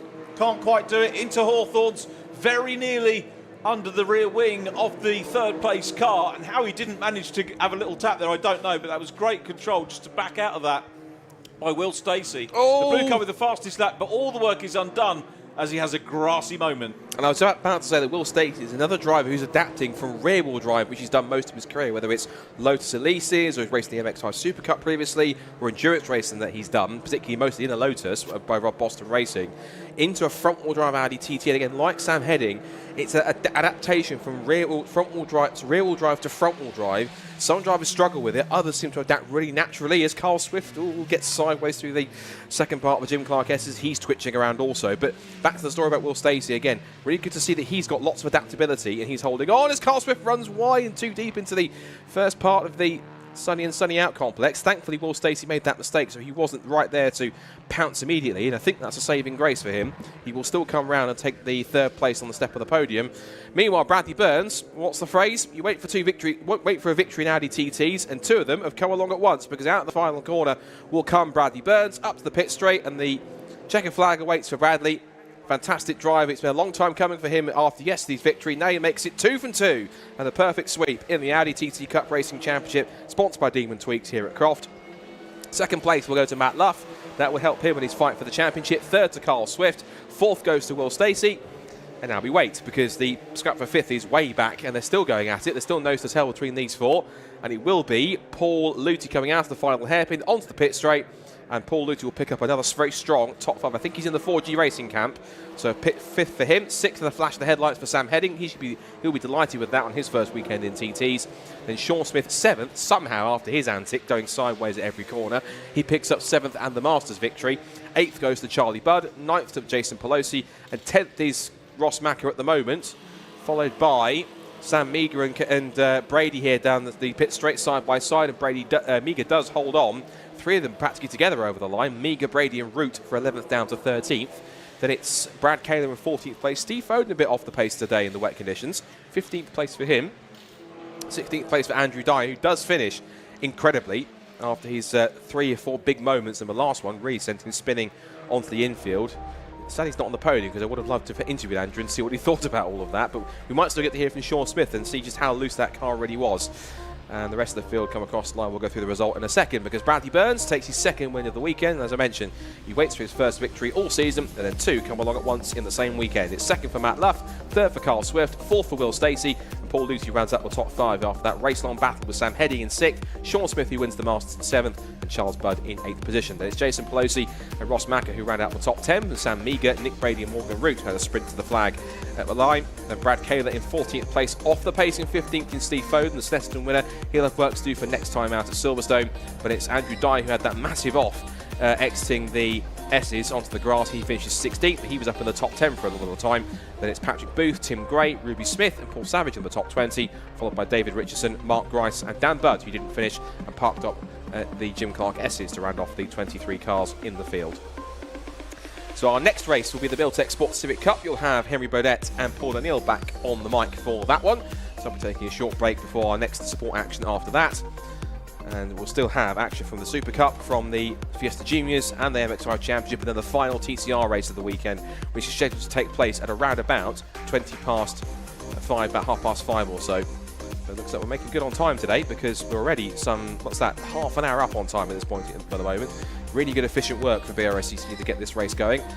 I'm not sure if a certain football match later on has anything to do with it, but we'll wait and see. Good work anyway. But a great effort once again from the second Audi TT race, and with the top 3 at our Masters winner in pit lane, once again is Richard John Neal. Bradley Burns delighted with victory. He's going to go over and shake hands with Matt Luff, who takes P2, and Carl Swift, who's at the moment staying in car. Drizzling again out here, if you're joining us on the live stream. Obviously our wonderful spectators trackside. Oh dear, some damaged cars coming through. So we'll grab a quick word with Brad. He'll take off his crash helmet and his hand device. It's tempting to say a straightforward victory, but Brad was working hard there. I have to repeat that because didn't it? Brad, congratulations, well done. Thank you. Tempted to say spoils of victory, the winners. Tempting to say straightforward race, but you were clearly working hard because the lap times were coming down. It kept saying Bradley Burns fastest lap, next lap, Bradley Burns fastest lap, so you were still working hard. Yeah, it's good. I got a good start this time. I had a bit of not very good start yesterday. Got a better start this time. Just put it down and just kept putting the laps in. I saw a team kept me say slow down. I was having so much fun. I just carried on going. But yeah, it was a great fun out there. Yeah, it was good conditions. Enjoyed it. Join the small and select group of drivers that have taken doubles in the Demon Tweaks Audi TT Championship now. How does that feel? Yeah, it's good. Qualifying went well, and then yesterday's race got in the lead and just head down. And then same today, and got a bit of a gap. And yeah, it's really good easy race. We leave Croft and head to Silverstone next time out. Has that been a happy hunting ground for you in the past? Yeah, I haven't been Silverstone for a couple of years now, but yeah, it's not that far from me. I'll probably get a test day in before, and then yeah, hopefully go in with the same sort of powers this weekend. And what are your thoughts, championship-wise, as we sort of get into the sort of closing stages of the season next time? Yeah, I don't really know where I am or where I am. I haven't even looked at them and didn't look from last round. Just here to have a bit of fun, and at the end of the year is where I am. Is that literally it? You're just here to enjoy the racing? Yeah, exactly that. That's it. Just have a bit of fun, and yeah, that's it really. It's really refreshing to hear. Well done, Bradley. Look forward to seeing you at Silverstone. Safe travels in the meantime. Let's see if we can have a word with our second place man. And second position goes to Matt Luff. Talk about that move as you got into P2. I'm told it wasn't shown on telly, so apparently no one saw it, which is annoying. That's what I'm asking you. It was quite a good move, yeah. I forced 50 to defend, went to the outside, saw all the grip is in the wet, hang it around the outside and made it stick. So yeah, that was P2, held him off for a couple of corners and broke a little gap, and that was sort of my race over from there. So yeah, pretty happy. Once you get that gap, it kind of takes the pressure off a little bit. Brad was down the road. Is there anything you can do about him at the moment? In terms of championship or in terms of that race? Either. I think at the minute, he's a little way behind in terms of championship. But then again, we've just reached the halfway point in terms of races. So it's only a minor gap anyway, and he's still got plenty of time to make it up. Brad is still definitely a threat, as is Carl. At the minute, I think it's us three are the clear sort of title contenders. Obviously, Will Stacey's in the mix as well. I think it's going to be a really exciting championship bid this year. And yeah, I'm looking forward to the next race. Brad says he's relaxed about not worried about championship points. I bet he is though, don't you? I think he is. Secretly, he will be. Everyone is. Nice one, Matt. Congratulations. Great weekend. Good to see you. Carl Swift takes third position. We'll have another quick word with Carl. Congratulations, another podium. You three guys have locked the podium out this weekend. Yeah, that's the right result compared to last weekend. Two good results. I think it should be still championship lead on drop points. Normally quicker than that around here, though. I'm a bit disappointed. Well, a little bit disappointed. I don't know what's happened, but again, I think Brad just clicked with it this circuit. Struggled with rear-ending that one, and then Matt got on the back of me, and then I'm too busy racing in my mirrors rather than going forward. So same old, same old. Nice one. Congratulations. Look forward to seeing you at Silverstone in a few weeks' time. Thank you. Thank you. Carl Swift takes third position. And Sean Smith wins the Masters class. Sean, we'll grab you over for a quick chat. Wakey. Hello, mate. Good to see you. Thank you. A little less eventful than yesterday. More, I guess, more side-by-side racing, and one of your old Legends colleagues, Charlie Budd, you were getting involved with. We had a really good race with Charlie, so we were behind him for a couple of laps and managed to get a run up the inside down the back straight. That was good, and then he sort of sat behind me really, didn't put me under too much pressure. I think he was happy for us to move forward together. Yeah, and I was behind, I don't know who was in the grey car, I was behind them, and just trying to push them up a bit further forward really, rather than battling too much and leave it to the end, but didn't really have a lot more, to be honest. I think it might have been Sam Heading that you were dicing with, one of the newcomers over from Mazda Super Cup. Yeah, it was. I think it's one of Rob's cars, isn't he? So yeah, he drove really well. So I did get past him at one point, and then he come back, but I think it was Luty. He was just getting away from us battling, so I thought I'd stay there for a little while and see what we can do, but not a lot more. Another Masters win, but not bad overall position. No, it was good. Yeah, Masters win, and I think 7th, maybe. So that's good, coming from 11th. So again, moving forward. And Silverstone, I guess, hasn't really featured that prominently in Legends racing, your background as far as circuits are concerned. So is that relatively new territory for you? Yeah, I think first ever race in a Legend was there, and that's the only one I ever done. Yeah, wow. First ever one in a Legend. Started at the back, finished at the back, and because that was all new as well. So, and I've not been there really since. So it's quite a long time ago now. Will you get a test day in beforehand, do you think? Probably not. I'll try and get Ruby out more than me. I've not really done any test days at all. It's too expensive to pay for 2 cars. So. Does Ruby do sim prep as well? Yeah, she does a bit on the sim. Probably not as much as what she should, but her exams are finished now. So she can now start concentrating a bit more on this for a little while over the summer, I think. Do you get to go on the sim as well? Does she coach you, or do you coach her? I don't go on it. The only good thing about the sim, I've got the seat in my Legend, from my Legend crash on my sim. Cool. The NEC one. So, yeah, that's it. So we use that, but I don't get on it that often. Well, nice to chat to you about the prep for Silverstone. Good luck between now and then. We'll see you at Silverstone, our Masters winner, Sean Smith. Cheers, mate. Thank you very much. That wraps up our podium. Oh, sorry, Sean, thank you very much. And we, of course, are now looking forward to AIRTEC Civic Cup. They're next on track.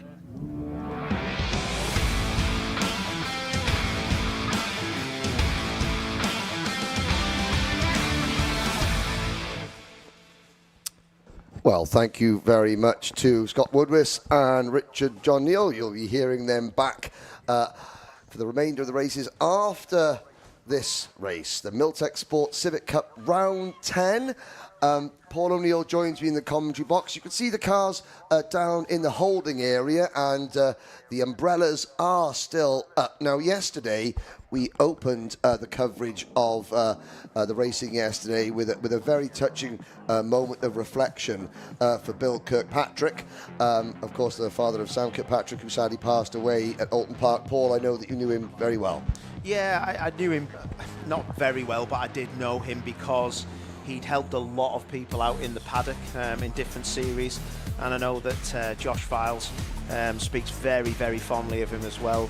Just helping out people, and obviously had a rich history as well. And it's such a shame that we've lost one of the good guys from the paddock. But it was great to see everybody here, and I watched the stream, and Richard John Neal doing a fantastic job getting his legend across to the viewers. So yeah, I know that the family would have loved that, and it's great to see that Sam's actually racing in this particular race, because he did well yesterday. He was in the top 6, wasn't he? Yes, he did, but I say, not wanting to dwell on the past, Bill would want us to be doing what we're doing now, and that is going racing. Here is the starting lineup for round 10 of the AIRTEC Sport Civic Cup. Pole position off the reverse grid, Jamie Petters, and alongside Jamie on the front row, Alistair Camp. The number 66 car of Dave Marshall will be joined by Will Redford on row number 2, with Sam Kirkpatrick and Lewis Kent, early race leader yesterday, starting on the outside of row number 3. New team and improved fortunes for Harvey Caton on row 4, alongside Liam McGill. Then it's Josh Biles and yesterday's winner Max Edmondson going from the outside of row number 5. The number 73 car of Daniel McDonnell is joined on row 6 by Spencer Stevenson, Wesley Swain, and then the number 19 of Jack Ruddle are next. Then it is the 37 of Josh Bromley, and from the number 51 car from the Kinetic Motorsport team, Dave Buki. Rounding out the 9th row of the grid, we have Owen Hillman and a very apt name for today, Harry England. Row number 10, it is Trevor McConnell, yesterday's Goodyear Diamond Award trophy. Then it is the number 98 cart of Jordan Brennan. Aidan Hassan in his debut Civic Cup season starts on the inside of row number 11 alongside Mark Hughes, with the number 76 car of Simon Welsh joined back of the field by Jackson White. Now behind them there are several drivers that didn't make it out of yesterday's race, and what an achievement for the entire Pro Alloys racing team to get Alex Kite's car fixed and ready to go today. He'll be joined on row number 13 by the 74 car of Anthony Gannon, with Wales's number 25 William Butt joined the back of the field by Nick Charlier. Interesting fact, which I know you all want to know, William Butt from Cwmbran in South Wales. Cwmbran is the town with the most car parking spaces for retail use in the country per capita population. I'm here to help. Wow. Could they not do something else with that space? True story. The Goldie Looking Chain even wrote a song about it. So Nosy. Yeah, yes, indeed. What happened to the GLC? You must know them. They're still out there, and I do know them. and they're still out there. They love their cars then. But yeah, just to add to your point, actually, the Pro Alloys boys and girls there, that is a fantastic effort, and Alex Kite will be well happy because they're running a lot of cars, but I've got to say, they're always the best looking cars on the grid, and that team of people are super stunning people, so I'm well happy they got Alex out because he's a good kid as well. Yeah, indeed, and of course, you know, this Darlington and Stockton-on-Tees is where Lewis Carroll spent most of his childhood, so it really is. Alex is in Wonderland today. Thank you very much. We'll see about that, eh? Who are you reckoning for this, mate?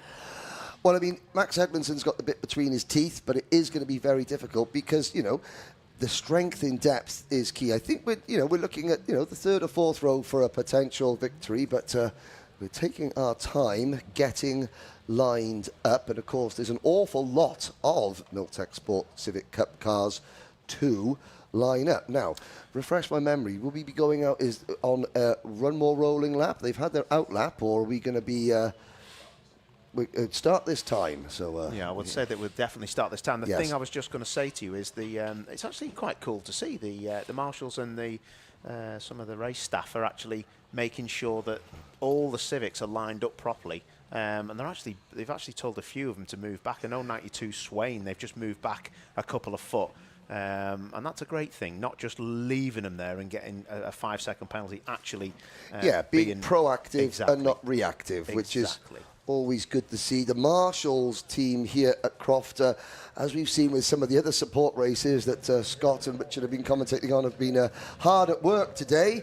But we hope that 15 minutes of actions, the Marshals just get to enjoy the action like we're about to. Green flag at the back of the grid. The 5-second board goes out. I'm not sure if that says 5 seconds on the other side. But... the red lights come on. Lights are out. We're off and racing. It's a great start from the inside of row 2.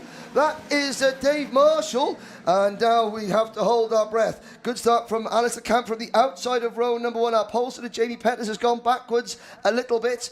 Here we go. Lewis Kent on the inside, trying to make it 3 wide into Clairvaux. The front runners all through cleanly, and now they behave themselves single file through Hawthorne. Lewis Kent trying to make a good start, and I think he is up into a 3rd or 4th position. Once again, the area motorsport cars. I know there's lots of them. Camp runs wide going through the chicane, and down towards Tower, it's Camp with Marshall in 2nd. Wow, I think Campy's cut the chicane there. I don't know what's happened. Maybe someone was alongside, as you can see. Is that Caton? Who's that down the inside? It's the 42 car of Will Redford. And backwards. Oh, big hit. Ooh, that is the 73 car of Daniel McDonald, the Ben Sharp racing car. And you see the problem, there's somebody else on the grass coming out of Tower, and that was our pole sit there. It could have been Jamie Peters, who has gone backwards a little bit. But again, visibility, it's all well and good talking about a 12-car TCR grid, a 28-car Civic Sport grid. The visibility in the middle of the pack is going to be next to nothing.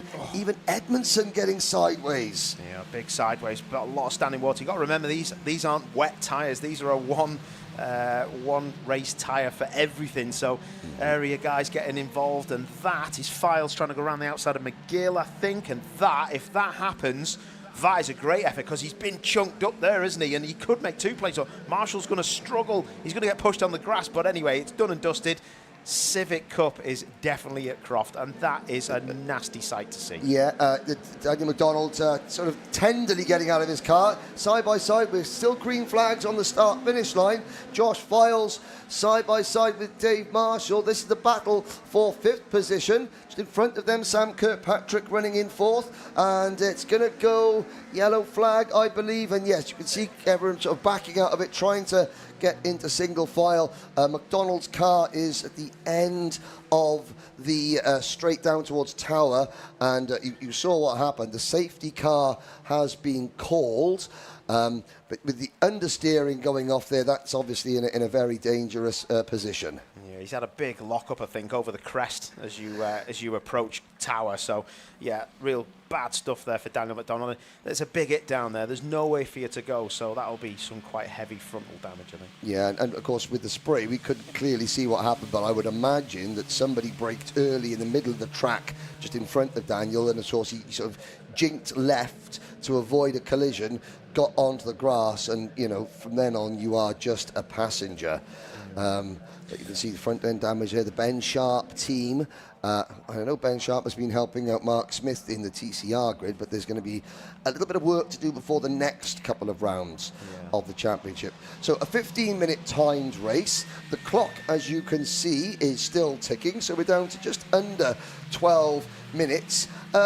Looking at who does this help and who does this hinder? I'd imagine it hinders the likes of Liam McGill, Max Edmondson and Josh Files. Well, exactly. Anybody that's trying to come up through the ranks is going to struggle here. And just so I can get this straight, so Jamie Petters was the car that I thought was Harvey Caton. It actually wasn't. It was actually Jamie Petters. But Harvey Caton did drop back quite a lot. He's down to 12th place now. So he started a little bit further up, and that's hard to shame. But to answer your question, I hope he can get this going pretty soon, because I want to see Max Edmondson and those guys around him, McGill, Files, I want to see them getting right up there. But I also want to see Sam Kirkpatrick get something out of this, because he really does deserve it. Yeah, absolutely. And notwithstanding, you know, recent events, you know, the family members are here, and again, a name like Sam Kirkpatrick, oh, there goes Jamie Petters. He's got some damage on the front of his 322 car.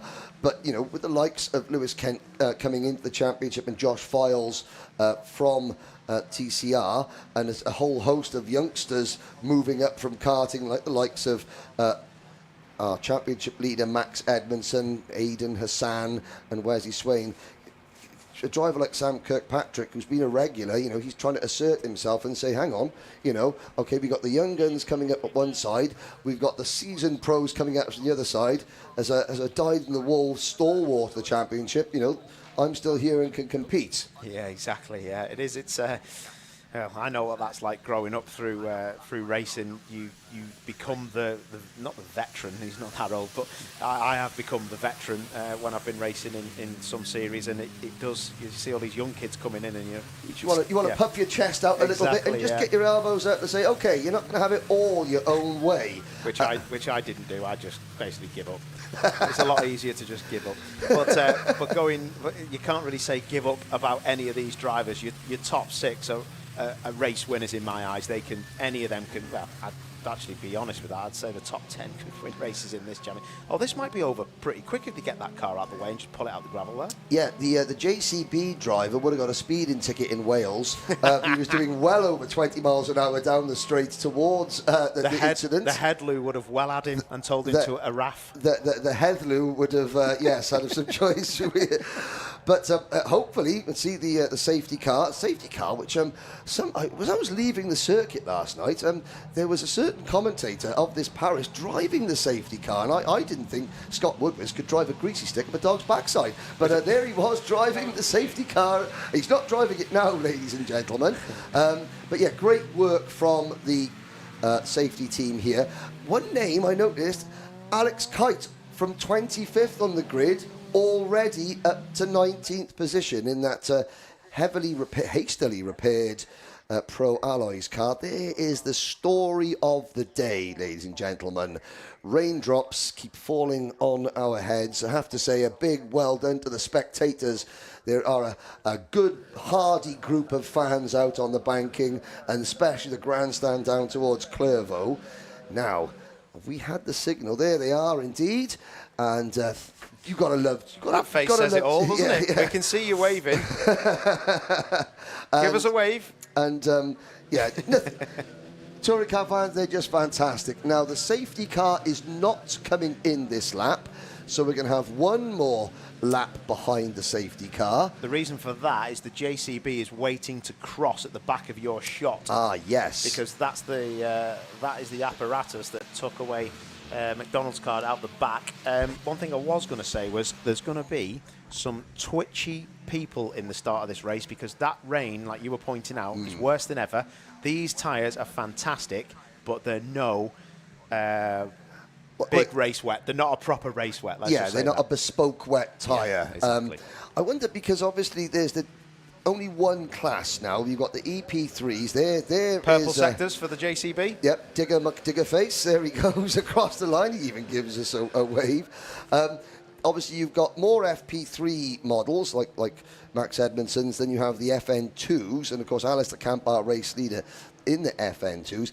It's interesting to see how these conditions are sort of levelling out the disparity between the two, because there is a slight difference in how they perform, isn't there? Yeah, but slight difference. One of the main differences is the FN2s have actually got a solid rear beam for manufacturing purposes back in the day, whereas the EP3s, the older cars, they're actually independent suspension, which for me as a race car is a lot better to have.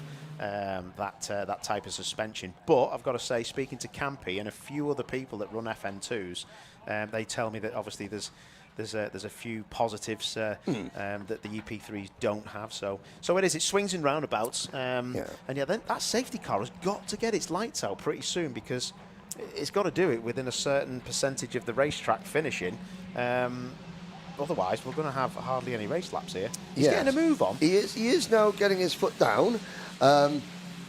So the race order: Alistair Camp leads Will Redford and Lewis Kent. That's your top three. Sam Kirkpatrick runs fourth. Lights out. Lights are out, yes. Josh Files fifth. Dave Marshall, Liam McGill, Max Edmondson, Jamie Petters with damage on his car, and Jack Ruddle round out your top 10. Swain, Caton, Buki, Bromley, Hillman, England, Brennan, Hughes, Kite and McConnell, the remainder of the top 20. Right, hold your breath time. He has got a shuffle on, hasn't he? Watch this from Campy. This will be a master stroke now. I'll tell you when he's going to go. He's probably going to go now. Yeah, he's gone for it. He's gapped, actually. This is difficult, this, because of the hairpin. You can really get closed up. This will be really difficult for him now. He's gone a bit too late, I think. Yes, you can see Will Redford tucked up on his rear bumper as they come out of the hairpin. Alistair Camp puts the power down, tries to pull away, and it was a masterstroke, Paul. You were quite right. And in fact, it's Will Redford in second, who's the one under pressure from Lewis Kent. I think that Redford is safe through Clairvaux on this occasion. Ooh, Camp runs a little bit wide going through turn number 1, holds it together, and behind them in the ball of spray, who emerges all facing the right way? Will look like all the leaders safely and cleanly through Hawthorns, now the chicane and down towards Tower. Oh, and that's at the back. I think that may have been Kirkpatrick or Kent running a little bit wide. Dave Marshall, I think it was. Yes, it was Dave Marshall, maybe even Josh Files. And here we go. Camp has been passed round the outside from Will Redford. Great move. Oh, no! Oh, Sam Kirkpatrick. Bigot. Oh, exactly the same spot. Now we have to look everyone else. The yellow light is flashing straight away to warn the other drivers, who of course can't see through the spray. And I feel Redford's off. Big hit. That's going to be a big hit. That's going to be a big hit for Redford. Wowzers, it's too wet now. This is the thing, you're getting this aquaplane and they'll red flag this. They must red flag this. Well, and of course, you know, as the drivers, 4 minutes go, okay, number 1, Sam Kirkpatrick out of the car, hopping over the barriers. He's okay. Oh, and that's Jack Ruddle as well in the podium. Oh, and there's the... Is that Edmondson? Is that Edmondson? Edmondson out as well, championship leader. There's another of the Pro Alloys car. Something has happened behind the...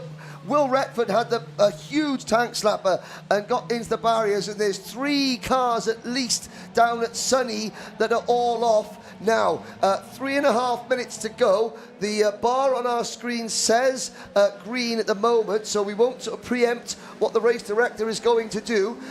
Leading across the line is Lewis Kent, followed by Alistair Camp. Liam McGill runs third. Dave Marshall is fourth. Josh Files up to fifth. Then it's Harvey Caton rounding out the top 6. And Lewis Kent is sideways. It's dicey. That's, you know, it's very dicey, very, very treacherous. That's great news. Will Redford out. And now, 3 minutes to go. The red flags are out. Why so long? I'm not sure if... it's always awkward to say, but maybe they have now a racing lap in the books that they could declare an official result. If they were trying to wait for a racing lap to be completed to get over the line, then we all need to just go home, because somebody one day will get so hurt. That's a red flag every day of the week. There's 2 cars off, barriers are damaged. I don't understand. I'm seeing the same pictures. It's just a joke. It really annoys me. Yeah, well, yes. I mean, luckily, and I say the word luckily because it is just luck. We have seen both Will Redford and Sam Kirkpatrick get out of the cars and walk away. However, I don't believe there is a single driver on this grid that would complain about not getting a full race lap in if on safety grounds. So from my point of view, as a driver, because I'm here to tell the story from a driver's point of view, if you've got some of the best drivers in the country driving the most difficult cars in one of the best one makes, going off in a near enough straight line, what does that tell the person watching this race? It means it's dangerous, and if another car hits someone trying to get out, it just really offends me. I'm not going to labour the point now, I've said my bit, but just why has this happened time and time again? No, and again, Paul, you have been in this many in this situation, many occasions. You know better than all of us what is going through a driver's mind. Now there's an awful lot to pick the bones out of in that 1.5 laps of racing we have. The checkered flag is being unfurled, so this will be declared a race result. I wouldn't want to say if it was half championship points or full championship points or anything like that. They're going to be brought straight into the pit lane. What I can say that on our timing screens, and I will simply go, we had 5 laps completed on our timing screens. Lewis Kent takes a very truncated victory. Alistair Camp, the leading FN2 car, home in second position. Then making it 2 podiums in 2 races, Liam McGill finishing in 3rd position. And as you're looking at the empty start finish straight, I can just tell you that from my commentary position, looking at the cars coming directly below me, there'll be a lot of drivers breathing a sigh of relief simply that they have got the car out of this race in one piece. The track is utterly drenched out, certainly at Barcroft and Sunny, and you saw the incident where the back end of Will Redford's car just stepped out. He tried to correct it, and it then bit and into the tyre barriers, which thankfully did their job. They have been dislodged, so there will be, already circuit track staff and safety staff here at Croft at the scene of both accidents. We didn't catch what happened with Max Edmondson, although I would surmise that, of course, Redford going off whilst running 2nd or 3rd, everybody else sort of backs off very quickly because they don't know if the car's going to come back across the track just as they're braking for Sunny in. And there may have been a chain reaction crash there. But first things first, we have to say that all drivers involved in the plethora of incidents are out of their car and okay. We'll be back after this short break where we will try and unpick round 10 of the Miltech Sports Civic Cup.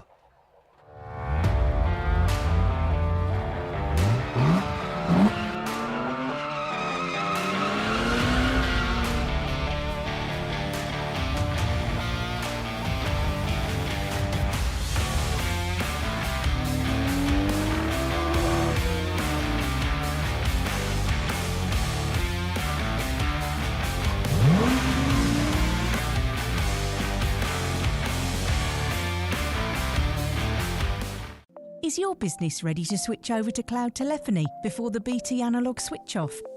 If you're not sure, you can get a telecoms and IT health check from Maximum Networks for free, covering broadband, phone systems, IT support and more. Arrange your free audit today at maximumnetworks.co.uk.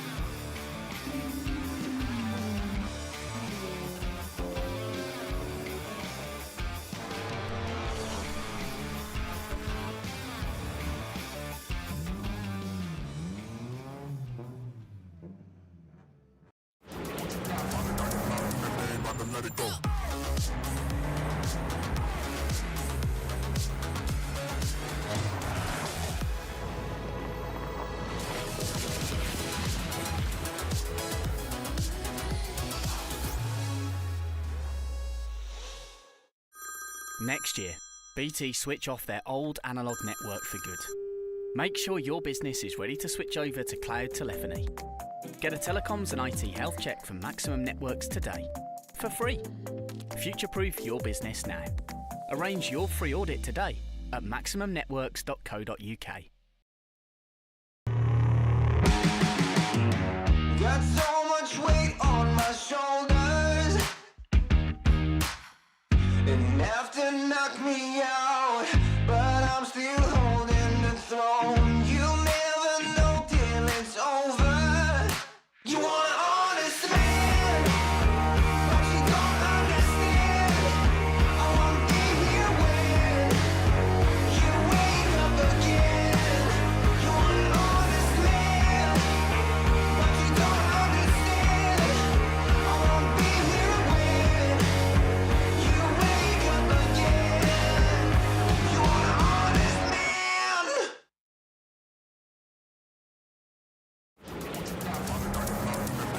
Let it go.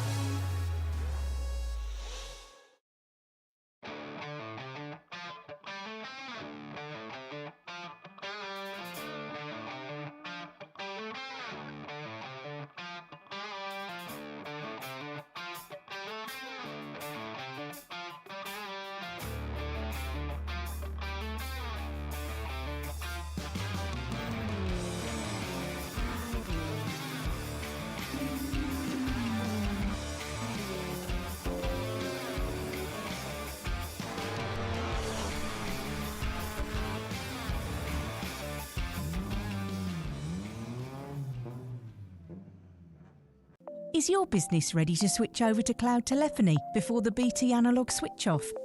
If you're not sure, you can get a telecoms and IT health check from Maximum Networks for free, covering broadband, phone systems, IT support and more. Arrange your free audit today at maximumnetworks.co.uk.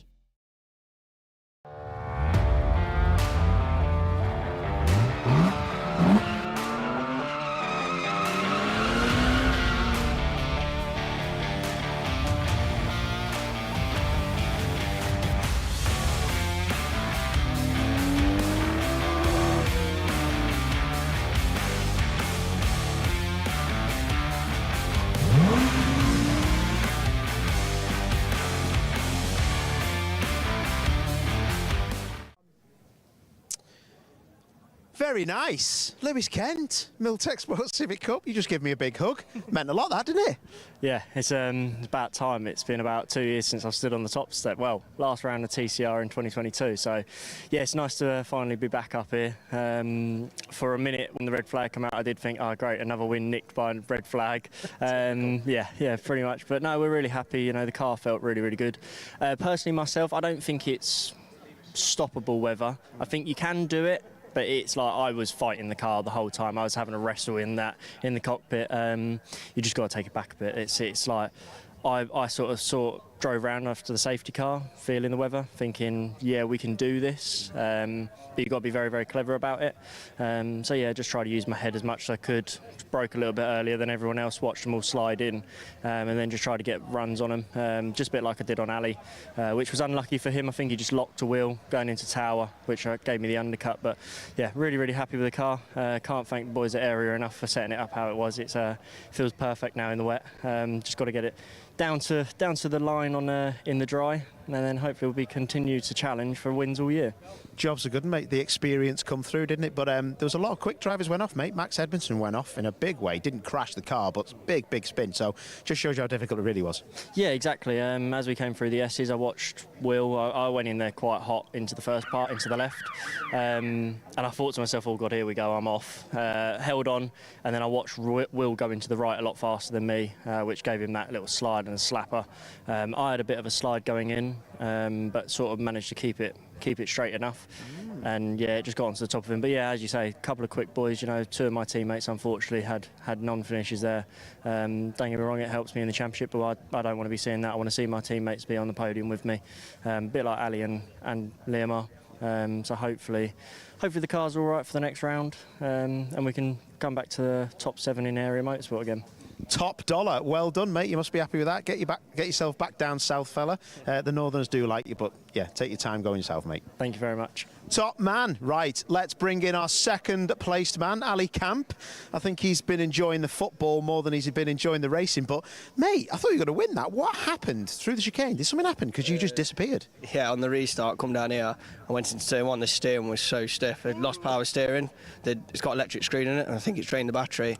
So as I gone through the chicane, obviously lost all the revs, and I felt the steering was tight, so I knew I've had it in another car previously, so I flicked the demis and all the power come back, but obviously Lewis was coming fast, and I just thought, just finish the race with these conditions, anything can happen. Obviously then what happened with Redford in front, so yeah, I felt like once I'd got it, but yeah, my restart was a bit of a shambles because I went to go at the back and I was in the wrong gear and it just went boom. I was like, oh no, so I thought, right, hairpin it is, and we got gone. But yeah, when I went into that and I had no steering, I thought, no way, that's just my luck, that is.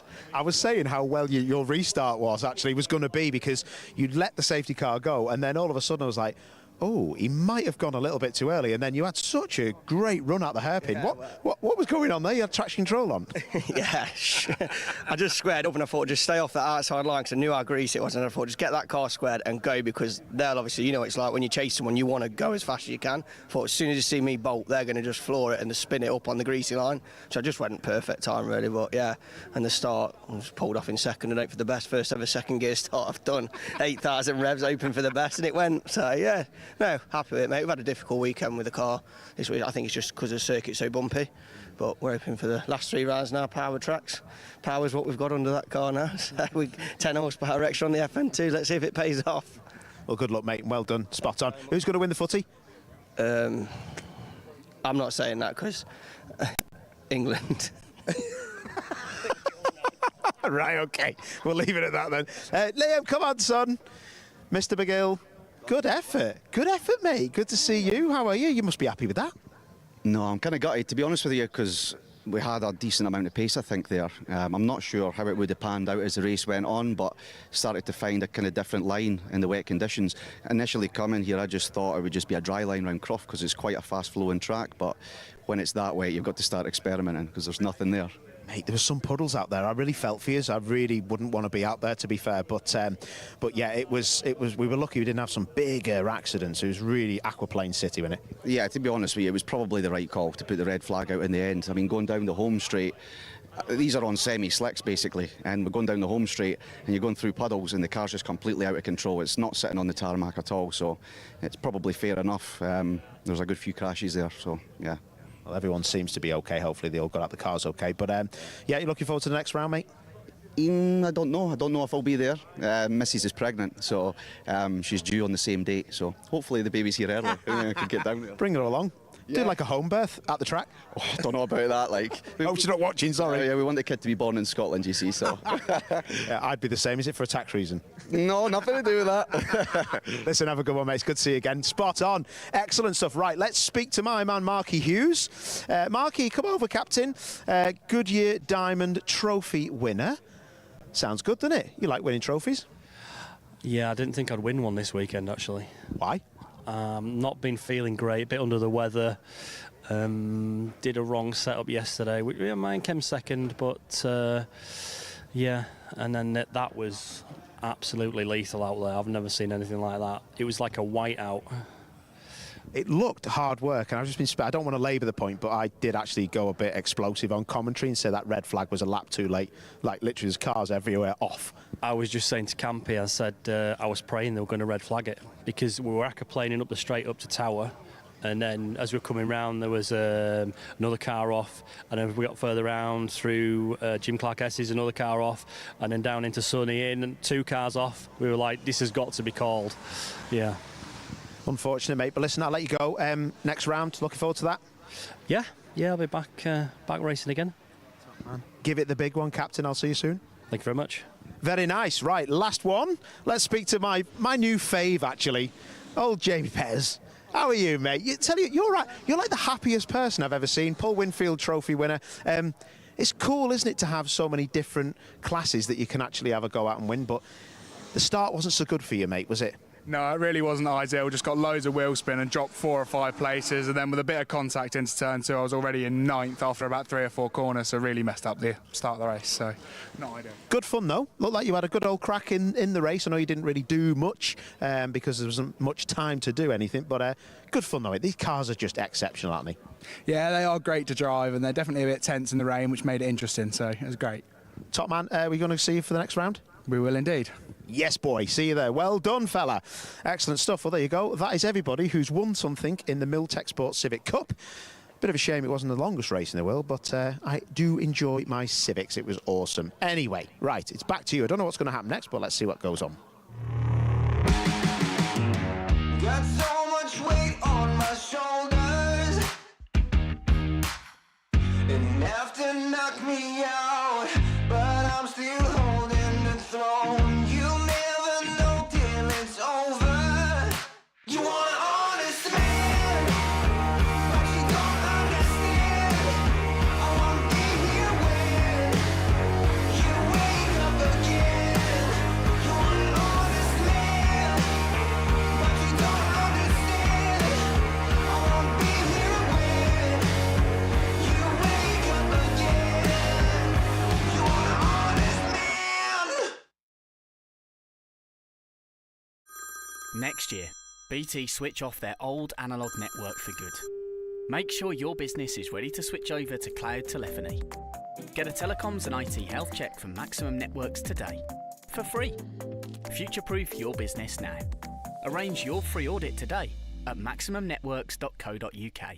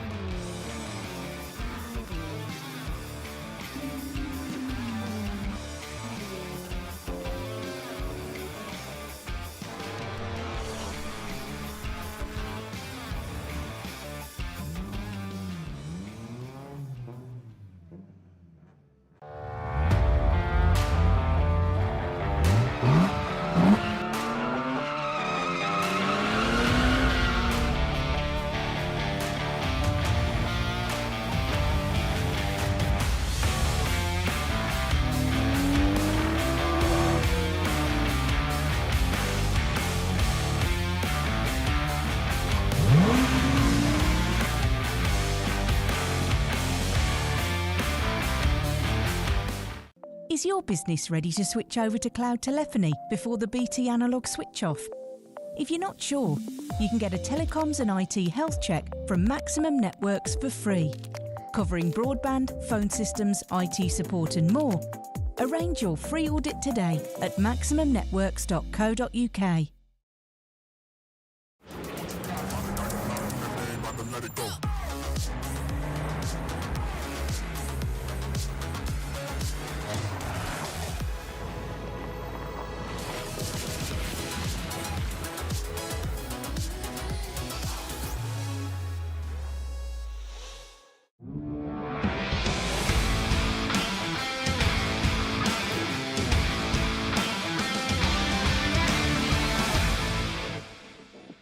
Welcome back to Croft for more racing action here on this TCR UK race weekend in rather adverse weather conditions, but we are soldiering on after the premature end to that second Miltech Sports Civic Cup race just now. Hopefully all the drivers are all okay as they should be. This is the grid then for our third and final Clapham North Mazda MX-5 Super Cup race. It's a slightly partially reverse grid, which puts Tom Griffiths on pole position for the final race of the weekend. He's alongside James Cousins on the front row. Could he possibly steal a victory on his best weekend of the championship so far?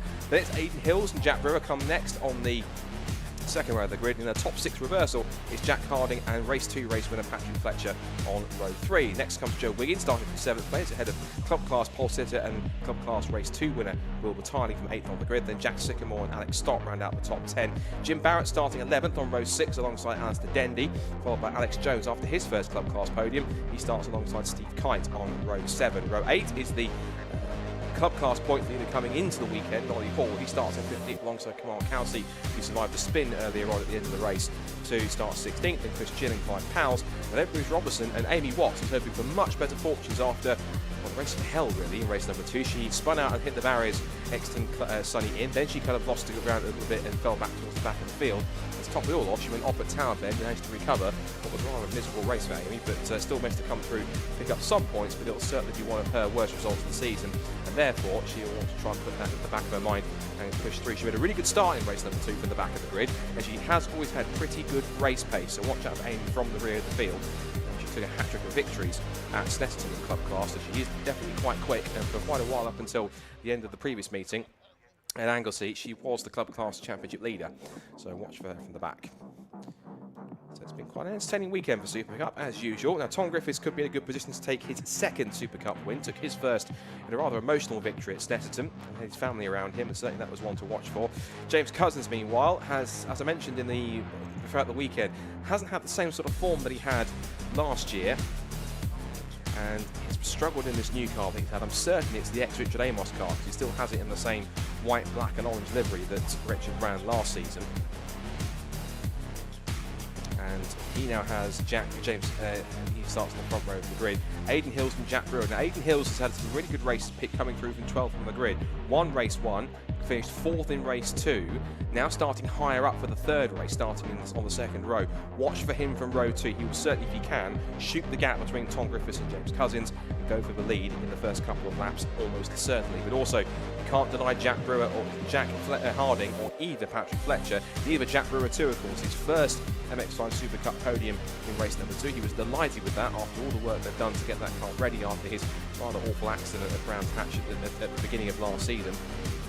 And he now has some work to try and go out. I think it's a little bit more clear up going on from the cars that we had off in the Civic Cup race just now. So the racing will get underway very, very shortly. Yeah, just a little more clear up with a couple of the cars that were off the road. There's still 1 or 2 of the recovery vehicles on track. So it's going to be a few minutes until we're there.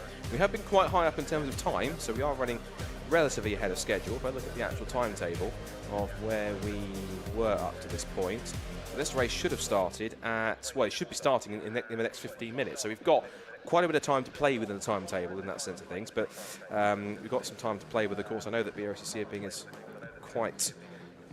quite key to get themselves up there and going once again.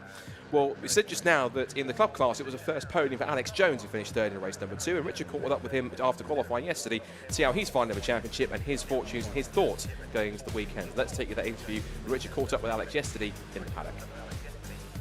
I wasn't going to talk about qualifying, but it's been a theme with the shake-up that we've seen here at Croft in all the various formulae that inevitably we do. Alex Jones has had a great qualifying. Tell us about it.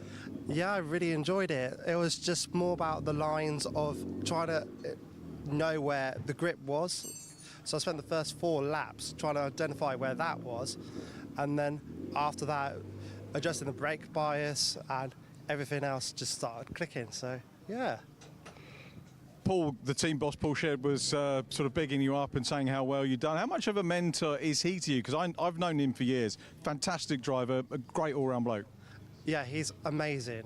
His attention to detail with the cars, amazing. And it's like, even if I don't know all the setup changes and that, he's very good to help teach me what's the best and that, so yeah. And your route in SuperCup, again, was saying to Paul, I was looking back at some old stats which we're kind of putting together just to get more perspective on drivers coming through and how it's worked over the years. You started off in the clubman category, and as I worked through from the earlier days, the results are getting higher and higher as we go along. That's what it's about, isn't it? Yeah, definitely. I definitely want to be further up, and I definitely want to be on that class podium later and tomorrow. Possibility? Well, I mean, it depends what the weather does. If it's these type of conditions, massive hope for it, yeah. Anything that you might change from qualifying, or are you 100% happy getting the best that you've had out of the car? I'm 100% happy. It's, as I say, like, we suffered with brake issues yesterday, and if I can sort the bias out throughout the races, I'm golden. We wish you well for that, and all being well, we'll see you on the podium. Yeah. Thank you, Richard. Thanks, Alex. Wonderful chat there from Richard with Alex Jones, and of course he managed to keep up with that premise because he managed to get a podium, and he was quite delighted with that, wasn't he, Richard? Yeah, you know, usually when I go and talk to drivers in the paddock, they go, "Oh, here we go. This is the kiss of death. Richard's coming for the interview. I'll load up now and go home." But it actually worked the other way with Alex getting that podium, which we were pretty pleased about. And yeah, had a nice chat with Paul Sheard, the team boss as well, who you heard me talking about stats there. I've been looking back at the early days of the MX5 Super Cup, which I think started in 2013, if memory serves correctly. And correct. Sheardy was one of the drivers that was, and he was quite magnanimous yesterday and fairly humble about, you know, it wasn't as quick then. But make no mistake, Paul Sheard is one heck of a driver, and a great engineer as well, and a great team boss. He won a shed load of races in these, as did Paul O'Neill actually won. Every time I keep coming up with first Paul O'Neill, fastest lap, Paul O'Neill, and again, another very humble guy. Don't tell him that I said that. Yeah. But, you know, the opening couple of years were fascinating in this championship, and we come right up to date now as the cars come towards us, ready for the third race of the weekend. Yeah, I think it's one thing that's clear. It's the MX5 Super Cup Championship. He's sometimes imitated, but never bettered, because it's certainly a championship that has been one of the stalwarts of club racing now in its 12th season. You're absolutely right. He started back in 2013 with something 6 or 7 cars back at Castle-Combe, and now it's developed into a championship where it's had made some great champions, particularly drivers like Abby Eaton, who's come through the ranks as well. On top of that, you know, Luke Herbert's, of course, has won 3 championships on the bounce. Will Blackwell Chambers has been a champion too. Adrian Hills, of course, took the title after years of trying to pick it up. There's been some great drivers that have come through the championship. Alan Henderson was back in 2015. So he's also one to watch for in that sense through his ranks. You think he still does an occasional bit of club-level endurance racing. But some really nice drivers that have come through the field. And it's a championship where, even Paul O'Neill mentioned before when he was talking about looking at some of the drivers coming through the ranks of Ginettas and side. I remember seeing in an interview saying he talked to some people who are looking through to go into the GT and Ginetta ranks. And he said on an interview, he said, for those who are trying to look for that route, I always recommend them go and look at the Super Cup or a championship like MX5 Super Cup, because it's close, one-make, competitive, exciting racing. And even you could be a fast driver in other championships, you can come into this one, and it can be a bit of a shock to the system, because I think one great example was Richard Styrod, if he doesn't mind me saying so. He was a champion in Porsches for a couple of years. He was the guy, wasn't he? Came into the MX5 Super Cup, but he couldn't get used to the fact that the car did or didn't have it. I think these cars don't have ABS when the Porsches did. So he couldn't really get to grips with that because it's a completely different car to him.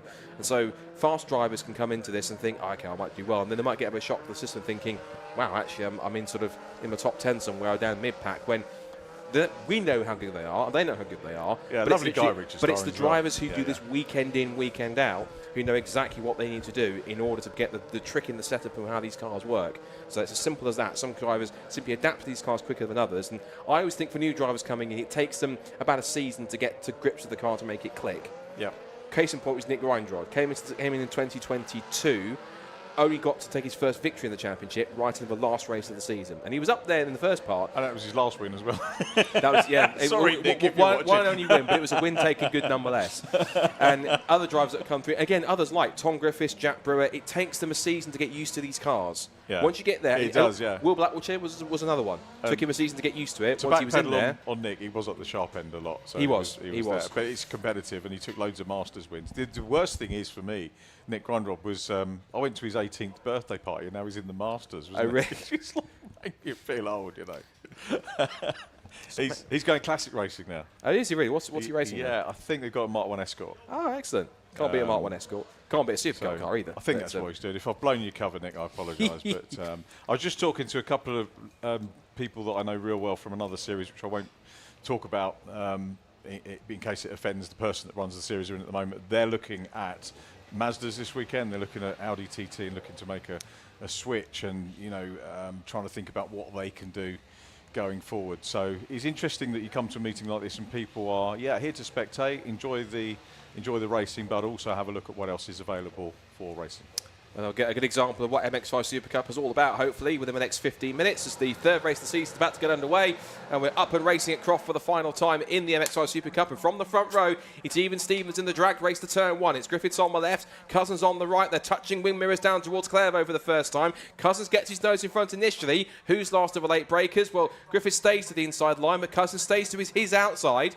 And in through Hawthorns, the better lines around the outside, so Cousins will have a little bit more grip. They are still wheel to wheel. Now, next point's the S's. Someone's got to go through in single file. It's Cousins who goes round the outside and takes the lead, I think, for the first time all season, I think, in the MX5 Super Cup. So he now hits the front. It's Griffiths in second place. Behind him now, side by side for third, is Brewer and Patrick Fletcher. It's Brewer just in front. And also in there, too, through the spray, is Jack Harding. The amount of standing water on the track is much more than it was earlier on.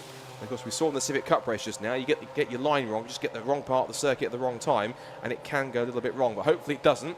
Now that is Ollie Hall, who is ahead, who's behind now, Amy Watts. So I said watch for her from the start. Started back 25, and as I say that, she's run wide on the exit of the Tower Bend, so that's a bit of a commentator's curse. She's still ahead of Ollie Hall, just as they come towards Jim Clark S's, but she made up a couple of places, 4 or 5 spots before she lost out in there. So unfortunate kind of fortunes for her halfway around that first lap after a rotten second race, where she had everything that could go wrong did go wrong, but she's now made a good start. That's come slightly undone at Tower Bend, but she's going to push on. At the front, though, it is James Cousins, who is a race winner before, hasn't done it this season, but now in a good vein of form this weekend. He's hoping to get a victory to round out what's been a very healthy weekend after a tough start to the season. I thought Tom Griffiths and James Cousins were 100% fair with each other through those first 2 corners. Lesser drivers would have had each other off or one of the cars off. They didn't. They raced superbly. And Griffiths is under pressure now. Patrick Fletcher through on the inside of Jack Brewer. He goes up onto a podium. He's flying this weekend, isn't he, Fletcher? Is this the one that defines a potential championship title for Patrick Fletcher in the 29? He was delighted and relaxed after race number 2 on the podium, and he's up into P3. You've got to say the win is going to be in his sights. One driver that hasn't made as much progress as I thought he would do, Aidan Hill, still in 7th position. He started, remember, in 3rd, so he had a rotten start, actually, not the one he wanted. A bit surprising for Maiden. He wasn't quite as fast as he could have, but he's actually coming under pressure shortly, maybe from the club class leader, Will Batiley, who's just behind him in 8th, and by far and away the best driver in that class. He leads that class currently from Jim Barrett and Steve Kite. The leaders then out of the S's down towards Tower Bend for the second time through the gloom and through the spray here at Croft in these very wet conditions. It's one of the wettest Super Cup races I've seen for a long, long time. Outside line for Griffiths, hold station there as Patrick Fletcher tries to nip up the inside if he can. Just holds that position for the moment. And they come over the crest and back towards Jim Clark S's again. And again, James Cousins taking full effect here. So I guess if one Hills Motorsport car can't take victory in the shape of Aidan Hills, another could certainly take victory this time. Jack Harding stationing 4th.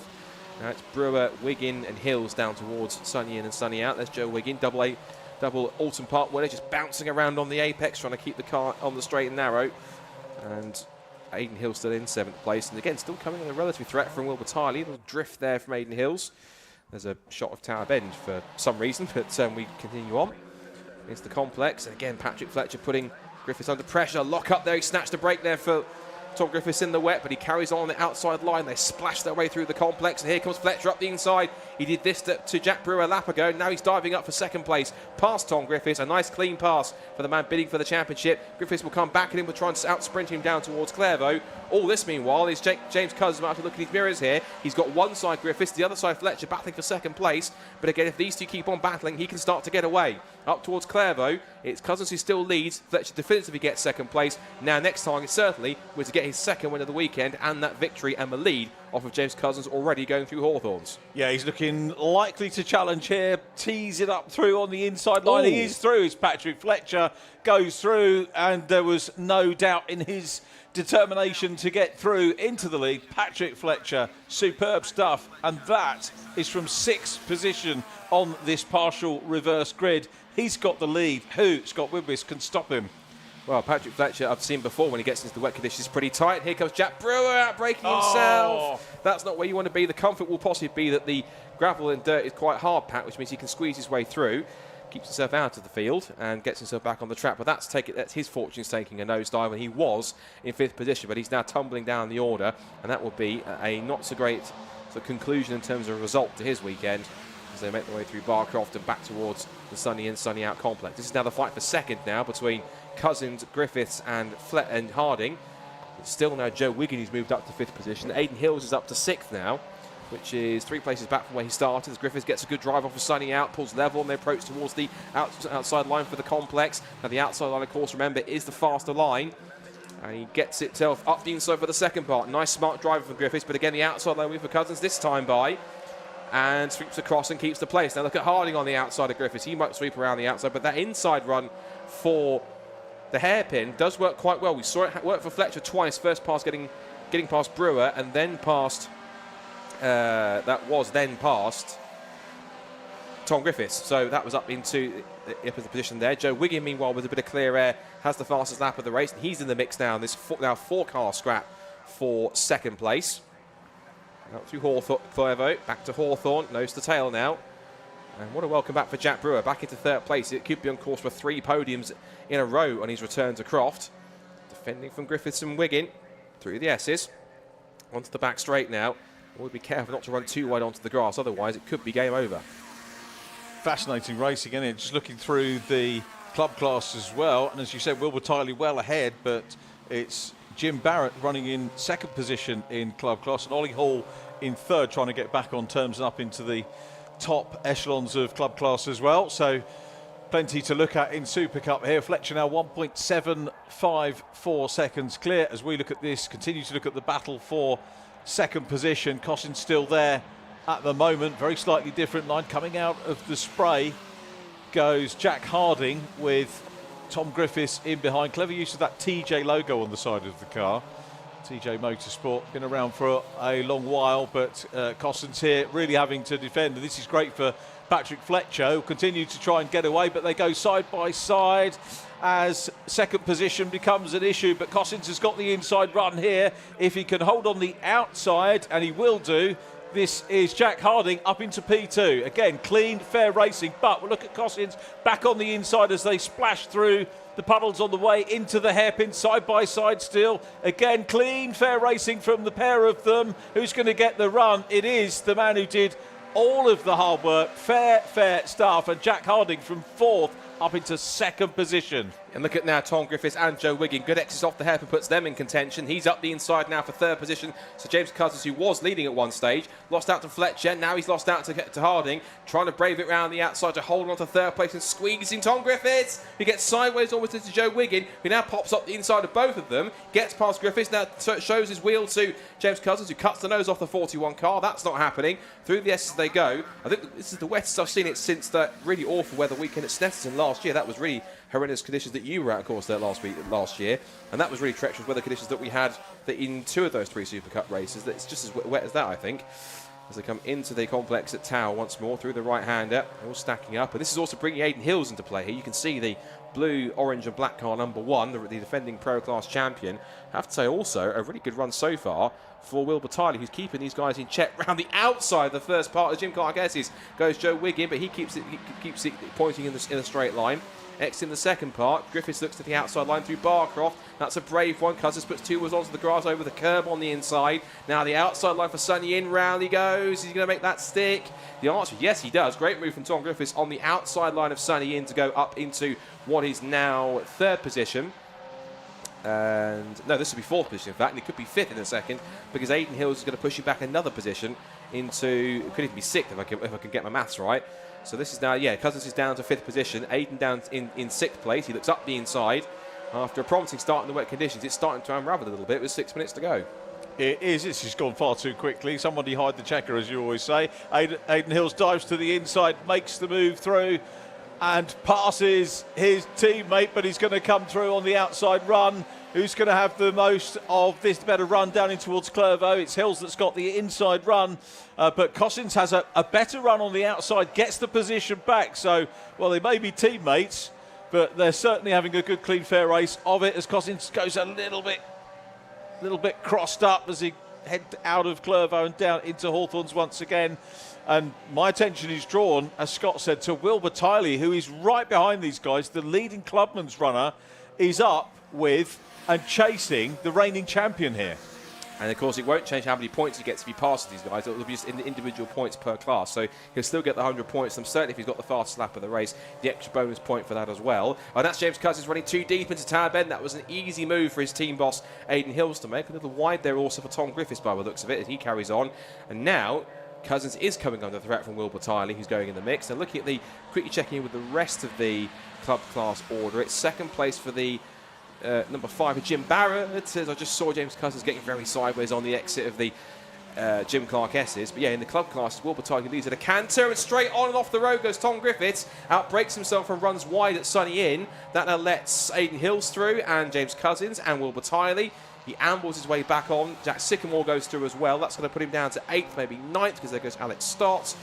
So what could have been an excellent podium from pole position goes all the way down to basically the base of the top 10. He might even lose out to Jim Barrett, who I was going to mention is in the second place in club class at the moment. Then it's Ollie Hall, and then Amy Watts. And Amy Watts, after her mistake at Tower Bend on the first lap, is only less than 3 seconds away from Ollie Hall in front of her. And Ollie, of course, came into the weekend a point ahead of her in the club class title race, both in total and drop scores. And that could be a changeover if Amy can start the lap a little bit quicker. Her lap time last time by was about a tenth and a half quicker, so she's running a bit quicker than Brewer in these wet conditions. But her best lap time so far is 6/10 better than Ollie Hall's at the moment. So she's looking pretty quick in terms of pace in these wet conditions. And she's chasing after him as she goes past the commentary box, currently looking for a podium spot to round off her club class weekend.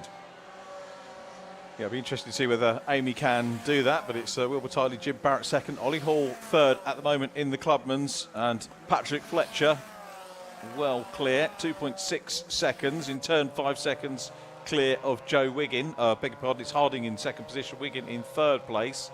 So that's our potential podium at the moment, unless Aidan Hills can close down and get the whiff of another podium. He's had one podium so far this weekend, Aidan Hills. Very, very strange weekend Hills-wise. It has been, but he's tried to battle his way through and do the best job he can. So he's now going to try and just at least salvage something with a podium finish. If he can go after Joe Wiggin. There is Aidan Hills going through the shot. Still got, in fourth position now that Tom Griffiths has cleared the way. And there goes Jack Sycamore. He's had a bit of an interesting time out on track as well. Again, lots of crossed up and lots of steering wheel movement as they try to keep grip. But that's a Patrick Fletcher. Fairly relaxed behind the wheel, not too much movement. Looks like that Luke Herbert Racing run car is looking pretty well suited for these wet conditions. We'll talk about the AB Motorsport setup. I think Patrick Fletcher seems to be quite adept to the wet. Looks like Patch is a bit of a rainmaster by the look of it, because he's certainly making light work of the conditions. Obviously, and speaking of which, case in point, he takes the fastest lap of the race, 1:46.270, which is matched by Jack Harding. So they've done exactly the same lap time to the thousandth of a second, but Patrick gets the fastest lap denoted to him because he set it first momentarily before Jack did. Yep, so a little bit more work required for the second place man to bag the fastest lap points. There's confirmation on screen. Actually, he's been taken again. It was Tom Griffiths. Yeah, he's Tom Griffiths, in fact. He's gone into the 1:45s. So he's trying to recover from what is now showing as 9th position, 1:45.962 with the fastest second sector of the race.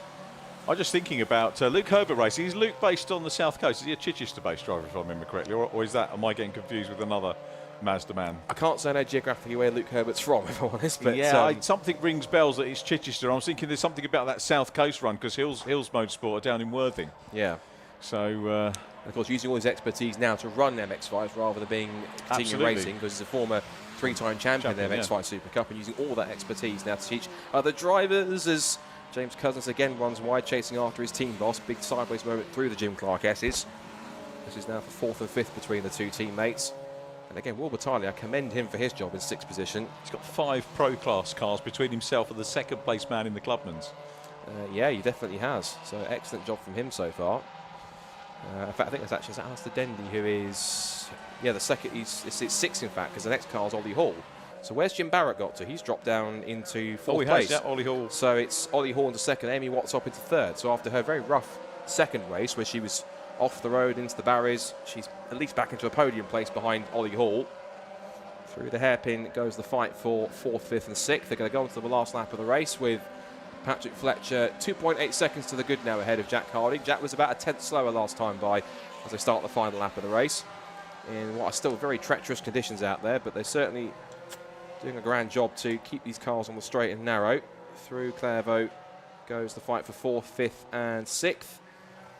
And as I mentioned, much better fortunes for James Cousins this weekend. Certainly after he struggled with this car in the first half of the season, something just seems to have clicked here at Donington Park, at Croft, wrong circuit, at Croft, that's worked out well for him this weekend. As for this man, Patrick Fletcher, every time I've seen him in the wet conditions, he always seems to be at the front and doing well. So I think we can almost call Patch a bit of a wet specialist, because he is certainly doing the business in these adverse conditions. And Jack Harding, I think, is certainly proving, one, that he's driven like he's never been away, and two, if he comes back for full time, at least for the rest of the season, if not for next year, he will be someone in contention at the front of the field quite constantly, because he hasn't been off the podium all weekend, and he won't be if he stays here for the next half a lap or so. I was denigrating Aidan Hills, but he did a splendid win yesterday, didn't he? So we forget that. That was yesterday's news, unfortunately. But Patrick Fletcher has been the star of today, looking like he's good for the second win of the day and 3 podia out of 3. And that will certainly be some key points in the championship as the rain continues to fall quite steadily. And that's Alex Stott off the road with a spin up at Sunny Inn. I saw the camera was trying to twitch a bit before it cut back to Patrick Fletcher, but that was Alex Stott going through. But as he comes out the final corner, Patch has weathered the storm and weathered the rain and will head up to the checkered flag for the second time today. One step close to possible championship contention. Patrick Fletcher takes victory in race 3 of the Clapham North MOT Mazda MX-5 Super Cup. Jack Harding picks up second place, and Joe Wiggin, after his drama yesterday, rounds off the weekend with a podium in 3rd place. Hills 4th. James Cousins with a much improved weekend in 5th. It's 6th for Will Batali, who wins the club class. Then Jack Sycamore and Tom Griffiths in 7th and 8th. Then Alex Stott and Jack Brewer, after his off at Tower Bend, he'll round off the weekend with a top 10. He'll be pleased with his podium finish, as he was in race 2.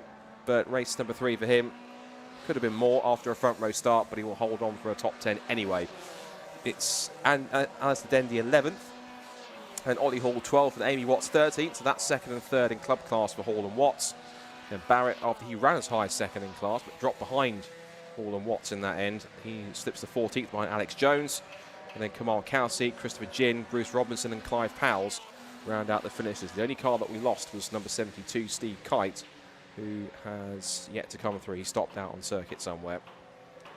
So the Mazda MX-5 Super Cup wrapped up for the weekend, and it is once again success for Patrick Fletcher, and again takes him one step closer to potentially going for the Pro Class title. Results of race 3 sees Patrick Fletcher take victory by almost 2 seconds from Jack Harding, with Joe Wiggin rounding off the top podium in 3rd place. Aidan Hills, defending Pro Class champion, settles for 4th, ahead of James Cousins in 5th place.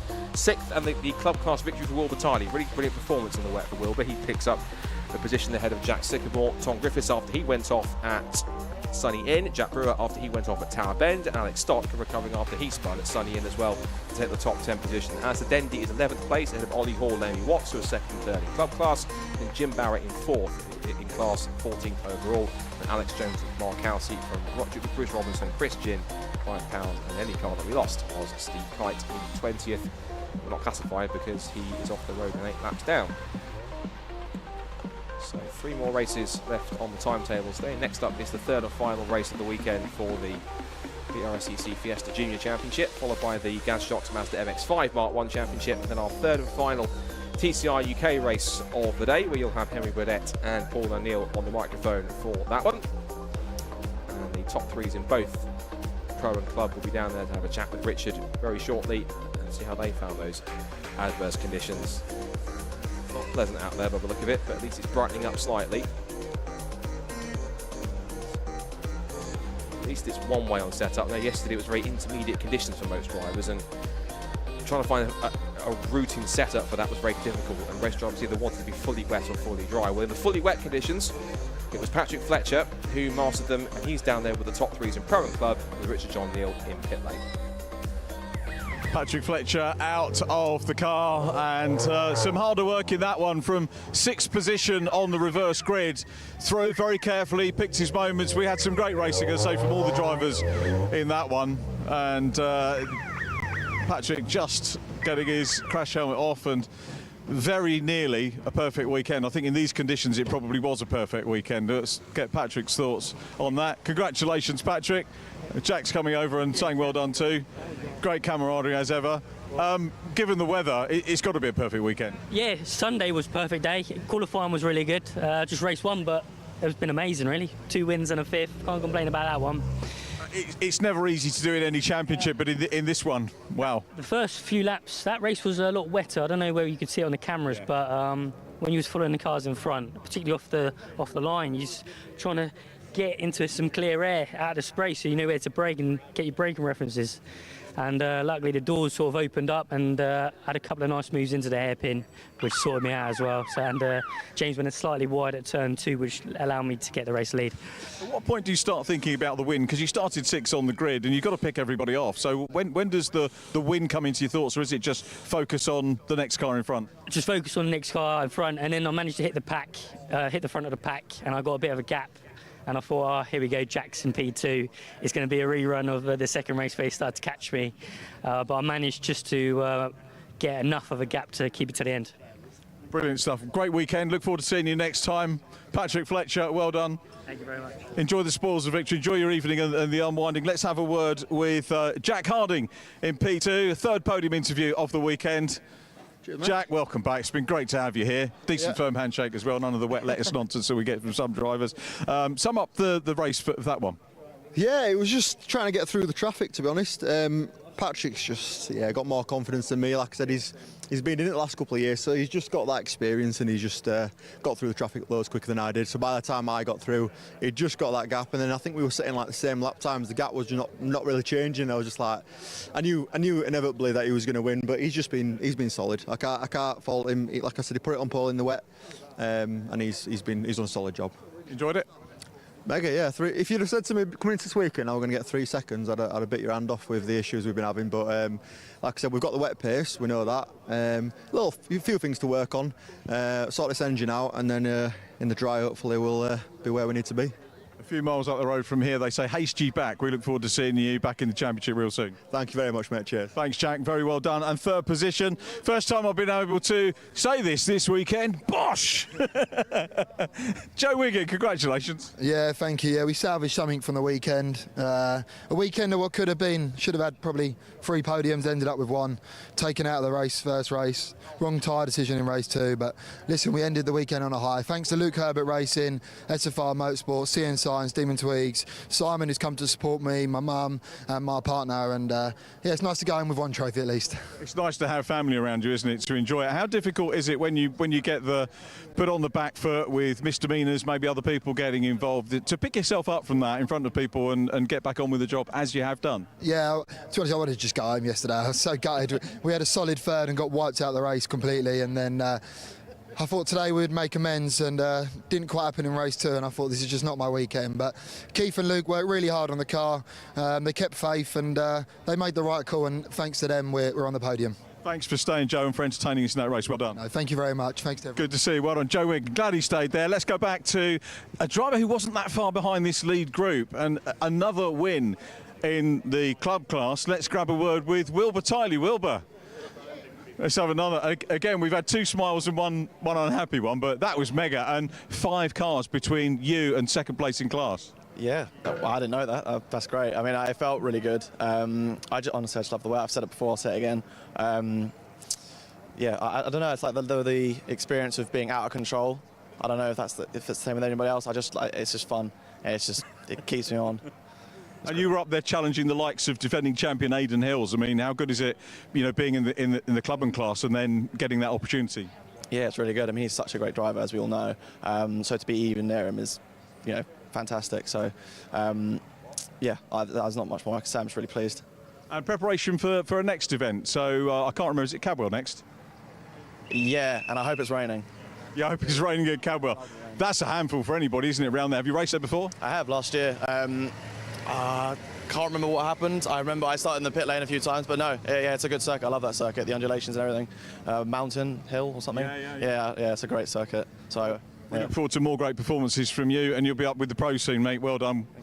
Wilbur, super stuff. Wilbur Tiley takes the class win. 2nd position goes to Ollie Hall. You can see we've got a little bit of damage on the car. Ollie, what happened there? First of all, well done on P2 in class. What happened? Yeah, in the first corner we had I think there were 3 or 4 of us trying to go for 1 gap. It was very tight.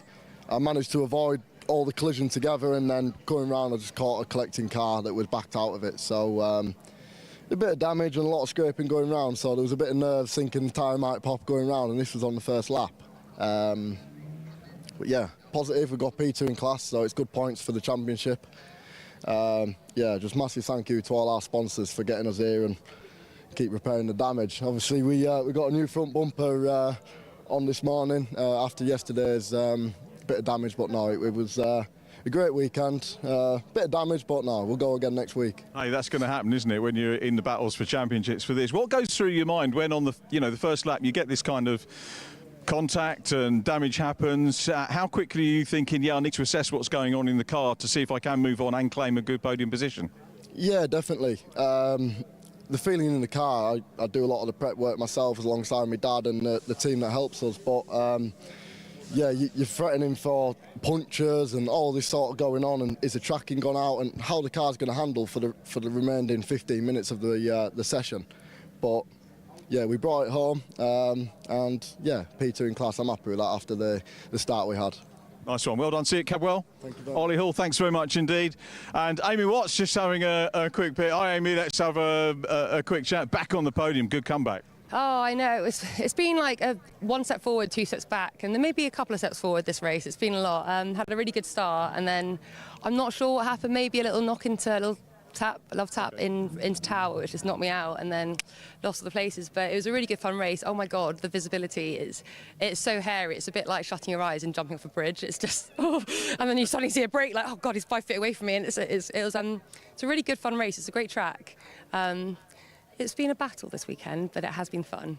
It's great, isn't it? It's always nice interviewing people on the podium because, hey, it means you've got a little bit of a trophy and enjoying it. Scott said second season. I've not done my stats on your second season in Mazdas. Yeah, this is. So first season, I mean, I've come from front-wheel drive. I actually started really late. So we started like just in COVID and everything got shut down. So got really used to front-wheel drive. Had first season last year, which was shocking, the first sort of half at least.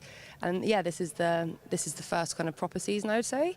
But it's really good fun. But I started from the back of the grid today, which was tough. I had a big moment in the last race. So yeah, all the way at the back. So it was quite fun cutting through, a little bit hairy, but they say do something that scares you every day. So I've done at least like 4 things that scare me today. So it's been a good race. You're looking forward to being scared at Cabwell? Oh, absolutely. I love Cabwell. Yeah, really good fun, especially without power steering. That's really good fun. No, absolutely. And it's a great grid to race against. You're racing against friends. So it's, I mean, not on the track, you're not friends, but it's good to come out and have a laugh afterwards. Yeah, I saw you chatting with Ollie there. It seems to be good camaraderie. Oh, totally. I don't think you can. It takes the fun out of it if you're not like that. It's you've got to, things happen on track, but we're trying really hard. But as long as no one's being intentionally nasty, which no one ever is, we're all fighting as hard as we can. People make mistakes every now and then, but we all get on really well. And you can have a bad race but a good weekend still because of the grid. Nice finish. Well done. Thank you for the chat, Amy. Look forward to seeing you at Cabwell. Thank you. Well done. Third place, Amy Watts in the Clapham section of the Clapham North MOT Mazda Super Cup. We are now going to go junior racing. It's the Brscc Fiesta Juniors. I'm going to whiz back up into the comms box and join Scott for this one.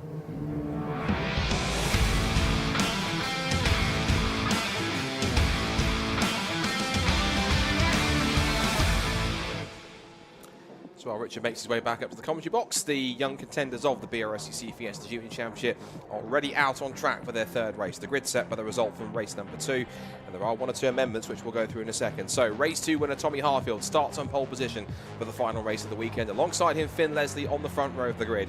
Gents Daniel going, race 1 winner starts on the second row in third, alongside Archie David. He's back up to 4th. After he started on pole in race 1 yesterday. Then Ben Doherty and Jensen Mason. Now he started at the back in race 1, 13th in race 2. What can he do from 6th on the grid in row 3? Callie Clifford up with one of her best starting spots, 7th on the grid in the Mark 6 car ahead of Henry Foote on the 4th row. Then Jack Burgess and Maggie Webster. Billy Blockley and Josh Watts then come next on the 6th row of the grid, and they're followed on row 7 by Jack Sands and Aaron Beattie. George Fox, though, will hopefully start from the grid this time after he was in the pit lane for race 2. He starts on the 8th row alongside Daniela Sutton, steadily making her way back up through the order. Had a spin in race 2 and off in race 1, but she's had a bit of a character building weekend for the 2024 scholarship winner. Then next comes Hayden Gray and Thomas Merritt. He had a spin exiting the Sunny out in race number 2. Harry Lindley and Jacob Hodgkiss, who hopefully should be at the back of the grid, fingers crossed, after he had contact with Alfie Garford. And then Bobby Holmes at the back of the grid because he had a 3-place grid penalty for causing a collision. And Alfie Garford starts at the back of the grid after it was deemed that the contact he had with Jacob Hodgkiss pushed him towards the back of the grid. Therefore, as a result, he was sadly disqualified from race 2. So he will start from the rear of the field, a la his teammate in race number 1. Now, thankfully, I can also see the blue and white car you saw through the shot there in the complex, Jacob Hodgkiss, is on the grid. That's the key thing. So Jacob will have to pick his way through in the wet from 20th on the grid. So, of course, these are possibly the most trickier conditions that we've had for the juniors all weekend, but given the fact they have put on some pretty good racing throughout the weekend and throughout the season, in fact, for Fiesta Juniors, they should be able to handle them with aplomb, hopefully, all being well. So another great chance here then for Tommy Harfield to possibly take his second Fiesta Junior race in a row. Finn Leslie, of course, has been a race winner. 3 race winners in the top 3 positions on the grid. The next best is Archie Davies, of course, in 4th, who started on pole. Now, what can he do? If he can get a better start this time in the second row, he could be in the mix from the word go in this final race. Benjamin Doherty having a better starting spot. He's been a former podium finisher and even Mark 7 class winner at one point in this last season. Jensen Mason's going to be the key one to watch for, though. Remember, started at the back of the grid in race 1, picked his way through to 13th. Then he started playing around about sort of 13th or so in race number 2. And after the penalties and disqualifications afterwards, he's now starting 6th on row 3. And I think possibly he could be a possible dark horse of victory, given how quick he can and has been. So watch for car 85, which is the leading of the 2 Wearer Tools Alliance Academy cars in the field, with his teammate Alfie Garford starting at the back of the grid, as he did in race 1. So we've got the safety car at the front of the field for this. I wonder if this is possibly going to be to give them an extra lap behind the safety car.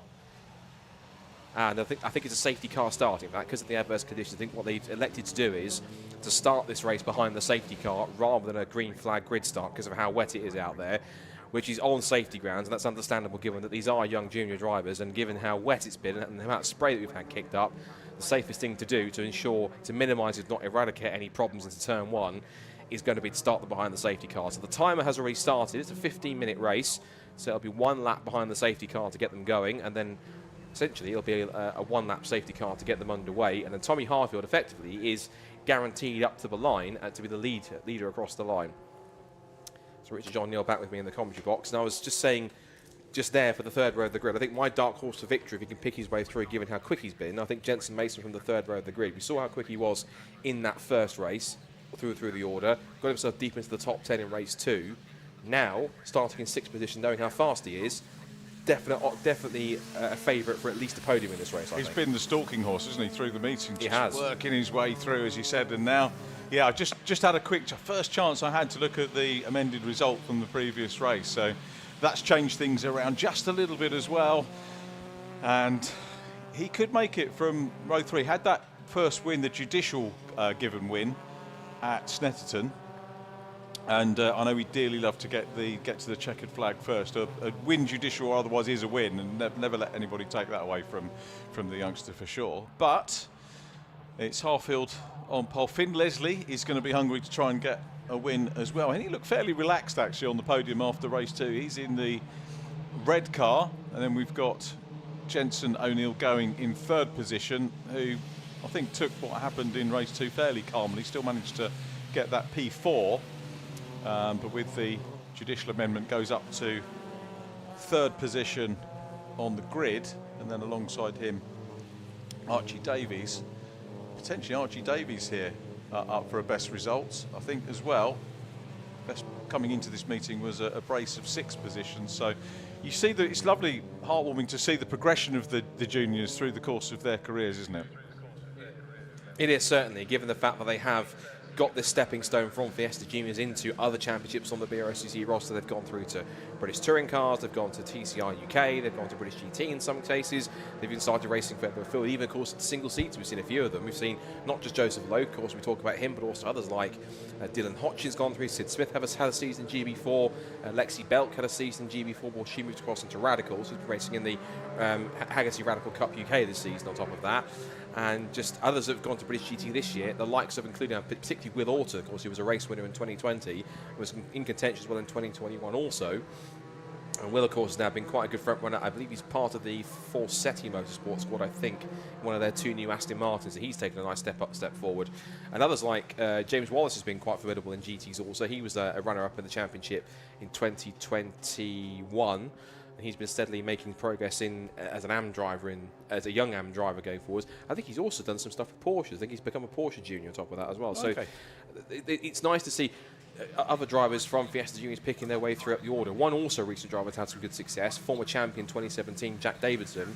He won in the Whelen NASCAR Euro Series, basically on home soil at the UK round at Brands Hatch, and that was an amazing. I think it was the first time that a British driver had won a British circuit in the Whelen Euro NASCAR Series. That was a really special moment for him too. And he got, I tell you what, there was a lot of new fans that day coming to watch the American Speed Fest, because that event gets all sorts of, we'll go and have a look at whatever the American thing is going on at Brands, and he won a lot of fans that day. Yeah, and the best thing, of course, where they all start in circuit racing, Fiesta Juniors. That's Juniors. Exactly where he started. So you can go as far as NASCAR, even on the F1 package with Joseph Lope now into FIA Formula 3. You can go, literally the sky's the limit starting in this championship, and of course lots of drivers coming in the mix, and it certainly is a championship that, again, as we talked about, from where it came from in the last 4 or 5 years, it's certainly grown and developed to a point where it's a championship which many people, they were proud of it already, but it's now really hit some great heights, and the grid hasn't fallen below 20 cars all season, which is magnificent for the achievement we've had in the last few races. So safety car lights are off, 2 safety car laps to give the drivers plenty of adaptation to the conditions. So now as the runyourfleet.com Jaguar safety car heads off towards the pit lane, it's now down to Tommy Harfield to do, technically, his first safety car restart, or safety car start, so to speak, given that the timer started, but the actual proper racing hasn't gone underway yet. So he's stacking the pack going into the complex. He's holding them back, isn't he? He's, yeah, I'm in charge of this one, fellas. Of course, the longer he does this, the less time he's got, and so whether he's trying to hold on to the victory remains to be seen, but he certainly is taking his time. Just a reminder of the order: it's Tommy Harfield from Finn Leslie, Jenson O'Neill going, Archie Davis, Benjamin Doherty, Jenson Mason, Callie Clifford, Henry Foote, Jack Burgess and Maggie Webster. I think him holding it up right to the hairpin is possibly catching 1 or 2 drivers out, because he's taking his time getting this race restarted right at the hairpin here. And now he's gone. He's starting to put his foot to the floor. And race 3 of the Fiesta Junior Championship this weekend at Croft now finally gets underway proper as the green flag flies, and we're underway racing in the wet here at Croft. So Harfield leads the field across. Finn Leslie was on his toes, on his tail. Jenson O'Neill goes with him in 3rd place. Archie Davies 4th. Then Doherty, Mason, Clifford, Foote, Burgess and Webster. That's the top 10. And huge slide for Tommy Harfield. Gathers it up through Clairvaux. Brilliant save. Holds on to the lead through Clairvaux with a huge tank slapper. It's 2nd place still for Leslie. O'Neill goes with them in 3rd place. The 2 cars I want to watch for towards the back are Jacob Hodgkiss in 20th and Alfie Garford in 22nd. They're towards the back after their mishaps in race 2. Down the back straight for the first time at racing speeds. And Finn Leslie trying to go with Harfield here, down towards Tower Bend. But how fortunate was Tommy Harfield to save that one in Clairvaux? Yeah, fortunate, and a fair bit of skill thrown in as well, Scott, for sure. He held on to it, and I tell you what, Finn Leslie will see that maybe as not a potential weakness, but an opportunity to know that the leader is fallible. And I tell you what, in terms of that safety car start, it was a great restart by Finn Leslie in P2. Rarely have I seen a better P2 safety car restart, and it's paying dividends for him because he's right in the wheel tracks, right in the spray of the race leader Tommy Harfield as they head into Sunny. A little bit of a gap back to Jenson O'Neill going. Archie Davies giving him a workout. Ben Doughty next up from Jenson Mason in 6th still, and Callie Clifford up in 7th. Yeah, impressive stuff from Callie. She's holding off Henry Foote, Jack Burgess and Maggie Webster also up in 10th also. Let's give her a shout out too in the top 10. I have to say that Finn Leslie has certainly got the eyes on. He's got the headlights ablaze, staring at the rear end of Tommy Harfield's car. I'm also quite impressed, as you pointed out rightly, Archie Davis is also giving Jenson O'Neill going a hurry up in 3rd place. Through the hairpin at racing speeds they go, watching Ben Doherty ahead of Jenson Mason. Jenson battling over 5th position there, again much higher than he was at the start of the weekend. Cross the line they go at racing speeds, the first proper flying lap. And it is Harfield who leads them across with the fastest lap of the race, but that might will change by the time we get to the timing line next time by. And how does Harfield take Clairvaux this time? Much tidier, little twitch, but he's okay. Up the inside looks, Jenson Mason for 5th. He's on the inside line. Doherty might capitulate, but he goes round the outside to hold the line and the position as a result of that. And the better drive on the outside line for Doherty keeps him in place in P5. Yeah, nice little race between the two. Jenson Mason, maybe. We've got 7 minutes on the clock left, so perhaps running out of time to get another win, but he can still aim himself up towards the podium as the race leaders head up towards Tower once again. Finn Leslie comes out. Is that a look just to see if there's a gap on the inside, or maybe to have a little bit of respite from the spray out front, as Archie Davies, who got pole position for the meeting outright, looks to the outside of Jenson O'Neill going, stays on the grass a little bit too long. Jenson will be therefore keeping that third position for a few corners more. And also Ben Doty was right on the exit of Tower Bend, and he's also lost 5th position to Jenson Mason as a result. The top two nose to tail through Barcroft, you can see Finn Leslie's got the high beams on. He wants this race victory, but so does Tommy Harfield. You spoke to him earlier on at the end of race number 2. He was so fired up, he just said, look, I just want to win now, and I got my first one. I want to keep on winning and get first place. That fire's burning now in Willie Tommy Harfield. He wants that second victory, but he knows Finn Leslie's been so formidable since he joined the championship back at Silverstone last year when he won on his second ever race in the championship, second ever car race. He's been one of the favourites of the championship all season since the start, and he certainly wanted to go for victory once again. He's going to push Tommy as hard as he can until he spots an opportunity, but he's only got 6 minutes to do it. He's running out of time and options.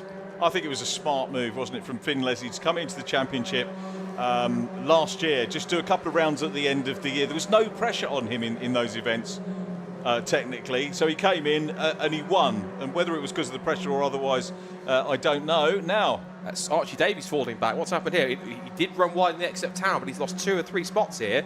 He's lost out to Jenson Mason, and also through all of that, as Mason went through the tracking through the gravel exiting Clairvaux. Has he held it through Hawthorns? The answer is yes. He's held on for the time being. He's got bright green headlights ablaze on his car as he turns out through the left right of the S's, and now onto the back straight they go once again. This is now lap 5.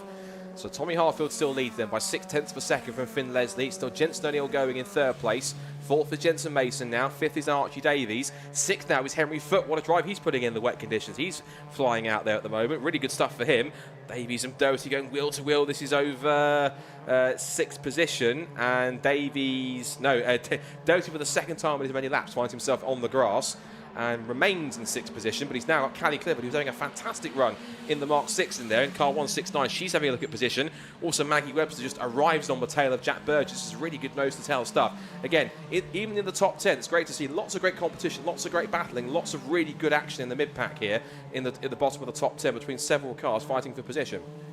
Yeah, really good racing on. Jack Burgess trying to fend off Callie Clifford at the moment. Callie in 8th place. And Doughty up ahead of them. Henry Foote, as you said, having a good run as well. Jacob Hodgkiss is up into 18th place. George Foxlow recovering well from early meeting demeanours as well. Nice to see George making progress in the white, red and blue striped car, running well. There is Callie. Jack Burgess in behind. Maggie Webster not too far away as well. Maggie makes a move in the Jellyfish car just at the right time because there was a spinner right in front. Callie Clifford has the spin, so Maggie Webster's got 2nd position. And Callie recovers, waits for the safe moment to rejoin. Well done, Callie. Good rejoin. Side by side now between Maggie Webster on the left and Jack Burgess on the right. Now, I wasn't sure if it was a spin on her own or if she was helped around. It was difficult to see at that angle, but again, rather than speculate, it's what's happened. So Jack Burgess then loses that another spot. So that now puts Maggie Webster into 8th place now.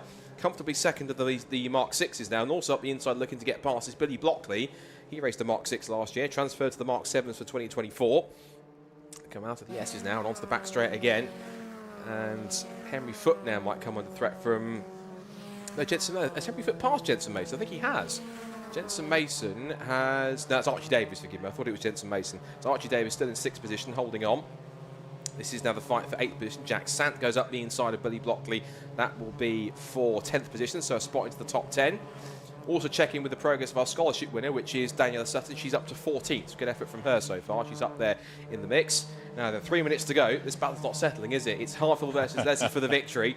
This is Race Car Consultants versus 2010. These two very evenly matched in pace, but we said that Leslie would keep on hounding him, looking for that position. Finn Leslie wants a victory. Tommy Harfield wants his 2nd of the weekend and of the day. Of course, he picked up a podium, I think, yesterday, but in terms of victories, scored his first one today. And it was a really bold move up the inside he took on the restart for Jenson O'Neill going. Fired it up the inside just at the right time into Tower Bend and took the lead. So Finn Leslie's really pushing him all the way. But Harfield, I have to say, he's been challenging and threatening throughout the first half of the season. Now coming good. It's almost as if he's got the first victory. He's unlocked something because he's got the bit between his teeth. He's driving well. We knew we had sorry, put my teeth in, we'll start again. We knew he had it in him. But when he delivered it, and now he's got that confidence to carry forward to the future rounds. So no question at all But what we're seeing now is the boot on the other foot, because of course he's having to defend. He's leading a race. He's learnt how to get the lead. He did that from Jensen O'Neill going in the first one, but now he's learning how to defend. I say he's defending well. He's actually now developing a little bit of a gap over the red car of Finn Leslie going down the back straight now here. Finn Leslie in second, gap back to third. Jensen O'Neill going still there in third place. Then it's Jensen Mason. Henry Foote now in fifth position, and fastest lap for Henry Foote in the wet. Henry running well. Time-wise, we've got 1:39 on the clock. 1:39 on the clock, which means you probably will get, I think, maybe one more lap after this time by. So this is the penultimate lap of the race by the looks of it. Battle we're looking at here is still with eighth position. These cars stacking up behind. In that spray somewhere is Jacob Hodgkiss. He's made up 2 spots since we last checked in on him. He's now on the tail of Daniela Sutton, and just behind him also is Alfie Garford. So he started at the back of the field. He's up to 17th. So maybe not the progress he wanted to make. The safety car start will have possibly hampered that progress, but either way, take the safer option rather than off the line and possibly making things a little bit more treacherous out there. This group here in the mid-pack. Oh, Daniela Sutton got very close to the back of Thomas Merritt under brakes and thankfully gets it stopped in time so she didn't go straight on. Still has both Hodgkiss and Garford on her heels as they come out of Sunny out and towards the complex. The leaders then meanwhile come out of the hairpin. Actually, if anything, Tommy Harfield's pulled away from Finn Leslie whilst Jensen Mason has caught Jensen O'Neill going on the final lap here. So it looks as though potentially that Tommy Harfield could be possibly safe here. He's 7/10 ahead, and almost a second in front now onto the start of the last lap of the race, whilst O'Neill going could be on course to possibly lose third if Jensen Mason gets close enough and challenges for the final podium spot on this final lap. Yeah, great racing here. Harfield will be pleased with the job that he's done so far, although for my money it does look now as if Finn Leslie is beginning to try and close in. Might be a little too late. There's enough twists and turns here around Croft Circuit for him maybe to close up and have a nibble. That all-important hairpin, the last turn, might see a lunge from him. His lights are bright in the rearview mirrors of the race leader, Tommy Harfield, as they go down the back straight in towards Tower. The nerves will be jangling for Tommy Harfield. Finn Leslie will feel the adrenaline rushing as he rounds Tower for the last time and commences the chase. The gap has come down for sure. Jensen O'Neill going still in third. Jensen Mason fourth position. Archie Davies now in fifth place from Henry Foote. Here comes the battle for the lead in towards the closing stages. Half a lap in it then. Harfield versus Leslie for the victory. Down towards the right-hander at Sunny in, and Leslie closes on the inside line. He's practically touching the rear bumper of Harfield's car. They're through nose to tail at Sunny out. Harfield's only got a handful of corners left to go to take his second Fiesta Junior win of the weekend. On the sprint towards the complex, it'll be left and right, then the left-hander of the hairpin through 180 degrees and back to the pit straight. That's all that's left for Tommy Harfield, but it's easier said than done. Into the complex for the final time. Tommy Harfield turns left, then right. Still ahead of Leslie as they come back towards the hairpin. One more corner to go. One last chance to try and attack. Leslie looks to the outside. He might look for the undercut onto the pit straight. It could be a drag race, but I think he's about got it. Callie Clifford's off the road at Exton Sunny out. She's off into the barriers, but up to the checkered flag. Tommy Harfield has done it. He ups the checkered flag and takes his second victory of the day. Tommy Harfield wins race 3 of the weekend in the Fiesta Junior Championship. Finn Leslie second, Jensen O'Neill going takes third, Jensen Mason fourth, Archie Davies fifth, and Henry Foote with the fastest lap of the race takes P6. Benjamin Doherty picks up 7th place ahead of Jack Burgess and 8th. Maggie Webster should be happy with a top 10 in 9th place. Jack Sant rounds out the top 10. Then it's Billy Blocky, Thomas Merritt and Alfie Garford. Aaron Beattie 14th. Now, Josh Watson, George Foxlow have dropped down the order. Josh Watson, in fact, is down in 18th position, so that's a shame for him. He dropped down several spots. Thomas Merritt was 12th, Alfie Garford was 13th, and ahead of Jacob Hodgkiss, who finished 15th, with Aaron Beattie in 14th place in between them. And it's Daniela Sutton 16th, George Foxlow 17th, and Watts, Gray and Holmes. We lost Callie Clifford, sadly. You saw her glancing off the barrier, sadly, and the Exting Sunny out. So hopefully she's okay after that little excursion into the barriers, and then Harry Lindley's the final car to make it across the line in 21st. I have to say, in those wet conditions, really well driven from every single junior out there. Well done. They should be pleased with that. And if you're around the circuit, please give the juniors a clap and a round of applause, because again, they deserve it. They're the future stars. Give them your support, show them your appreciation, because they do approve it if you're watching around the circuit as well. So Tommy Harfield, again, you wait for one victory, 2 come along at once. Tommy Harfield wins and resists the pressure for Finn Leslie. He takes his second victory of the weekend. Leslie second, Jensen O'Neill going in third, Jensen Mason fourth. That's a high note to end his weekend after it started so poorly. Then Archie Davies 5th. A really good drive for Henry Foote, fastest lap of the race, and P6. That should certainly hopefully get some potential for some sponsors for him to carry on for the rest of the year. Then Benjamin Doty 7th. Jack Burgess 8th. Maggie Webster should be delighted with 9th and 2nd in the Mark 6 class. And then Jack Sant rounds out the top 10 for Benny Blockley, Thomas Merritt, Alfie Garfield from the back of the grid to 13th on a safety car restart. That's a good drive. Well done to them. 14th place goes to Aaron Beattie and Jacob Hodgkiss. It's some damage control. 15th place for him. Daniela Sutton 16th. Then it's George Foxlow, Josh Watts, Hayden Gray, Bobby Holmes and Harry Lindley. The only car that didn't see the flag, sadly, was Callie Clifford after she went off on the final lap at the Sunny Complex. So next time we'll see the Fiesta Juniors will be their next TCR round. That will be next month in August, the middle of August, in a few weeks' time at Silverstone on the national circuit. Their second of 3 visits to Silverstone, part of their Champion of Silverstone contest. Because of course they've also had the rounds, the non-championship, the non-point scoring rounds at Silverstone GP, and then they've got the final round, of course, at Silverstone International Circuit, along with the races in August. But after a very entertaining last race that started under the safety car, resisting all that pressure, Tommy Harfield takes his second win of the day, and he's down. Let's talk about it along with the top 3, down with Richard John Neal in pit lane. What a weekend for the juniors. Tommy Harfield takes his helmet off. Before he gets out of the car, it's interesting to see the different rituals of the drivers. Some get out, take the helmet off, and then we'll see him. I wonder if he'll be a little bit more chatty this time. He had the first win, which was absolutely superb, and now, like the proverbial buses, win number 2. Tommy, he's going to congratulate the team first. The race car consultants, boys. Quite right, too. There we go. Good stuff. Well done, Tommy.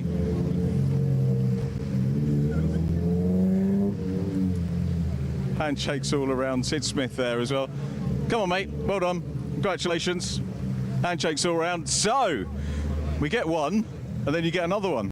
And that was a hard-earned win. So in the first race I said that the role that you played was going for the lead. In that one you had to defend off the start. How much different experience was it for you? Yeah, it was very different. Yeah, just looking behind other than front, I tried to pull a gap, but yeah, Finn was quick. Just had to defend when he was close, and yeah, it was a tough race to manage. How much difference does it make knowing that you had that first win under your belt?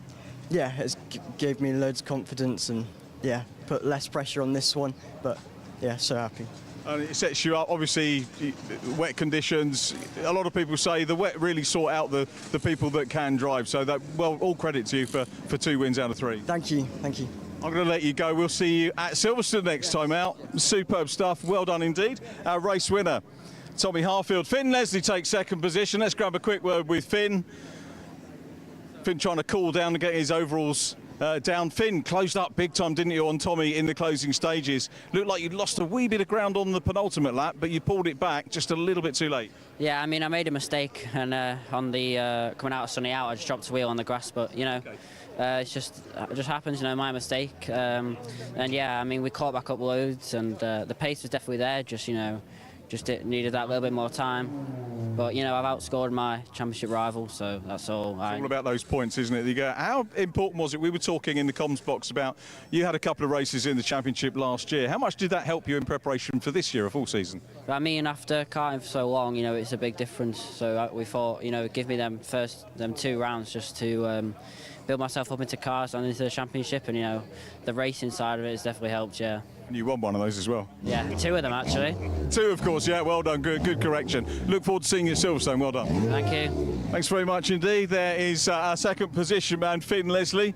We've got a TCR in the mix. Let's get Jensen Mason here. Jensen 3rd in the Mark 7s. I don't think we're going to have a Mark 6 podium, which is a pity, but Jensen, well done. Thank you. Last time I saw you was online. We did an online chat following your win at Snetterton, so all downhill from there. Pleased with 3rd? Yeah, I'm really pleased considering we were started last in the first race and was working our way up and up through the grid. But I was surprised that we ended up coming 3rd in class in this race. But yeah, overall it was a really good race. Yeah, Scott Woodward was tipping you from the win for that one from the P6, was it, on the grid, which would have been a big ask. But the story of your weekend is that you've been resilient. You've come through from those issues right at the back. Yeah, it was hard work coming through, especially when we didn't know whether it was going to be wet or dry for the races, and we hadn't driven the track in the wet yet. But yeah, it was a really good race.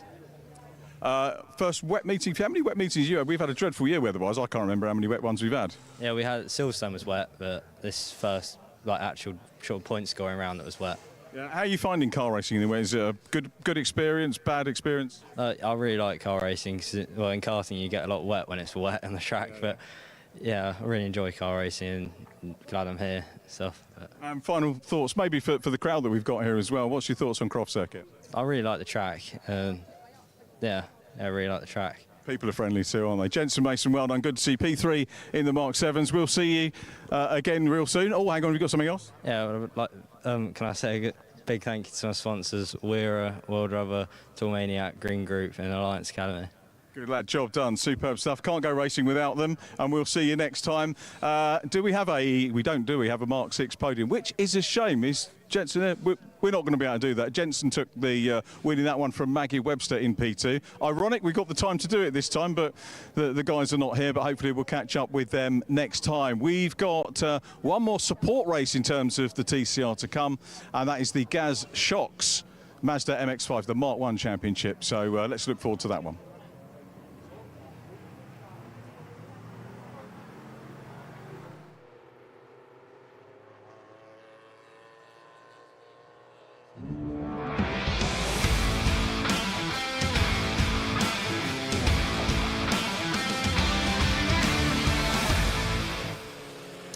It is indeed our last support race outside of TCR UK. Yeah, of course, yeah, because it's the last race of TCR UK. Let me rewind and start again. It is our last support race before TCR UK to round off the day. Indeed, Richard, thank you very much. Good to hear from my juniors. Again, you'll see them again at the next rounds at Silverstone in August. Right, time for our final Gaz Shocks Mazda MX-5 Championship race. There is a grid set by the results of race 2. That means that man right there, Luke Pullen, starts from pole position. He starts for the second time up from pole. He starts alongside William Chadwick after his first podium in race 2. And Ewan Thomas having a fantastic weekend, second podium of the weekend. He starts from third alongside Levi Aisbert. Then it's Jack Noller and Neil Chisnell on the third row of the grid from Harry Storer and Adam Sparrow after his winning race 1 yesterday. He'll have to battle his way through from the fourth row in these very tricky wet conditions. Then it's Ollie Walden and Adam Craig in the top 10, followed by Martin Tolley and Chris Thelwell on row 6. Row 7 is Clive Chisnell, and he'll start alongside Graham Rumsey. Followed by row 8, where we see Tim Storer and Jason Aisbert. Then it's Jonathan Fieldsen and Simon Privet on the 9th row of the grid. Then Tim Dorr and some of the cars hit strife at the start of the race earlier on, which was Tim Dorr, Thomas Brand and Keith Dalton. They all went off at turn 1 on the start of race 2. Richard Bartlett starts at the back of the grid after he was given a 3-place grid penalty for causing a collision, so he will start from the rear in 22nd place.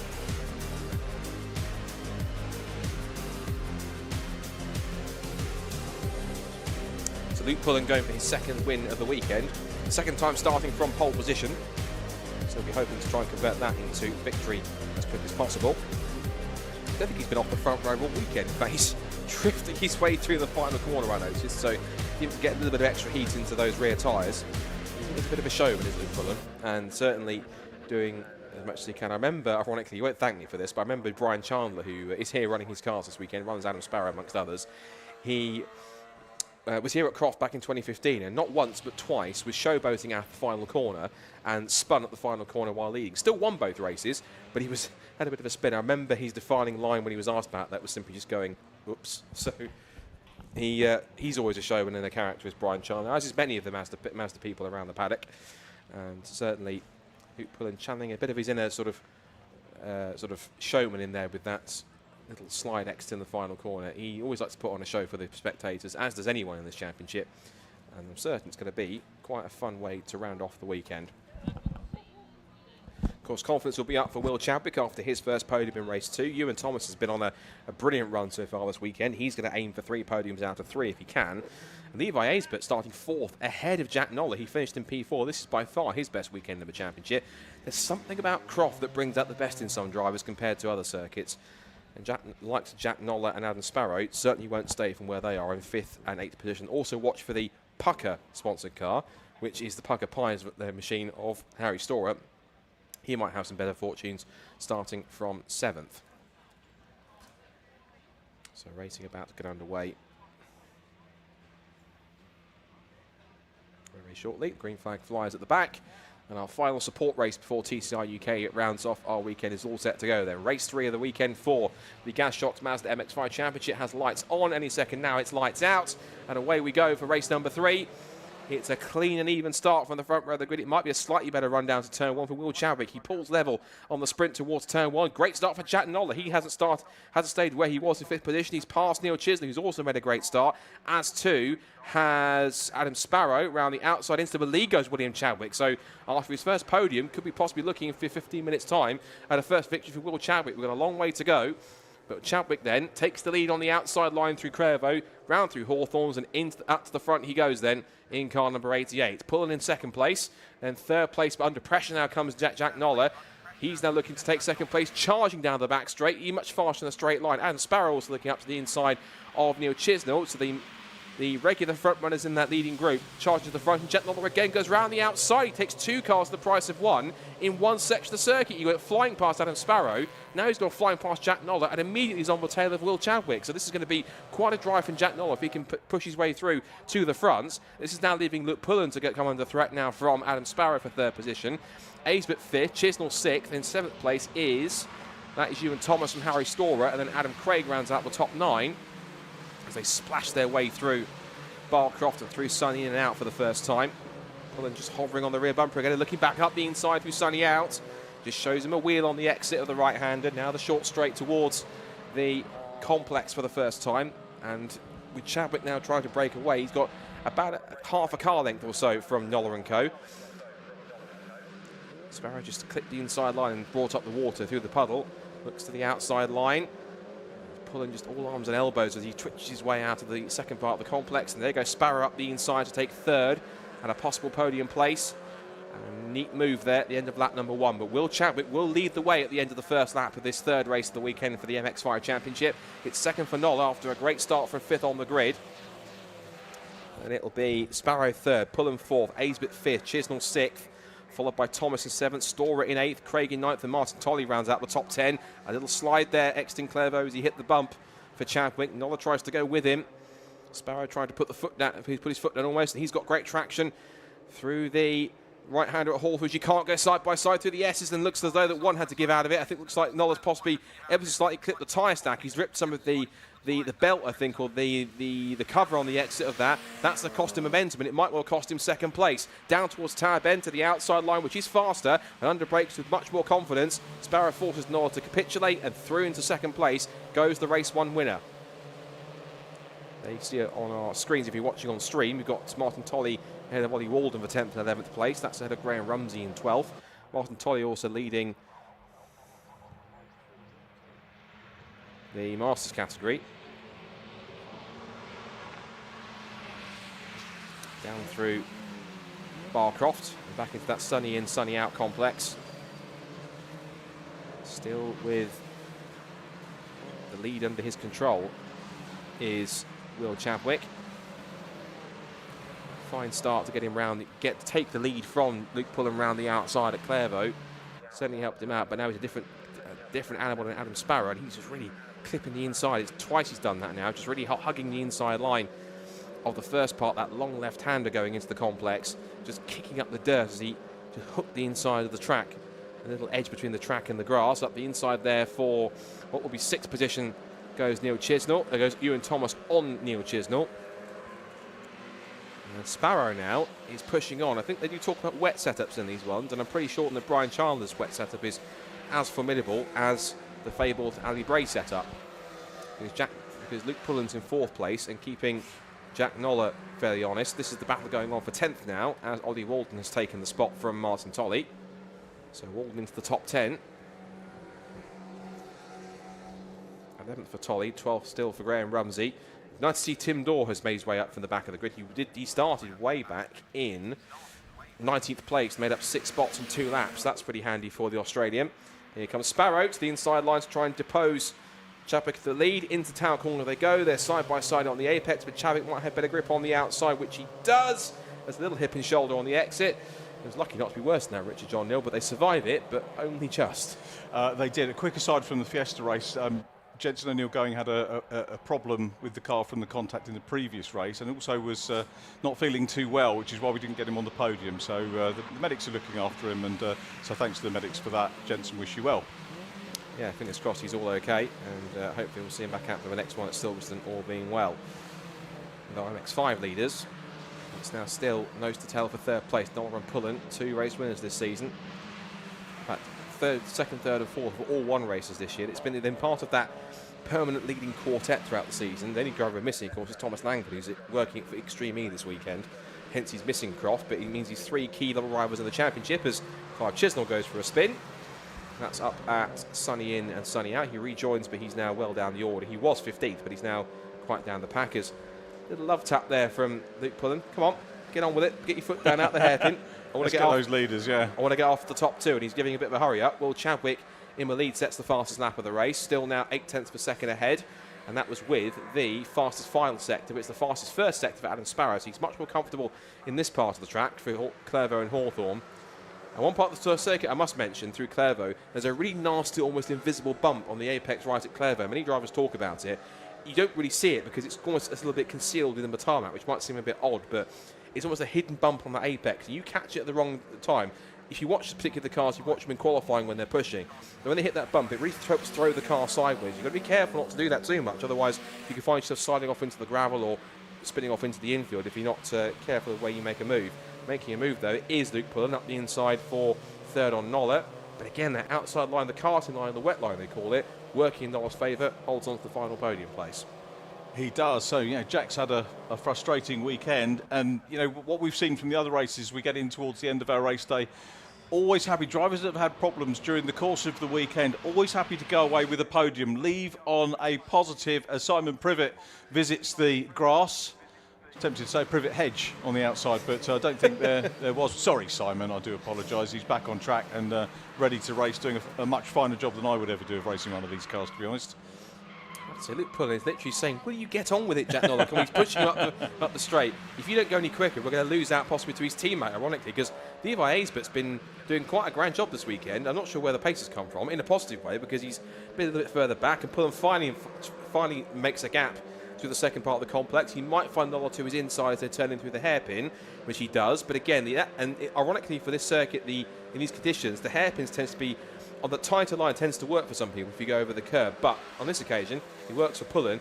Now, either he'll say, come on, work with me, don't fight me, let's go after the top 2, or he might just start playing fisticuffs, possibly with Nola down towards Clairvaux. Looks like it's possibly a bit of a latter, but if he can start to work together, he can start to pull away from these 2 battling behind him, which is Aisbert and Thomas, and try and get after the top 2 as Thomas slips up the inside and goes into the top 5 at Aisbert's expense. But again, shout out to Levi Aisbert. Solid weekend so far up in the top 5. He's certainly earning his chops this weekend. Good job. Is, absolutely, and battling with a podium finisher or double podium finisher from the previous races here. So he'll take that. Also, that move with Luke Pullen and Jack Nola. Jack gave him great respect and allowed him the room on the outside. Again, lesser drivers would have been fired off onto the exit, onto the grass. But they didn't do that. They raced, they gave each other room, and it was a good, clean move. Lovely racing from the pair of them. Particularly the conditions that we've got here at the moment. It's still pretty tricky out there. It's the trickiest conditions I think they've faced all day, given some of the rain they've had. But certainly running on. Here's our top 2. Still Chadwick and Sparrow as it was. And again, Will Chadwick was so excited, but almost a bit nervous getting that first podium. What nerve must he be feeling now with Adam Sparrow, vice champion from last year, breathing down his neck, potentially staring down the barrel of his first race victory with 6 and a bit minutes to go? Yeah, that's something, isn't it? And, Will, 3/10 clear. Adam Sparrow will chase him down, looking for a second win of the weekend. Ewan Thomas loses out there to Levi Aisbert. So, Aisbert clear at the moment. Pullen now starting to move clear of Jack Nola. Nola's got Aisbert all over him, but as you can see, Ewan Thomas getting stuck in as well.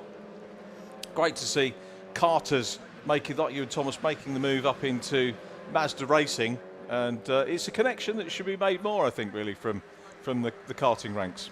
It's good to see some young drivers coming through. It's not just some of the older drivers coming in, but some of them using it as a viable route to move up into different steps. I know Ted Bradbury, who was in the championship last year, exactly, he's now looking to go more towards the GT endurance racing route. He's now become a sensation in the Fun Cup Endurance Championship, which is out next weekend at Snetterton. So, and he's been blazing a trail in that championship with some of the younger drivers also coming into that. So, he started, of course, last season. It was in similar conditions to these, of course, if you remember. His first weekend in the championship, he'd only learned to drive, I think it was either 2 weeks or 2 months, he'd actually learned to drive a manual gearbox. First qualifying session in the wet, sticks it on pole position and got a podium in his first race, and was third place in the championship as a result of it. The man ahead of him in the championship was this man, Adam Sparrow, looking for the lead on William Chadwick, though. and the vice champion from last year, not quite making it, but they were side by side, and he looked like possibly Sparrow had the inside going into Tower Bend, but the better grip on the outside allowed Chadwick to hold the position. What a fascinating 3 races we've had with different drivers on the podium, different stories unfolding. Adam Sparrow wasn't on the podium in race 2, took a great win in race number 1, and here he is fighting for the race lead with a new star name, can we say that, Will Chadwick, joining the stars like Adam Sparrow and Luke Pullen, and Tom Langford as well, of course, not here, but wouldn't be right not to mention him. But a great battle for the lead and super development of this championship again as he has a look. The Brian Chandler car's machine has a look up the inside, converts the outside for the next corner, still exploring the outside, which will be inside for the final part. But Will Chadwick, very defensive, comes across to get some sort of wider line into the hairpin to get a wide run out and get a good run down the straight. And Adam Sparrow being given a good workout here in P2. He is, and certainly giving Will Chadwick a good workout too. Of course, that was really nice, strong defensive work from Chadwick to hold on there. One detail I've noticed, I presume because it's based on the car he's got off, but for those who know MX5s, there's technically 3 names for these Mark 1s. It's either an MX5 and we'll get to that in a second because that's Adam Sparrow potentially pushing himself out of contention for victory because he's, well, not completely, but he's lost a few car lengths by sliding wide at the first corner of Clapham over the gravel. Thankfully, with the rain we've had, that gravel's fairly hard packed, so he can pretty much skip his way through without too much drama. Go for it, racing cars going into combat though. This is Jack Noller and Levi Aisbert. And across the line, Aisbert was ahead of Noller by 2/10, but now that's switched around again with Noller ahead. But despite they're in the same team, Aisbert's not interested in playing team tactics here. He's going for 4th place down the outside line again. And if Martin Tolley could see this, he might be having heart palpitations. But down the outside goes Aisbert, and he holds on, runs a little wide on the exit, and Noller takes the line and the position as a result. So he's now going to continue on unscathed. What I was going to mention is that there are 3, technically for these Mark 1 MX-5s, there are 3 different names. There's the MX-5, I think, for the European market. In the US, it's known as a Miata.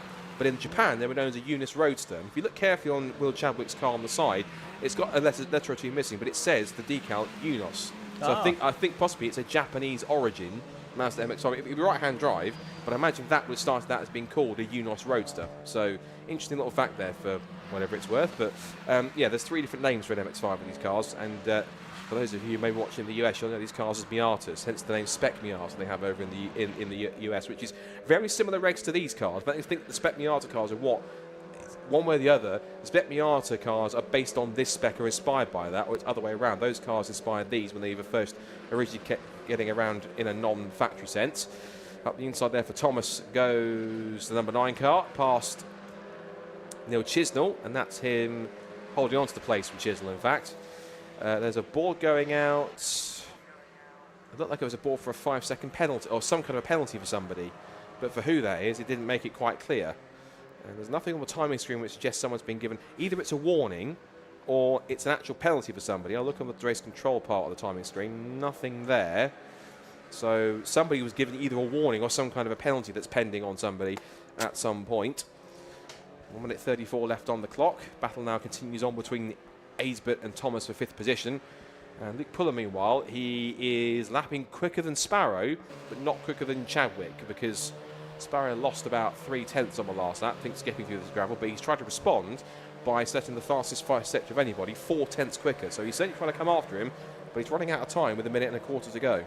He is, but as we saw from the preceding race in the Fiesta Juniors, as Chadwick gets a little bit sideways, if you're going sideways, you ain't going fully forward. And that could be that Sparrow is closing up. We've still got the battle for the lead. Is this the last lap or penultimate? It'll be the penultimate lap. Right. One more time around after they crossed the line this time by. We've got 52 seconds on the clock left to go. They'll get back around with roughly, and gets around about maybe 20 odd seconds or so. So one more time around Croft. Our last MX-5 action of the weekend. And again, Chadwick, you'll notice Sparrow likes to really cut into that inside line through the first part of the complex, where he just throws the dirt and the muddy water up on the inside. That's quite interesting how he takes that line. And again, takes the switchback line, goes wide to the outside line to take the apex, and dives up the inside on the exit. He left the door open to Chadwick just about. Little tap into the door there for Sparrow to remind him he's there. So from what was the gap of 7/10 per second, it's completely gone now as they start the last lap of the race. Last lap ball, and he just goes out. It's caught the marshals out on the pit straight.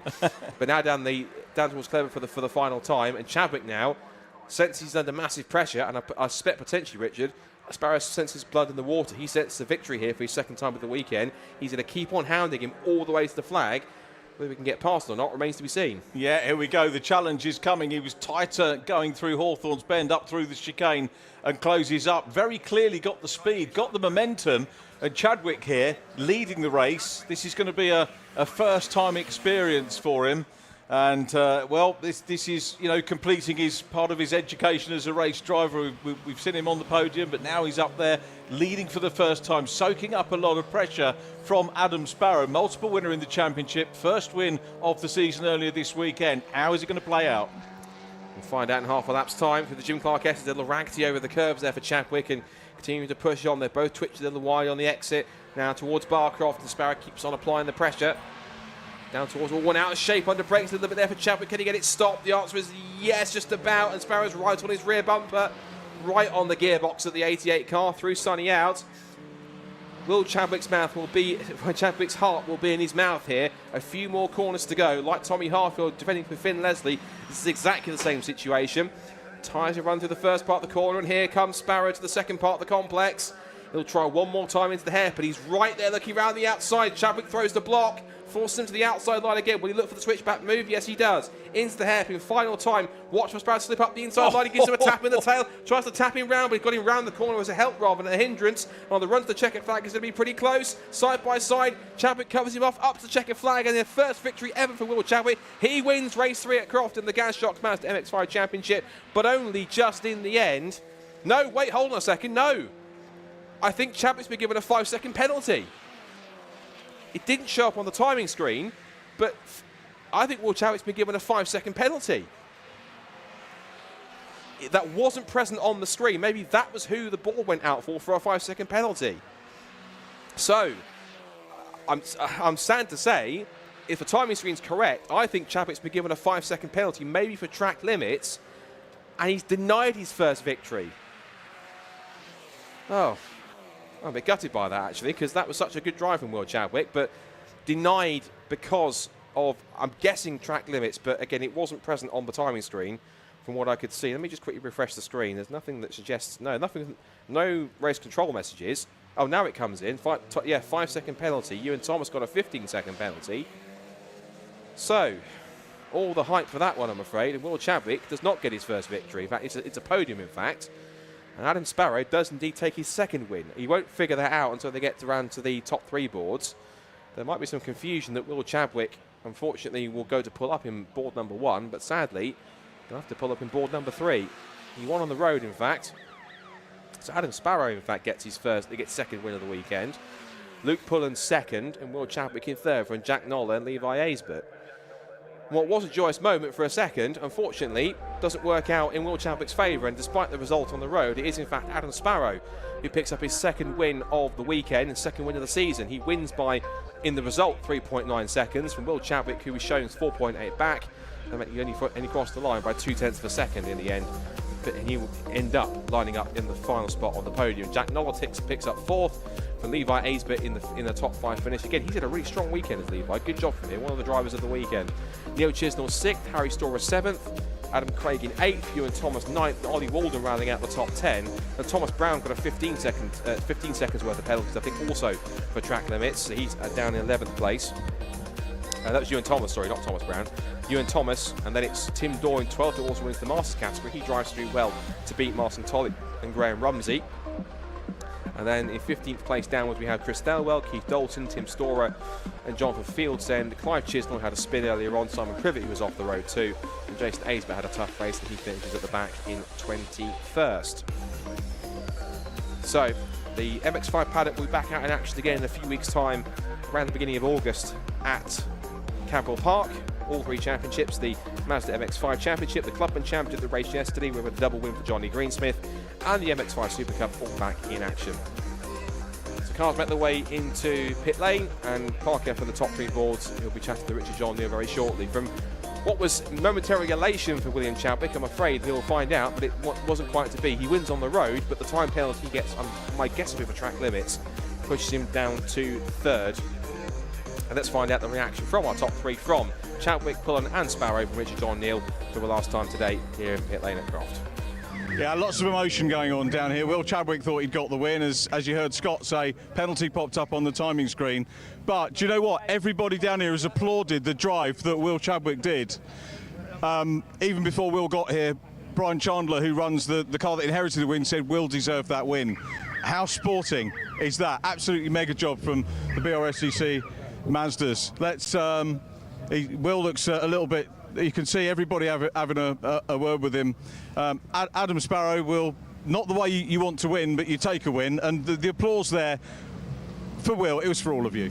Oh yeah, Will drove that spectacularly. I mean, I pressured him as hard as I absolutely could, and I guess that could have been what caused him to get the penalty, but he drove a stunning race in those conditions, and I mean, I made a mistake, I put it on the gravel, so it is hard work, and especially through those S's where it's so easy to get that wheel off.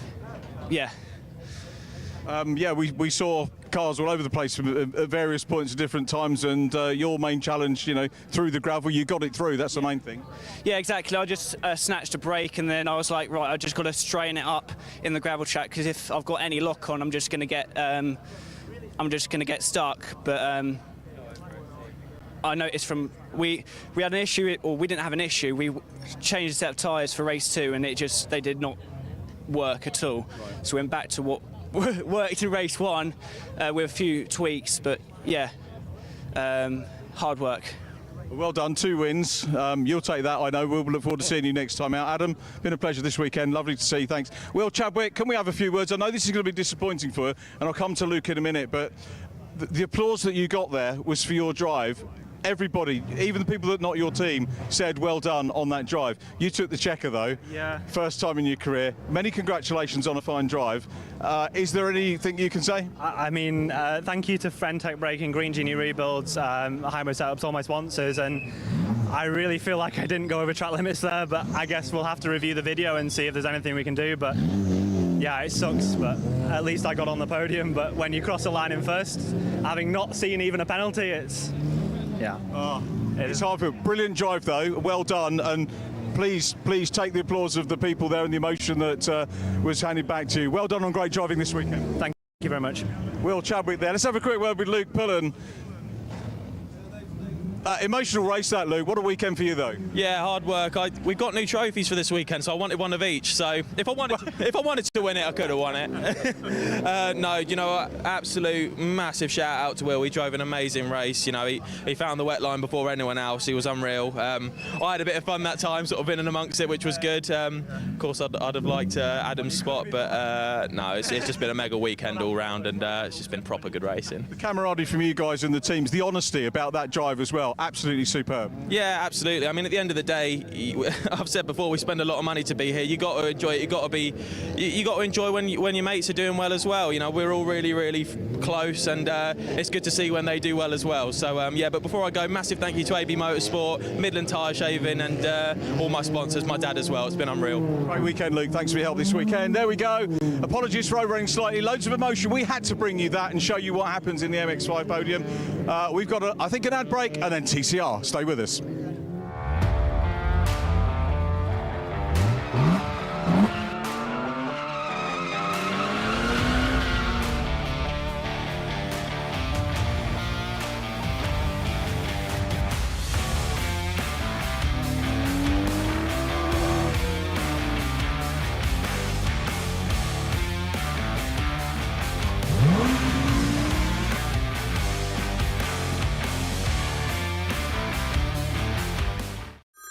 Next year, BT switch off their old analogue network for good. Make sure your business is ready to switch over to cloud telephony. Get a telecoms and IT health check from Maximum Networks today, for free. Future-proof your business now. Arrange your free audit today at maximumnetworks.co.uk.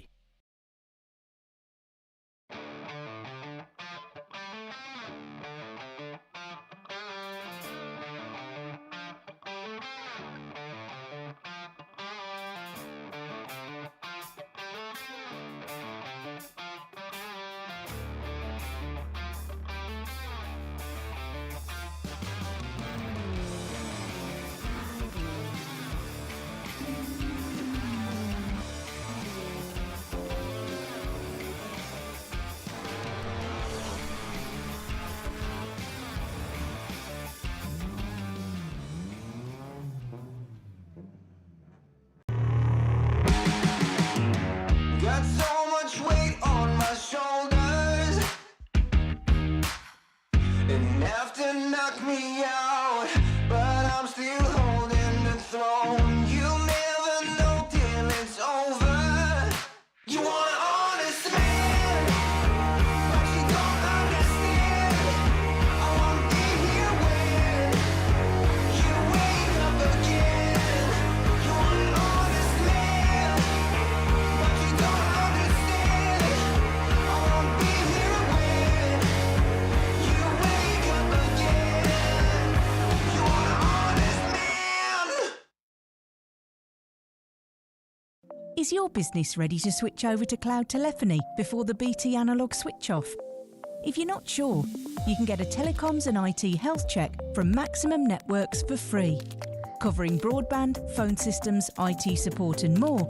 Arrange your free audit today at maximumnetworks.co.uk.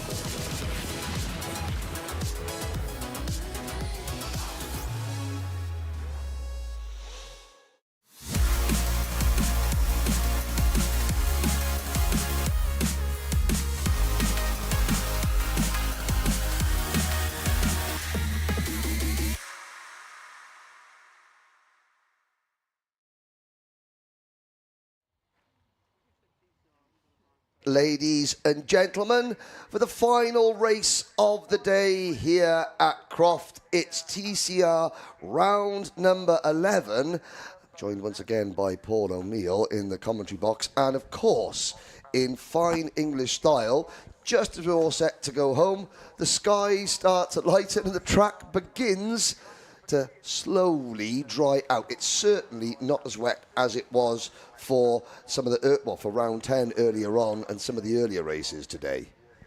Yeah, this is where you'll see probably people who may not use that newer tyre, unless they have to, just to make sure that they've got the right setup and the right pressures and the right tread depth for these greasy conditions. So yeah, it's a good thing to see actually, because there's nothing worse honestly than driving through puddles and hoping that there's no wheel spin and aquaplaning. So yeah, so this is the grid formed on the second fastest lap time, so yeah, this will be a cool one. Second fastest lap times from qualifying, and of course we saw Callum Newsham take pole position by over a second. His second fastest lap was also good enough for pole position, but this is the first time, well, it's like race one rejoined, because you've got Callum Newsham, our race one winner, there on pole position, and of course Brad Hutchison and Carl Boardley.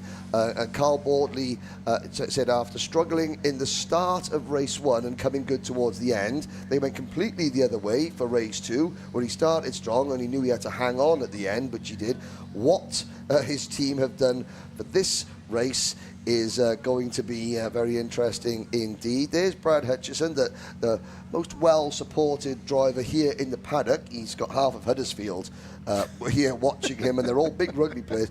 We didn't get to the stage. I thought they were going to take out and show you how to rugby tackle on the grass, Paul. No, you didn't get that memo? No, I didn't get that memo, but I'm from Widnes, so to be fair, we had a really good world beating team back in the day. So I spoke to Earl from the Huddersfield You're probably team. intimidated. I told by, him I was going to knock him out. So that's fair. That's fair play. Now there's a quick driver there, Sam Laidlaw. His dad Steve had a problem in race two, but I saw him up the back of the paddock, and Sam had driven really, really well in that rep race, and all Steve would care about, he was on the phone FaceTiming someone saying, "Do you see how good he was? Do you see how great he did?" which is what you just love, which is what you love to see. We're heading down the order. Will Beach had a good second race. Rick Kerry started the second race well, then faded a little bit. Brad Thurston, in many ways, was a star of the early stage. Very much so.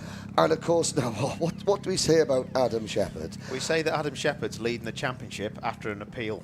Yes, by just 8 points over Carl Boardley, and Callum Newsham and Brad Hutchison are there in the mix as well. Adam Shepherd went out in the second race. The bung pipe came loose. They brought the car in, thought they'd fixed it, hadn't quite, but came in again. The second time they really fixed it, and he went round and set the fastest lap of the race in race number 2. What can he do from the back of the TCR UK grid. We are about to find out. On to the green flag lap we go. Here is your starting lineup. From pole position, Callum Newsham in the number 16 JH Racing Hyundai, starting alongside Brad Hutchinson in the Bondit with MPH Racing Cupra Leon. On the inside of row 2, defending champion Carl Bordley in the CBM with Hart GT Cupra Leon. And on the outside of row number 2, Darren Lewis in the number 285 DLR with JH Racing Hyundai. Sam Laidlaw making his debut starts the Capture Motorsport Hyundai from row number 3 alongside his dad Steve Laidlaw, who runs a Cupra Leon for Area Motorsport. The second half of the grid is led by Championship promoter and the returning Stuart Lines, who runs the Maximum Motorsport with Jam Sport Racing Hyundai. And then it is the number 77 car of Mark Smith, who took his first ever Gen 1 Cup win earlier on. He drives the Richmond Fire Motorsport Cupra. Then it is Will Beach in the number 27 Capture Motorsport Volkswagen Golf alongside Rick Kerry in the number 22 EDF Motorsport Cupra. On the sixth and final row of the grid, we have Bradley Thurston in the Go Fix Honda by Sport 77 Honda Civic Type R, and then championship leader Adam Shepherd in the Area Motorsport Cupra Leon association with Shepherd Motors on a damp and greasy, but I hate to say this is going to be the curse of the commentator, on a damp, greasy, but drying track. This will be, this will be so interesting because it is a lot drier than we've seen all day. So it's not the coldest of afternoons now, so it won't get any drier, I don't think, but it's going to become greasy as these Goodyear tyres really put themselves into the tarmac. But I am honestly really looking forward to this. I think that yeah, the thing to look for is how hard people are going to work these tyres. Looks like they've got a new set of tyres on Carl Bordley's car again, or they've just been really looked after, but it is going to be about how you get these tyres to last to the end of the race. Yes, and you see at the back side of the circuit, going to Croft, sunny in, sunny out, there's some standing water offline. It'll be interesting to see if you see drivers starting to move over to get onto the extra water. That means that they're cooking their Goodyear Eagle wet tyres. 20 minutes, it's a long time for these Goodyear Eagles to disperse the water, but like you said, Paul, we're going to go from wet to greasy. I think that's for sure. Will we have time to go from greasy to a semi-dry line?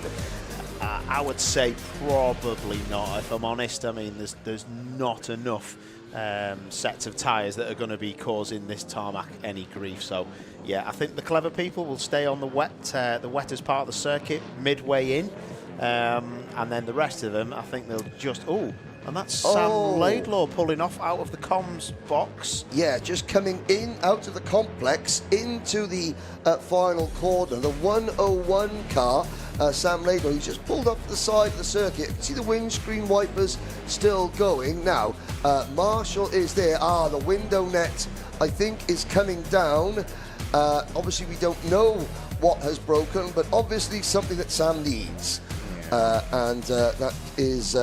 sadly, I think now the car is being pushed back into what would be a recovery position, and behind the gates, the back of the paddock. Will we see a delay to the start? We'll also see very quickly maybe some of the drivers that are more cautious at the start will come on stronger in the race, or the drivers that go off all guns blazing might cook their bones, as it says, and they will be scrambling as the race progresses. So, for the final time today, red lights are on. Newsham, Hutchison and Bordley lead. Lights are out, we're off and racing, and most of the front runners get well. Stuart Lines getting a bit of wheel spin off at the start. Bordley already at the inside of Hutchison as we head down to Clairvaux, but it's Newsham, Bordley, Hutchison and Newsham running wide. Oh, there's a Steve Laidlaw also on the grass. Callum Newsham, sharp intake of breath here in the commentary box. As Callum Newsham, he now knows how hard not to push things through turn number 1.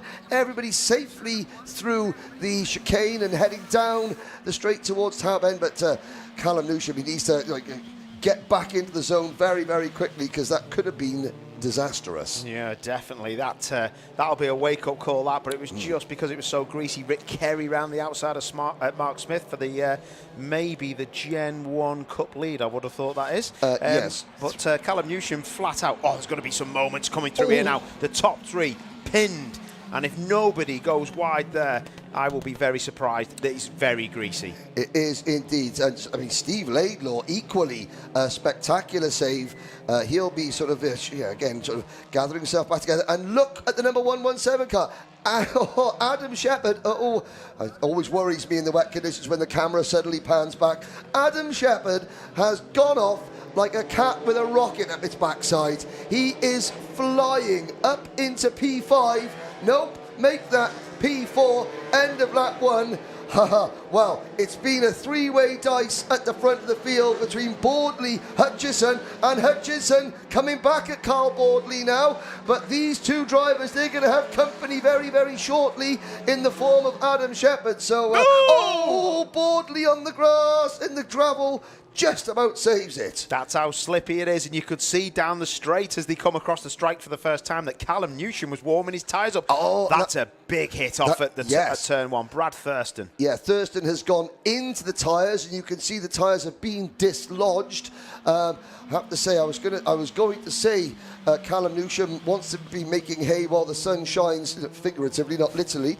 But yellow flags, and the safety car is out. Brad Thurston is parked backwards in the gravel at Clairvaux, obviously with a bit of damage to the Honda. Not a great start for Brad, and I have to say, I saw Brad earlier on. He was speaking to his teams. He went, guys, I'm just going to stay out of the way for this one. Sadly, he's out of the way and out of the race. So, safety car intervention. We're down to 10 runners. This is great news for Adam Shepherd. Yeah, Adam Shepherd's, he looked like he had a full set of new tyres on as well, so he's basically made hay while the sun's shining. So Shepherd up to 4th, and this safety car has helped bring it all back together. So yeah, the 2 adversaries, Carl Boardley and Adam Shepherd, are going to be going at it. But this might take a while, because if that car has hit that barrier to turn it round, then that to me says that it's got big damage, that barrier. Yes, I mean, once again, great work from the fastest digger driver in Yorkshire, who was there on scene. Now, the question is not how quickly they can remove Brad Thurston's car, and there is Sam Laidlaw's car, which now begins to move under its own power. Does he make it down to the pit lane, or down to past the pit lane, or will he go straight into his garage? No, he's going straight back out. He's past his garage, yeah, he's going to go back out. Now, I mean, obviously we're not privy to what has gone wrong. I do wonder, it's his first weekend in a TCR Cup, maybe knocked a switch that killed something and then didn't really know how to restart it, or who knows. But the good news is he's in the race, he'll be a lap down, but at this stage it's experience. Every lap is a learning process for Sam, who of course you're doing a lot of work with to help him get up to speed, and despite that, ladies and gentlemen, Sam's doing very well indeed. Yeah, no, I think there's not many switches in those cars, to be honest, but to be fair, it's not a bad shout. You know, there could be anything going on. The one thing that did concern me is I know he's had a lot of problems with the clutch, so it looked like he got a bump start just then. And he didn't have to stop at the bottom of the pit lane, so maybe it's that. But hey, let's see. He's back out there. Anyway. He's back out there, and he continues his learning experience, and a driver in his first weekend already knocking on the door of the top 5. Now, the car is out of the way. The marshalling team, I can't see them down working on the barrier. The lights are still on the safety car. We'll do a quick recap of the running order. Callum Newsham leads from Brad Hutchison, Carl Boardley and Adam Shepherd. That's your top 4. Stephen Laidlaw runs 5th. Then it's Darren Lewis from William Beach, and William Beach is just ahead of his Gen 1 Cup rival. Rick Carey. Then it's Stuart Lyons, Mark Smith. Safety car lights are out with just under 15 minutes remaining, and now the gamesmanship begins. When do we go? Callum Newsham. Now, earlier on, we saw a restart in the Civic Cup race that Alistair Camp left it very late. Callum Newsham looks like he is not waiting. He has gunned it right from the off, but Brad Hutchison is going with him. Green flag resumes, and already Adam Shepherd is attacking Carl Bordley for third position. Adam Shepherd on the outside, on the run down to Clervaux. They're all going to be a little bit tentative. This is the danger zone where it's very greasy. Oh, and Laidlaw in the background through the gravel. Does he keep it out of the tyres? Yes, just about. And holds on to fifth position. I think Darren Lewis was probably thinking, you carry on, Steve. You just carry on. I'll wait until you are back facing roughly the right way before I make a move. That was Bordley again wide. This Bordley-Adam Shepherd fight is something we need to watch, because this is what the championship is about. There's other people involved in it, but for me, Shepherd and Bordley, this is either going to be a pass from Shepherd, or one of these two is going to make a big mistake, because it really does look greasy offline on this circuit. Yeah, and of course, now we're into the second half of the season. Drop scores coming into effect. Neither driver will want to yield at all. Bordley riding high after a win in race number 2. Shepherd just wants to thank his team. I know he's out there for himself, but he's out there. I think he said his team have slept for 8 hours in 3 days. Van breaking down, car not working, then not going out yesterday, problems this morning. So he is a man on a mission, that is for sure. But up the front, Newsham's lead over Hutchison was 0.6 of a second, as we look at Darren Lewis, who has been very impressive. He is now trying to pick up what is, well, he's been running fourth all weekend, but now with Shepherd back in contention, the battle for fifth is on, but Newsham continues to stretch his advantage. Yeah, Newsham definitely doing a good job. That's a decent lap time early on, and again, Laidlaw, watching on our screens, he takes so much speed into that first corner, and Darren Lewis having to brake so he doesn't hit the back of Laidlaw. He did give him a little tap of the hairpin. He got caught out on the brakes. I think he didn't mean that, but great battle. These two just seem to be battling every time we watch. Yeah, and behind them you can see William Beach, Rick Carey and Stuart Lyons.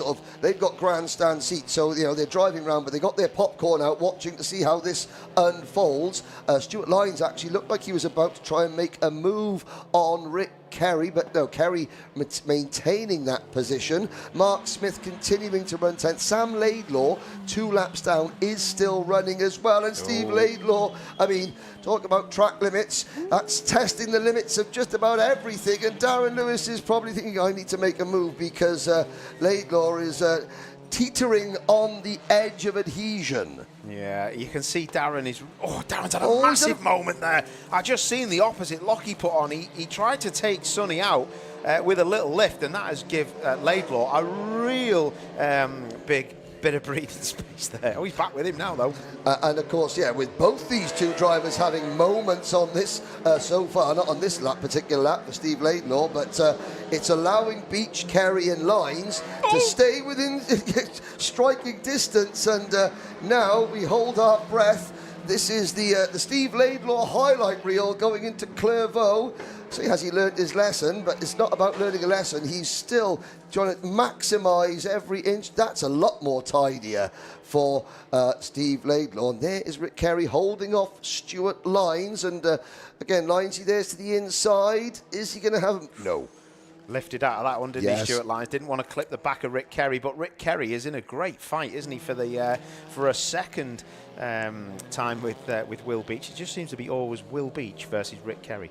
Yes, now here's battle rejoined for third position. At the moment, Carl Bordley is doing enough to keep Adam Shepherd at arm's length. Therefore, Bordley doesn't need to start driving defensive. He can hold his line, and it's now on Adam Shepherd's shoulders to not force Bordley into mistake, but get himself just a couple of car lengths closer so he can start looking for an opening and trying to unlock Bordley's defences. But he's a crafty old campaigner. It's Bordley who runs a little bit wide going into the complex, but maybe by design, as he sets the car up for the second point of that hairpin, but Shepherd's on his way. He is, and he's going to have a lunge. No, he makes him cover off. He's tried to make Boardley run in deep so he can get a better exit.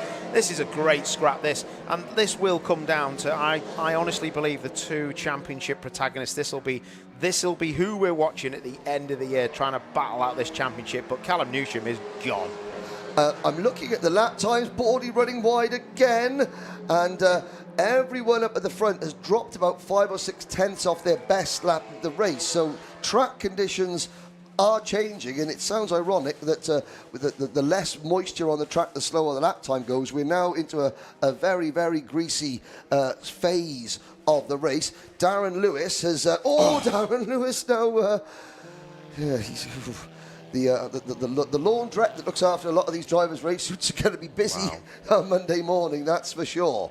That's a big moment through the chicane. Darren Lewis doesn't know any other way to drive but flat out. Talking of flat out, looks now like either Adam Shepherd's made a mistake, has dropped back a bit, or Boardley is just faster in that sector. But yeah, I think you're going to see a switch in how these tyres are working on both of these cars. Even though they're the same car, I do think that both of them go different ways with setup. Yeah, they absolutely do. And of course, Adam Shepherd, he's sort of nothing to lose apart from the championship lead, which he didn't think he had at the end of race number 2, but he has now, as Boardley again using an awful lot of tarmac there through the middle part of the complex. Now Shepherd's going to try the run. He goes in deep. He's going to try and undercut. It's going to put him on the outside line, however, for the run down to Clervaux. There goes Hutchison across the line. This lap, Brad Hutchison has actually closed in by 2 tenths. And Adam Shepherd, he's setting up Boardley. I was going to say that's a long way back if he was going to make a move there, but he is gaining ground. Now he's going to start forcing Carl Boardley to drive defensively. This is it through the chicane. Shepherd didn't want to. Has he gone? I thought he went wide of the chicane then. Oh, Boardley's made a big mistake. He's going to have to defend now as they go down to Tower. This is it. This is where we're going to see side by side, probably going through the Jim Clark S's. Look at the mud on the front of Shepherd's 117. And that's been kicked up from the back of Boardley's car. So we hope that Shepherd's windscreen wipers are working because his windscreen will be covered in good old Yorkshire mud, which I'm told is the best mud, but other counties' muds are available. Now, here we go. Boardley and Shepherd into Sunny in. And Carl Boardley taking the inside line. Looks as though Shepherd, through the very fast stuff, Boardley has just got the edge on Shepherd, but then through the heavy braking areas and the tight and twisty sections, Shepherd seems to come back at Boardley's car. Yeah, definitely. It's now Boardley has realised that wider line does not help him through the first part of the complex. So look, he's just pulled that gap now. But this is where Shepherd is strong. A really early entry for Boardley, but then you can see Shepherd gets the car straightened off and gets the power down fuller and with a straighter steering wheel than Boardley. But this is the best run that Boardley's had. Let's remember, we're looking as well for a carless driver of the weekend. So, yeah, we've got a couple of people to think about here, and these two are doing their best to try and get that award, and Shepherd, in my eyes, is doing a brilliant job if he can just get past. Yeah, he is. They are falling away, however, from the race leaders. Newsham maintains a 1.8 second advantage over Hutchison, and then this Boardley-Shepherd battle is now 5 seconds behind. So even if Adam Shepherd makes a move on Carl Boardley now, I think that Shepherd's car is probably quicker in clean air, but Boardley has been able to keep his title rival, his main title rival, behind him. However, the way that these two are running, Newsham and Hutchison, we could be shaping up for a nice 4-way title fight as the season progresses. And there's a potential mistake from Boardley, but Shepherd thought about it. But I think the dive was, if he'd have made a move there, the last time I would have seen a dive that deep, they ended up finding the wreck of the Titanic. So he backed out of it quite wisely going into the complex, but certainly Adam Shepherd, he's looking a little bit more aggressive now. Yeah, he's getting close. Oh, he's got to cover that off Boardley. Boardley covering up the hairpin, but he runs wide. Shepherd now gets the power down. This is going to be, is it an overlap? No, but who is now getting that black and white track limit, Simon? It's not these two. Someone has not been keeping to the track. But this is looking like it's hotting up now. Yes, indeed. It's probably the only thing in Croft that's been hot this weekend, as Bordley once again through Hawthorne. 4.5 minutes to go. Shepherd in his wheel tracks. Now, this is where Bordley ran a little bit wide, and of course, both drivers just keeping their right-hand wheels off that exit curb, and of course, say that the curb painted, a little bit more slippery, and that's what drags them off onto the dirt. And once again, Bordley slightly wider into Tower. Shepherd gets the power down early, but Bordley, to be fair, even though he took that wider line in, looks like he's got a good exit speed, and he's able to sort of keep momentum through this fast-flowing section. And this is where, that is where the drivers really earn their crust, as it were. Here's a good battle. This is, there's a good battle between Sam Laidlaw, who's 2 laps down, battling with Stuart Lyons and Mark Smith.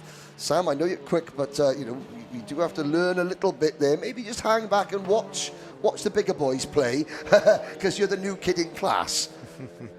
Well, this is starting to get really interesting now, isn't it? The one thing that Bordley will be desperate of is just not to make a mistake and let Shepherd through, because that will be mentally damaging to someone who's trying to keep hold of that championship. But again, Shepherd is looking super fast. I don't think you can do anything down at turn 1, but yeah, Stuart Lyons there, just trying to get the car all straightened up and gone. Yeah, he's sitting behind Rick Kerry there, so it's Kerry in 8th, Stuart Lyons is 9th. Sam Laidlaw is running in 11th, 2 laps down. Mark Smith is a little bit further back. Leading the Gen 1 Cup standings at the moment would be the Golf of William Beach, but just over a second, there's Beach, there's Kerry, so that's the battle. Once Stuart Lyons getting a little bit sideways, showing that he's, the old dog hasn't lost a couple of car control tricks here, but once again, with under 3 minutes remaining, is this now Adam Shepherd sort of backing out a little bit, letting his tyres cool before he builds up for one final assault on 3rd place, Carl Bordley, and a potential podium? His team was saying, we're looking forward to a good drive. But, I mean, after the first lap and a half where he made so much progress, he has come across, there isn't a more tricky, crafty campaigner in TCR than Carl Bordley. And this is where Shepherd has had a couple of glances. Are we going to look to the inside? He's looking now, the crossover again.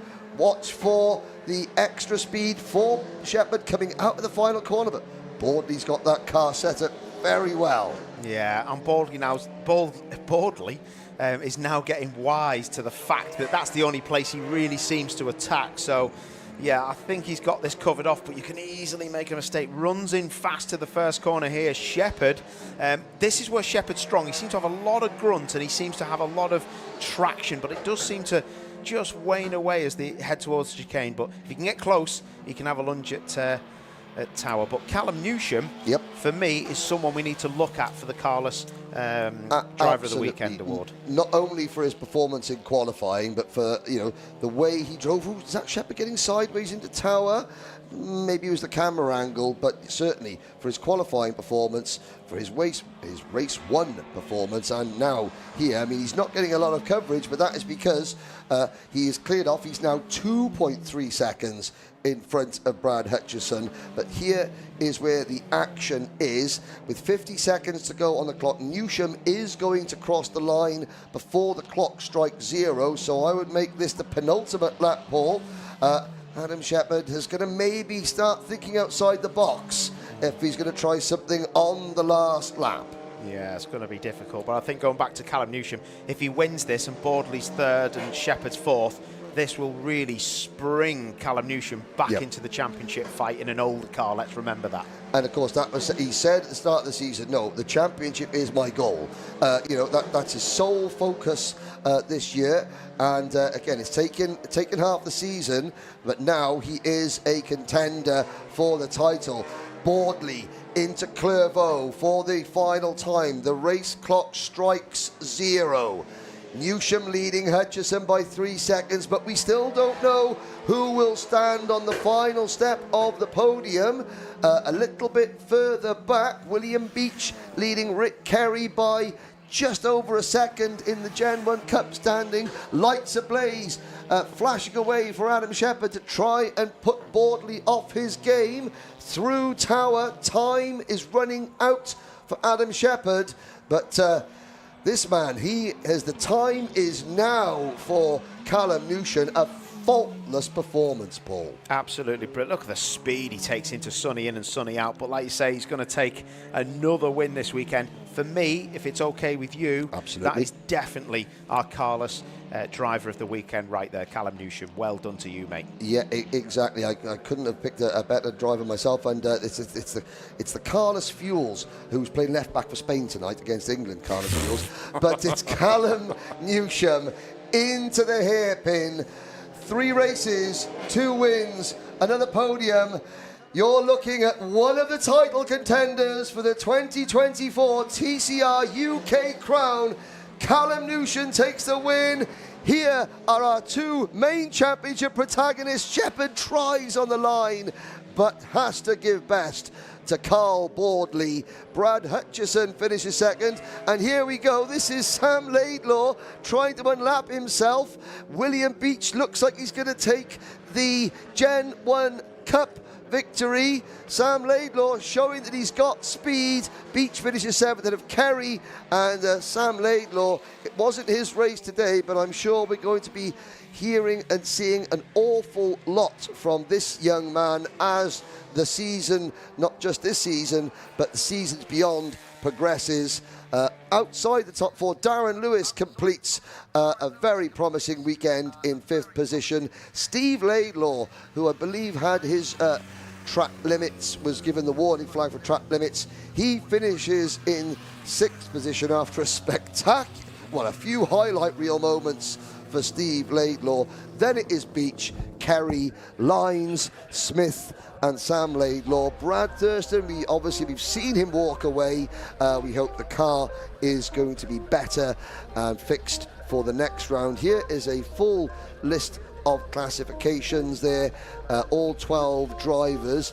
Looking at the Goodyear Diamond Trophy, I believe that has gone to Darren Lewis. Yes, it has. So Lewis takes that prize in 5th position, just beating Steve Laidlaw for that. But Callum Newsham, 3.6 seconds ahead of Brad Hutchison. And even with the might of the Huddersfield Giants, who I'm sure are intimidated by the mere presence of Widnes Rugby League fan Paul O'Neill, couldn't quite spur Hutchison onto a victory, but it's been an exceptionally solid weekend for Brad Hutchison. 3 races, 3 podiums. He is just outside the 3 leading contenders in the championship, but don't count Brad and his car, the lovely Lola, out of this series just yet. And I have to say that after a somewhat bruising day here at Croft, it's good to see all bar one of our TCR cars home without any sort of damage. We do have to say, all the drivers that were involved in the earlier Civic Cup race, they are all fine as well, but there's quite a bit of elbow grease to be worked on some of those cars after a very challenging weekend. It's the middle of the English summer. Of course it's going to be cold and wet, but that's why we love TCR. And of course, TCR's biggest fan, Paul O'Neill, is down in pit lane waiting to greet our winners. Absolutely brilliant stuff from Callum Newsham. The team surrounding the car, getting the blowers in there. Callum just taking his time to get his thoughts together. 2 race weekends, 2 race wins this weekend. Absolutely fantastic stuff.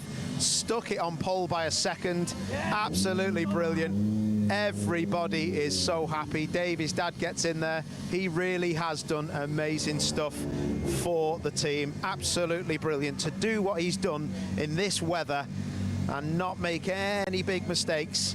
and do the business. I will let him get his lid off, but it is an amazing victory. Just looking at his tyres, they look like they've seen better days, them things, but he can tell me all about it when he takes his helmet off. And yeah, I don't know if I would like to be out there, but Callum Newsham, you've done the business this weekend, and I'm not a mathematician, but you're right back in this championship hunt. Yeah, no, that was amazing. I was struggling a bit there at the start, but no, the car was mega. I was just keeping my cool because I knew I could win it. It looked like a walk in the park, to be honest, mate, but I know from the driver's seat it'll be Larry out the back, probably Larry at the first corner, but she did you proud, didn't she? Yeah, she did me. She did me proud, yeah. But yeah, it wasn't easy though. It was so greasy out there. It's everywhere. I was going and just understeering, so it's just been really, really smooth, and yeah, just coasting it to the end.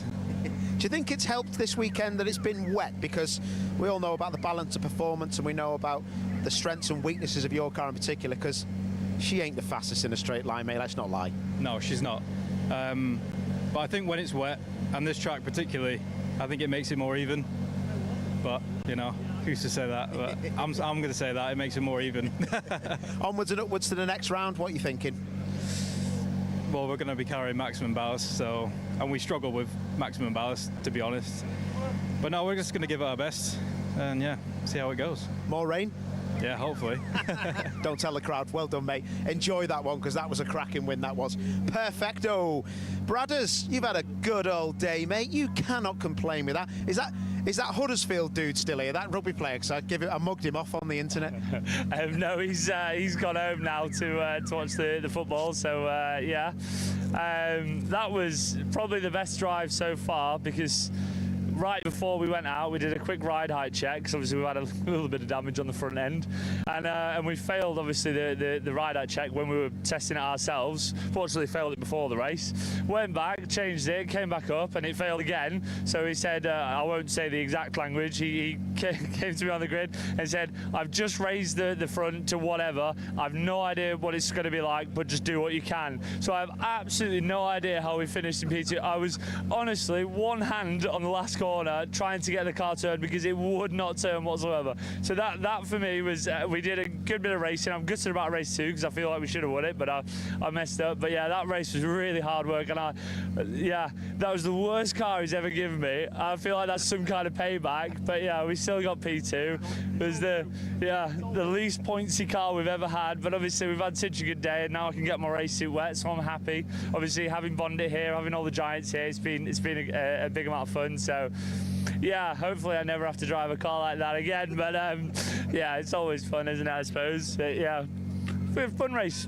It's nothing worse, is there, than a car without any front end and no rake in it, but you've got it round, and like you say, your dad's just trying to get you through the technical bit, isn't he? Yeah, it was literally just over the door. He said, "I've absolutely no idea what's going to happen there. Just drive it, see what you can do, because we can't change anything now." Unfortunately, we passed ride height, so I guess that worked, and then come away with a podium. So I have no idea how. I was waiting for Carl and for Adam to catch up, and they just seemed to. I don't know whether they had their own battle or what. And yeah, I don't know. I'm really surprised that we've ended up on the podium, but I'm over the moon with that one, to be honest, because yeah, it was horrendous. What a great debrief. Well, you've got a load of points in the bag, and that is all that matters. So well done to you, mate, and onwards and upwards. Yes, onwards and upwards. Big smiles on our face. I don't know where the next round is, but we'll be there. We'll be laughing. So with 1 million people, all famous, obviously. Well done, guys. Right. Look at this fella. Hang on a minute. He's just in debrief with Nick. Sorry, Nick. Carl Boardley, I have got a feeling that you actually really enjoyed that race, because your car looked very good at the very end. It was all good. Start of the race was good, middle of the race was good, end of the race was good. Had a good battle with Adam. He was probably a little bit quicker than me, especially through this last complex. And that's where we've struggled in the rain with this car all day and yesterday. And we've still not been able to cure that little bit. But other than that, yeah, car's good. Thanks to the boys for changing things overnight and then getting us on the pace again today. So another good haul of points, and yeah, just look forward to Silverstone next time. Is that where you're looking for? Your car will be strong round there? I think the car will be strong there. Yeah, I think it will be strong at Thruxton and the last Silverstone as well. So yeah, really looking forward to getting going and yeah, making sure we keep talking to you and keep lifting them little silver pots. Very good point. Thruxton, that'll be an interesting one. Let's not look too far ahead, but you're probably one with the most experience of a front-wheel drive car around there. Yeah, I would say so. Obviously, I'm not really sure what the others have done, but yeah, you know, I've been around there once or twice before, so yeah, I'd like to think that that's going to count for a little bit. You'll be sound, mate. Well done. Spot on. Absolutely brilliant stuff, Carl Bordley. Right, let's go and quickly talk to our Gen 1 winner. Come over here, Captain. Come on, Will. Your car's getting tuck away, mate. I hope you know them fellas, because it looks like they're just taking it away. Like, you know, when them fellas come round with the GoPros on and they take all your money away from you and stuff. Take it away. Exactly that. Bo Hill, that's his name. I remember watching that. It's really good. How's it all been going, mate? You must be happy with that. You kept him behind. You kind of didn't have to work too hard. You kind of just kept your pace, didn't you? Yeah, I just kept my pace, but halfway in, I was keeping up with Steve and Darren, and then the tyres just went off. Like, the first stint was mega, do you know what I mean? He gapped him, and then tyres just went off, and well, it was just like an ice rink out there in the end. What was it like out the back? It looked blurry. I tell you what, it looked really bad the first corner.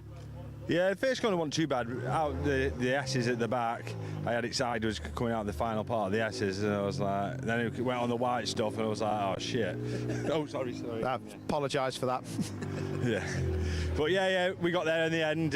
Race 1, we had a throttle position sensor problem. Then race 2, I just couldn't get past Mark, but great win for Mark for his first win. But back on course now. Exactly. Racing's been good this weekend, actually, isn't it? Yeah, it was a bit dubious going out when we had that downpour just before the Civics. It looked absolutely horrendous, but it dried up just in time and just enough. But no, I haven't really done much wet racing, to be fair. That's probably my third wet race, so time to improve over winter for them. Well, I think you're just about to get an insurance claim because your car just nearly went into the side of Bordley's. Anyway, we'll catch you later on. I'm going to find Darren Lewis. I don't know where Darren is. Is Darren around? Where's Darren? Let's get him over. Oh, is he? Thank you. Martin sorted out Darren for us. Come on, Darren. Here he is. Look, come on, mate. You wander over here. It's a nice little atmosphere down here, actually, except for the rain. Darren, Goodyear Diamond Trophy winner, lad. Well done, mate. God, I was getting a bit close out there. Old Steve Laidlaw and you. You look like you joined at the hip, you two. Yeah, to be fair, we had a bit of a to-do down there, but it is what it is, isn't it? When you know what it's like. And then he tried to have a to-do with me after, and he just had a bit of a go at me, but there you go. That's life. Good. I just got held up a bit behind Steve, and these lots sort of just dropped me, and I was in no man's land when I. But all good though. Happy enough with the situation? Yeah, no, I've had a great weekend. It's you know, if I was with the front runners, I was on the pace with them. Do you know what I mean? It was just I'd got old tyres on, and it was a bit greasy out there, but it was still quick. I mean, I pulled away from Steve, and I could see these. And I was gauging. I weren't catching them, but I wasn't dropping off them. But I just couldn't catch them. But no, really good. Looking forward to next round. Yeah, Silverstone, I think, innit? Just hope the car's fast enough there. Should be. It's a good car. I am sure it'll be fine. Well, that was the final race of the day. So there's a lot of people down here, actually. So we need to sign off. And obviously, we know what's going to happen today a bit later on. Don't know if anyone's going to get in trouble for this. It might be a copyright thing. But guess what's coming? Football. It's coming home. It's coming home. It's coming. Spain. No, you can't say that. Football's coming home, isn't it? Footy's coming home. We will see you next time at Silverstone. Peace out.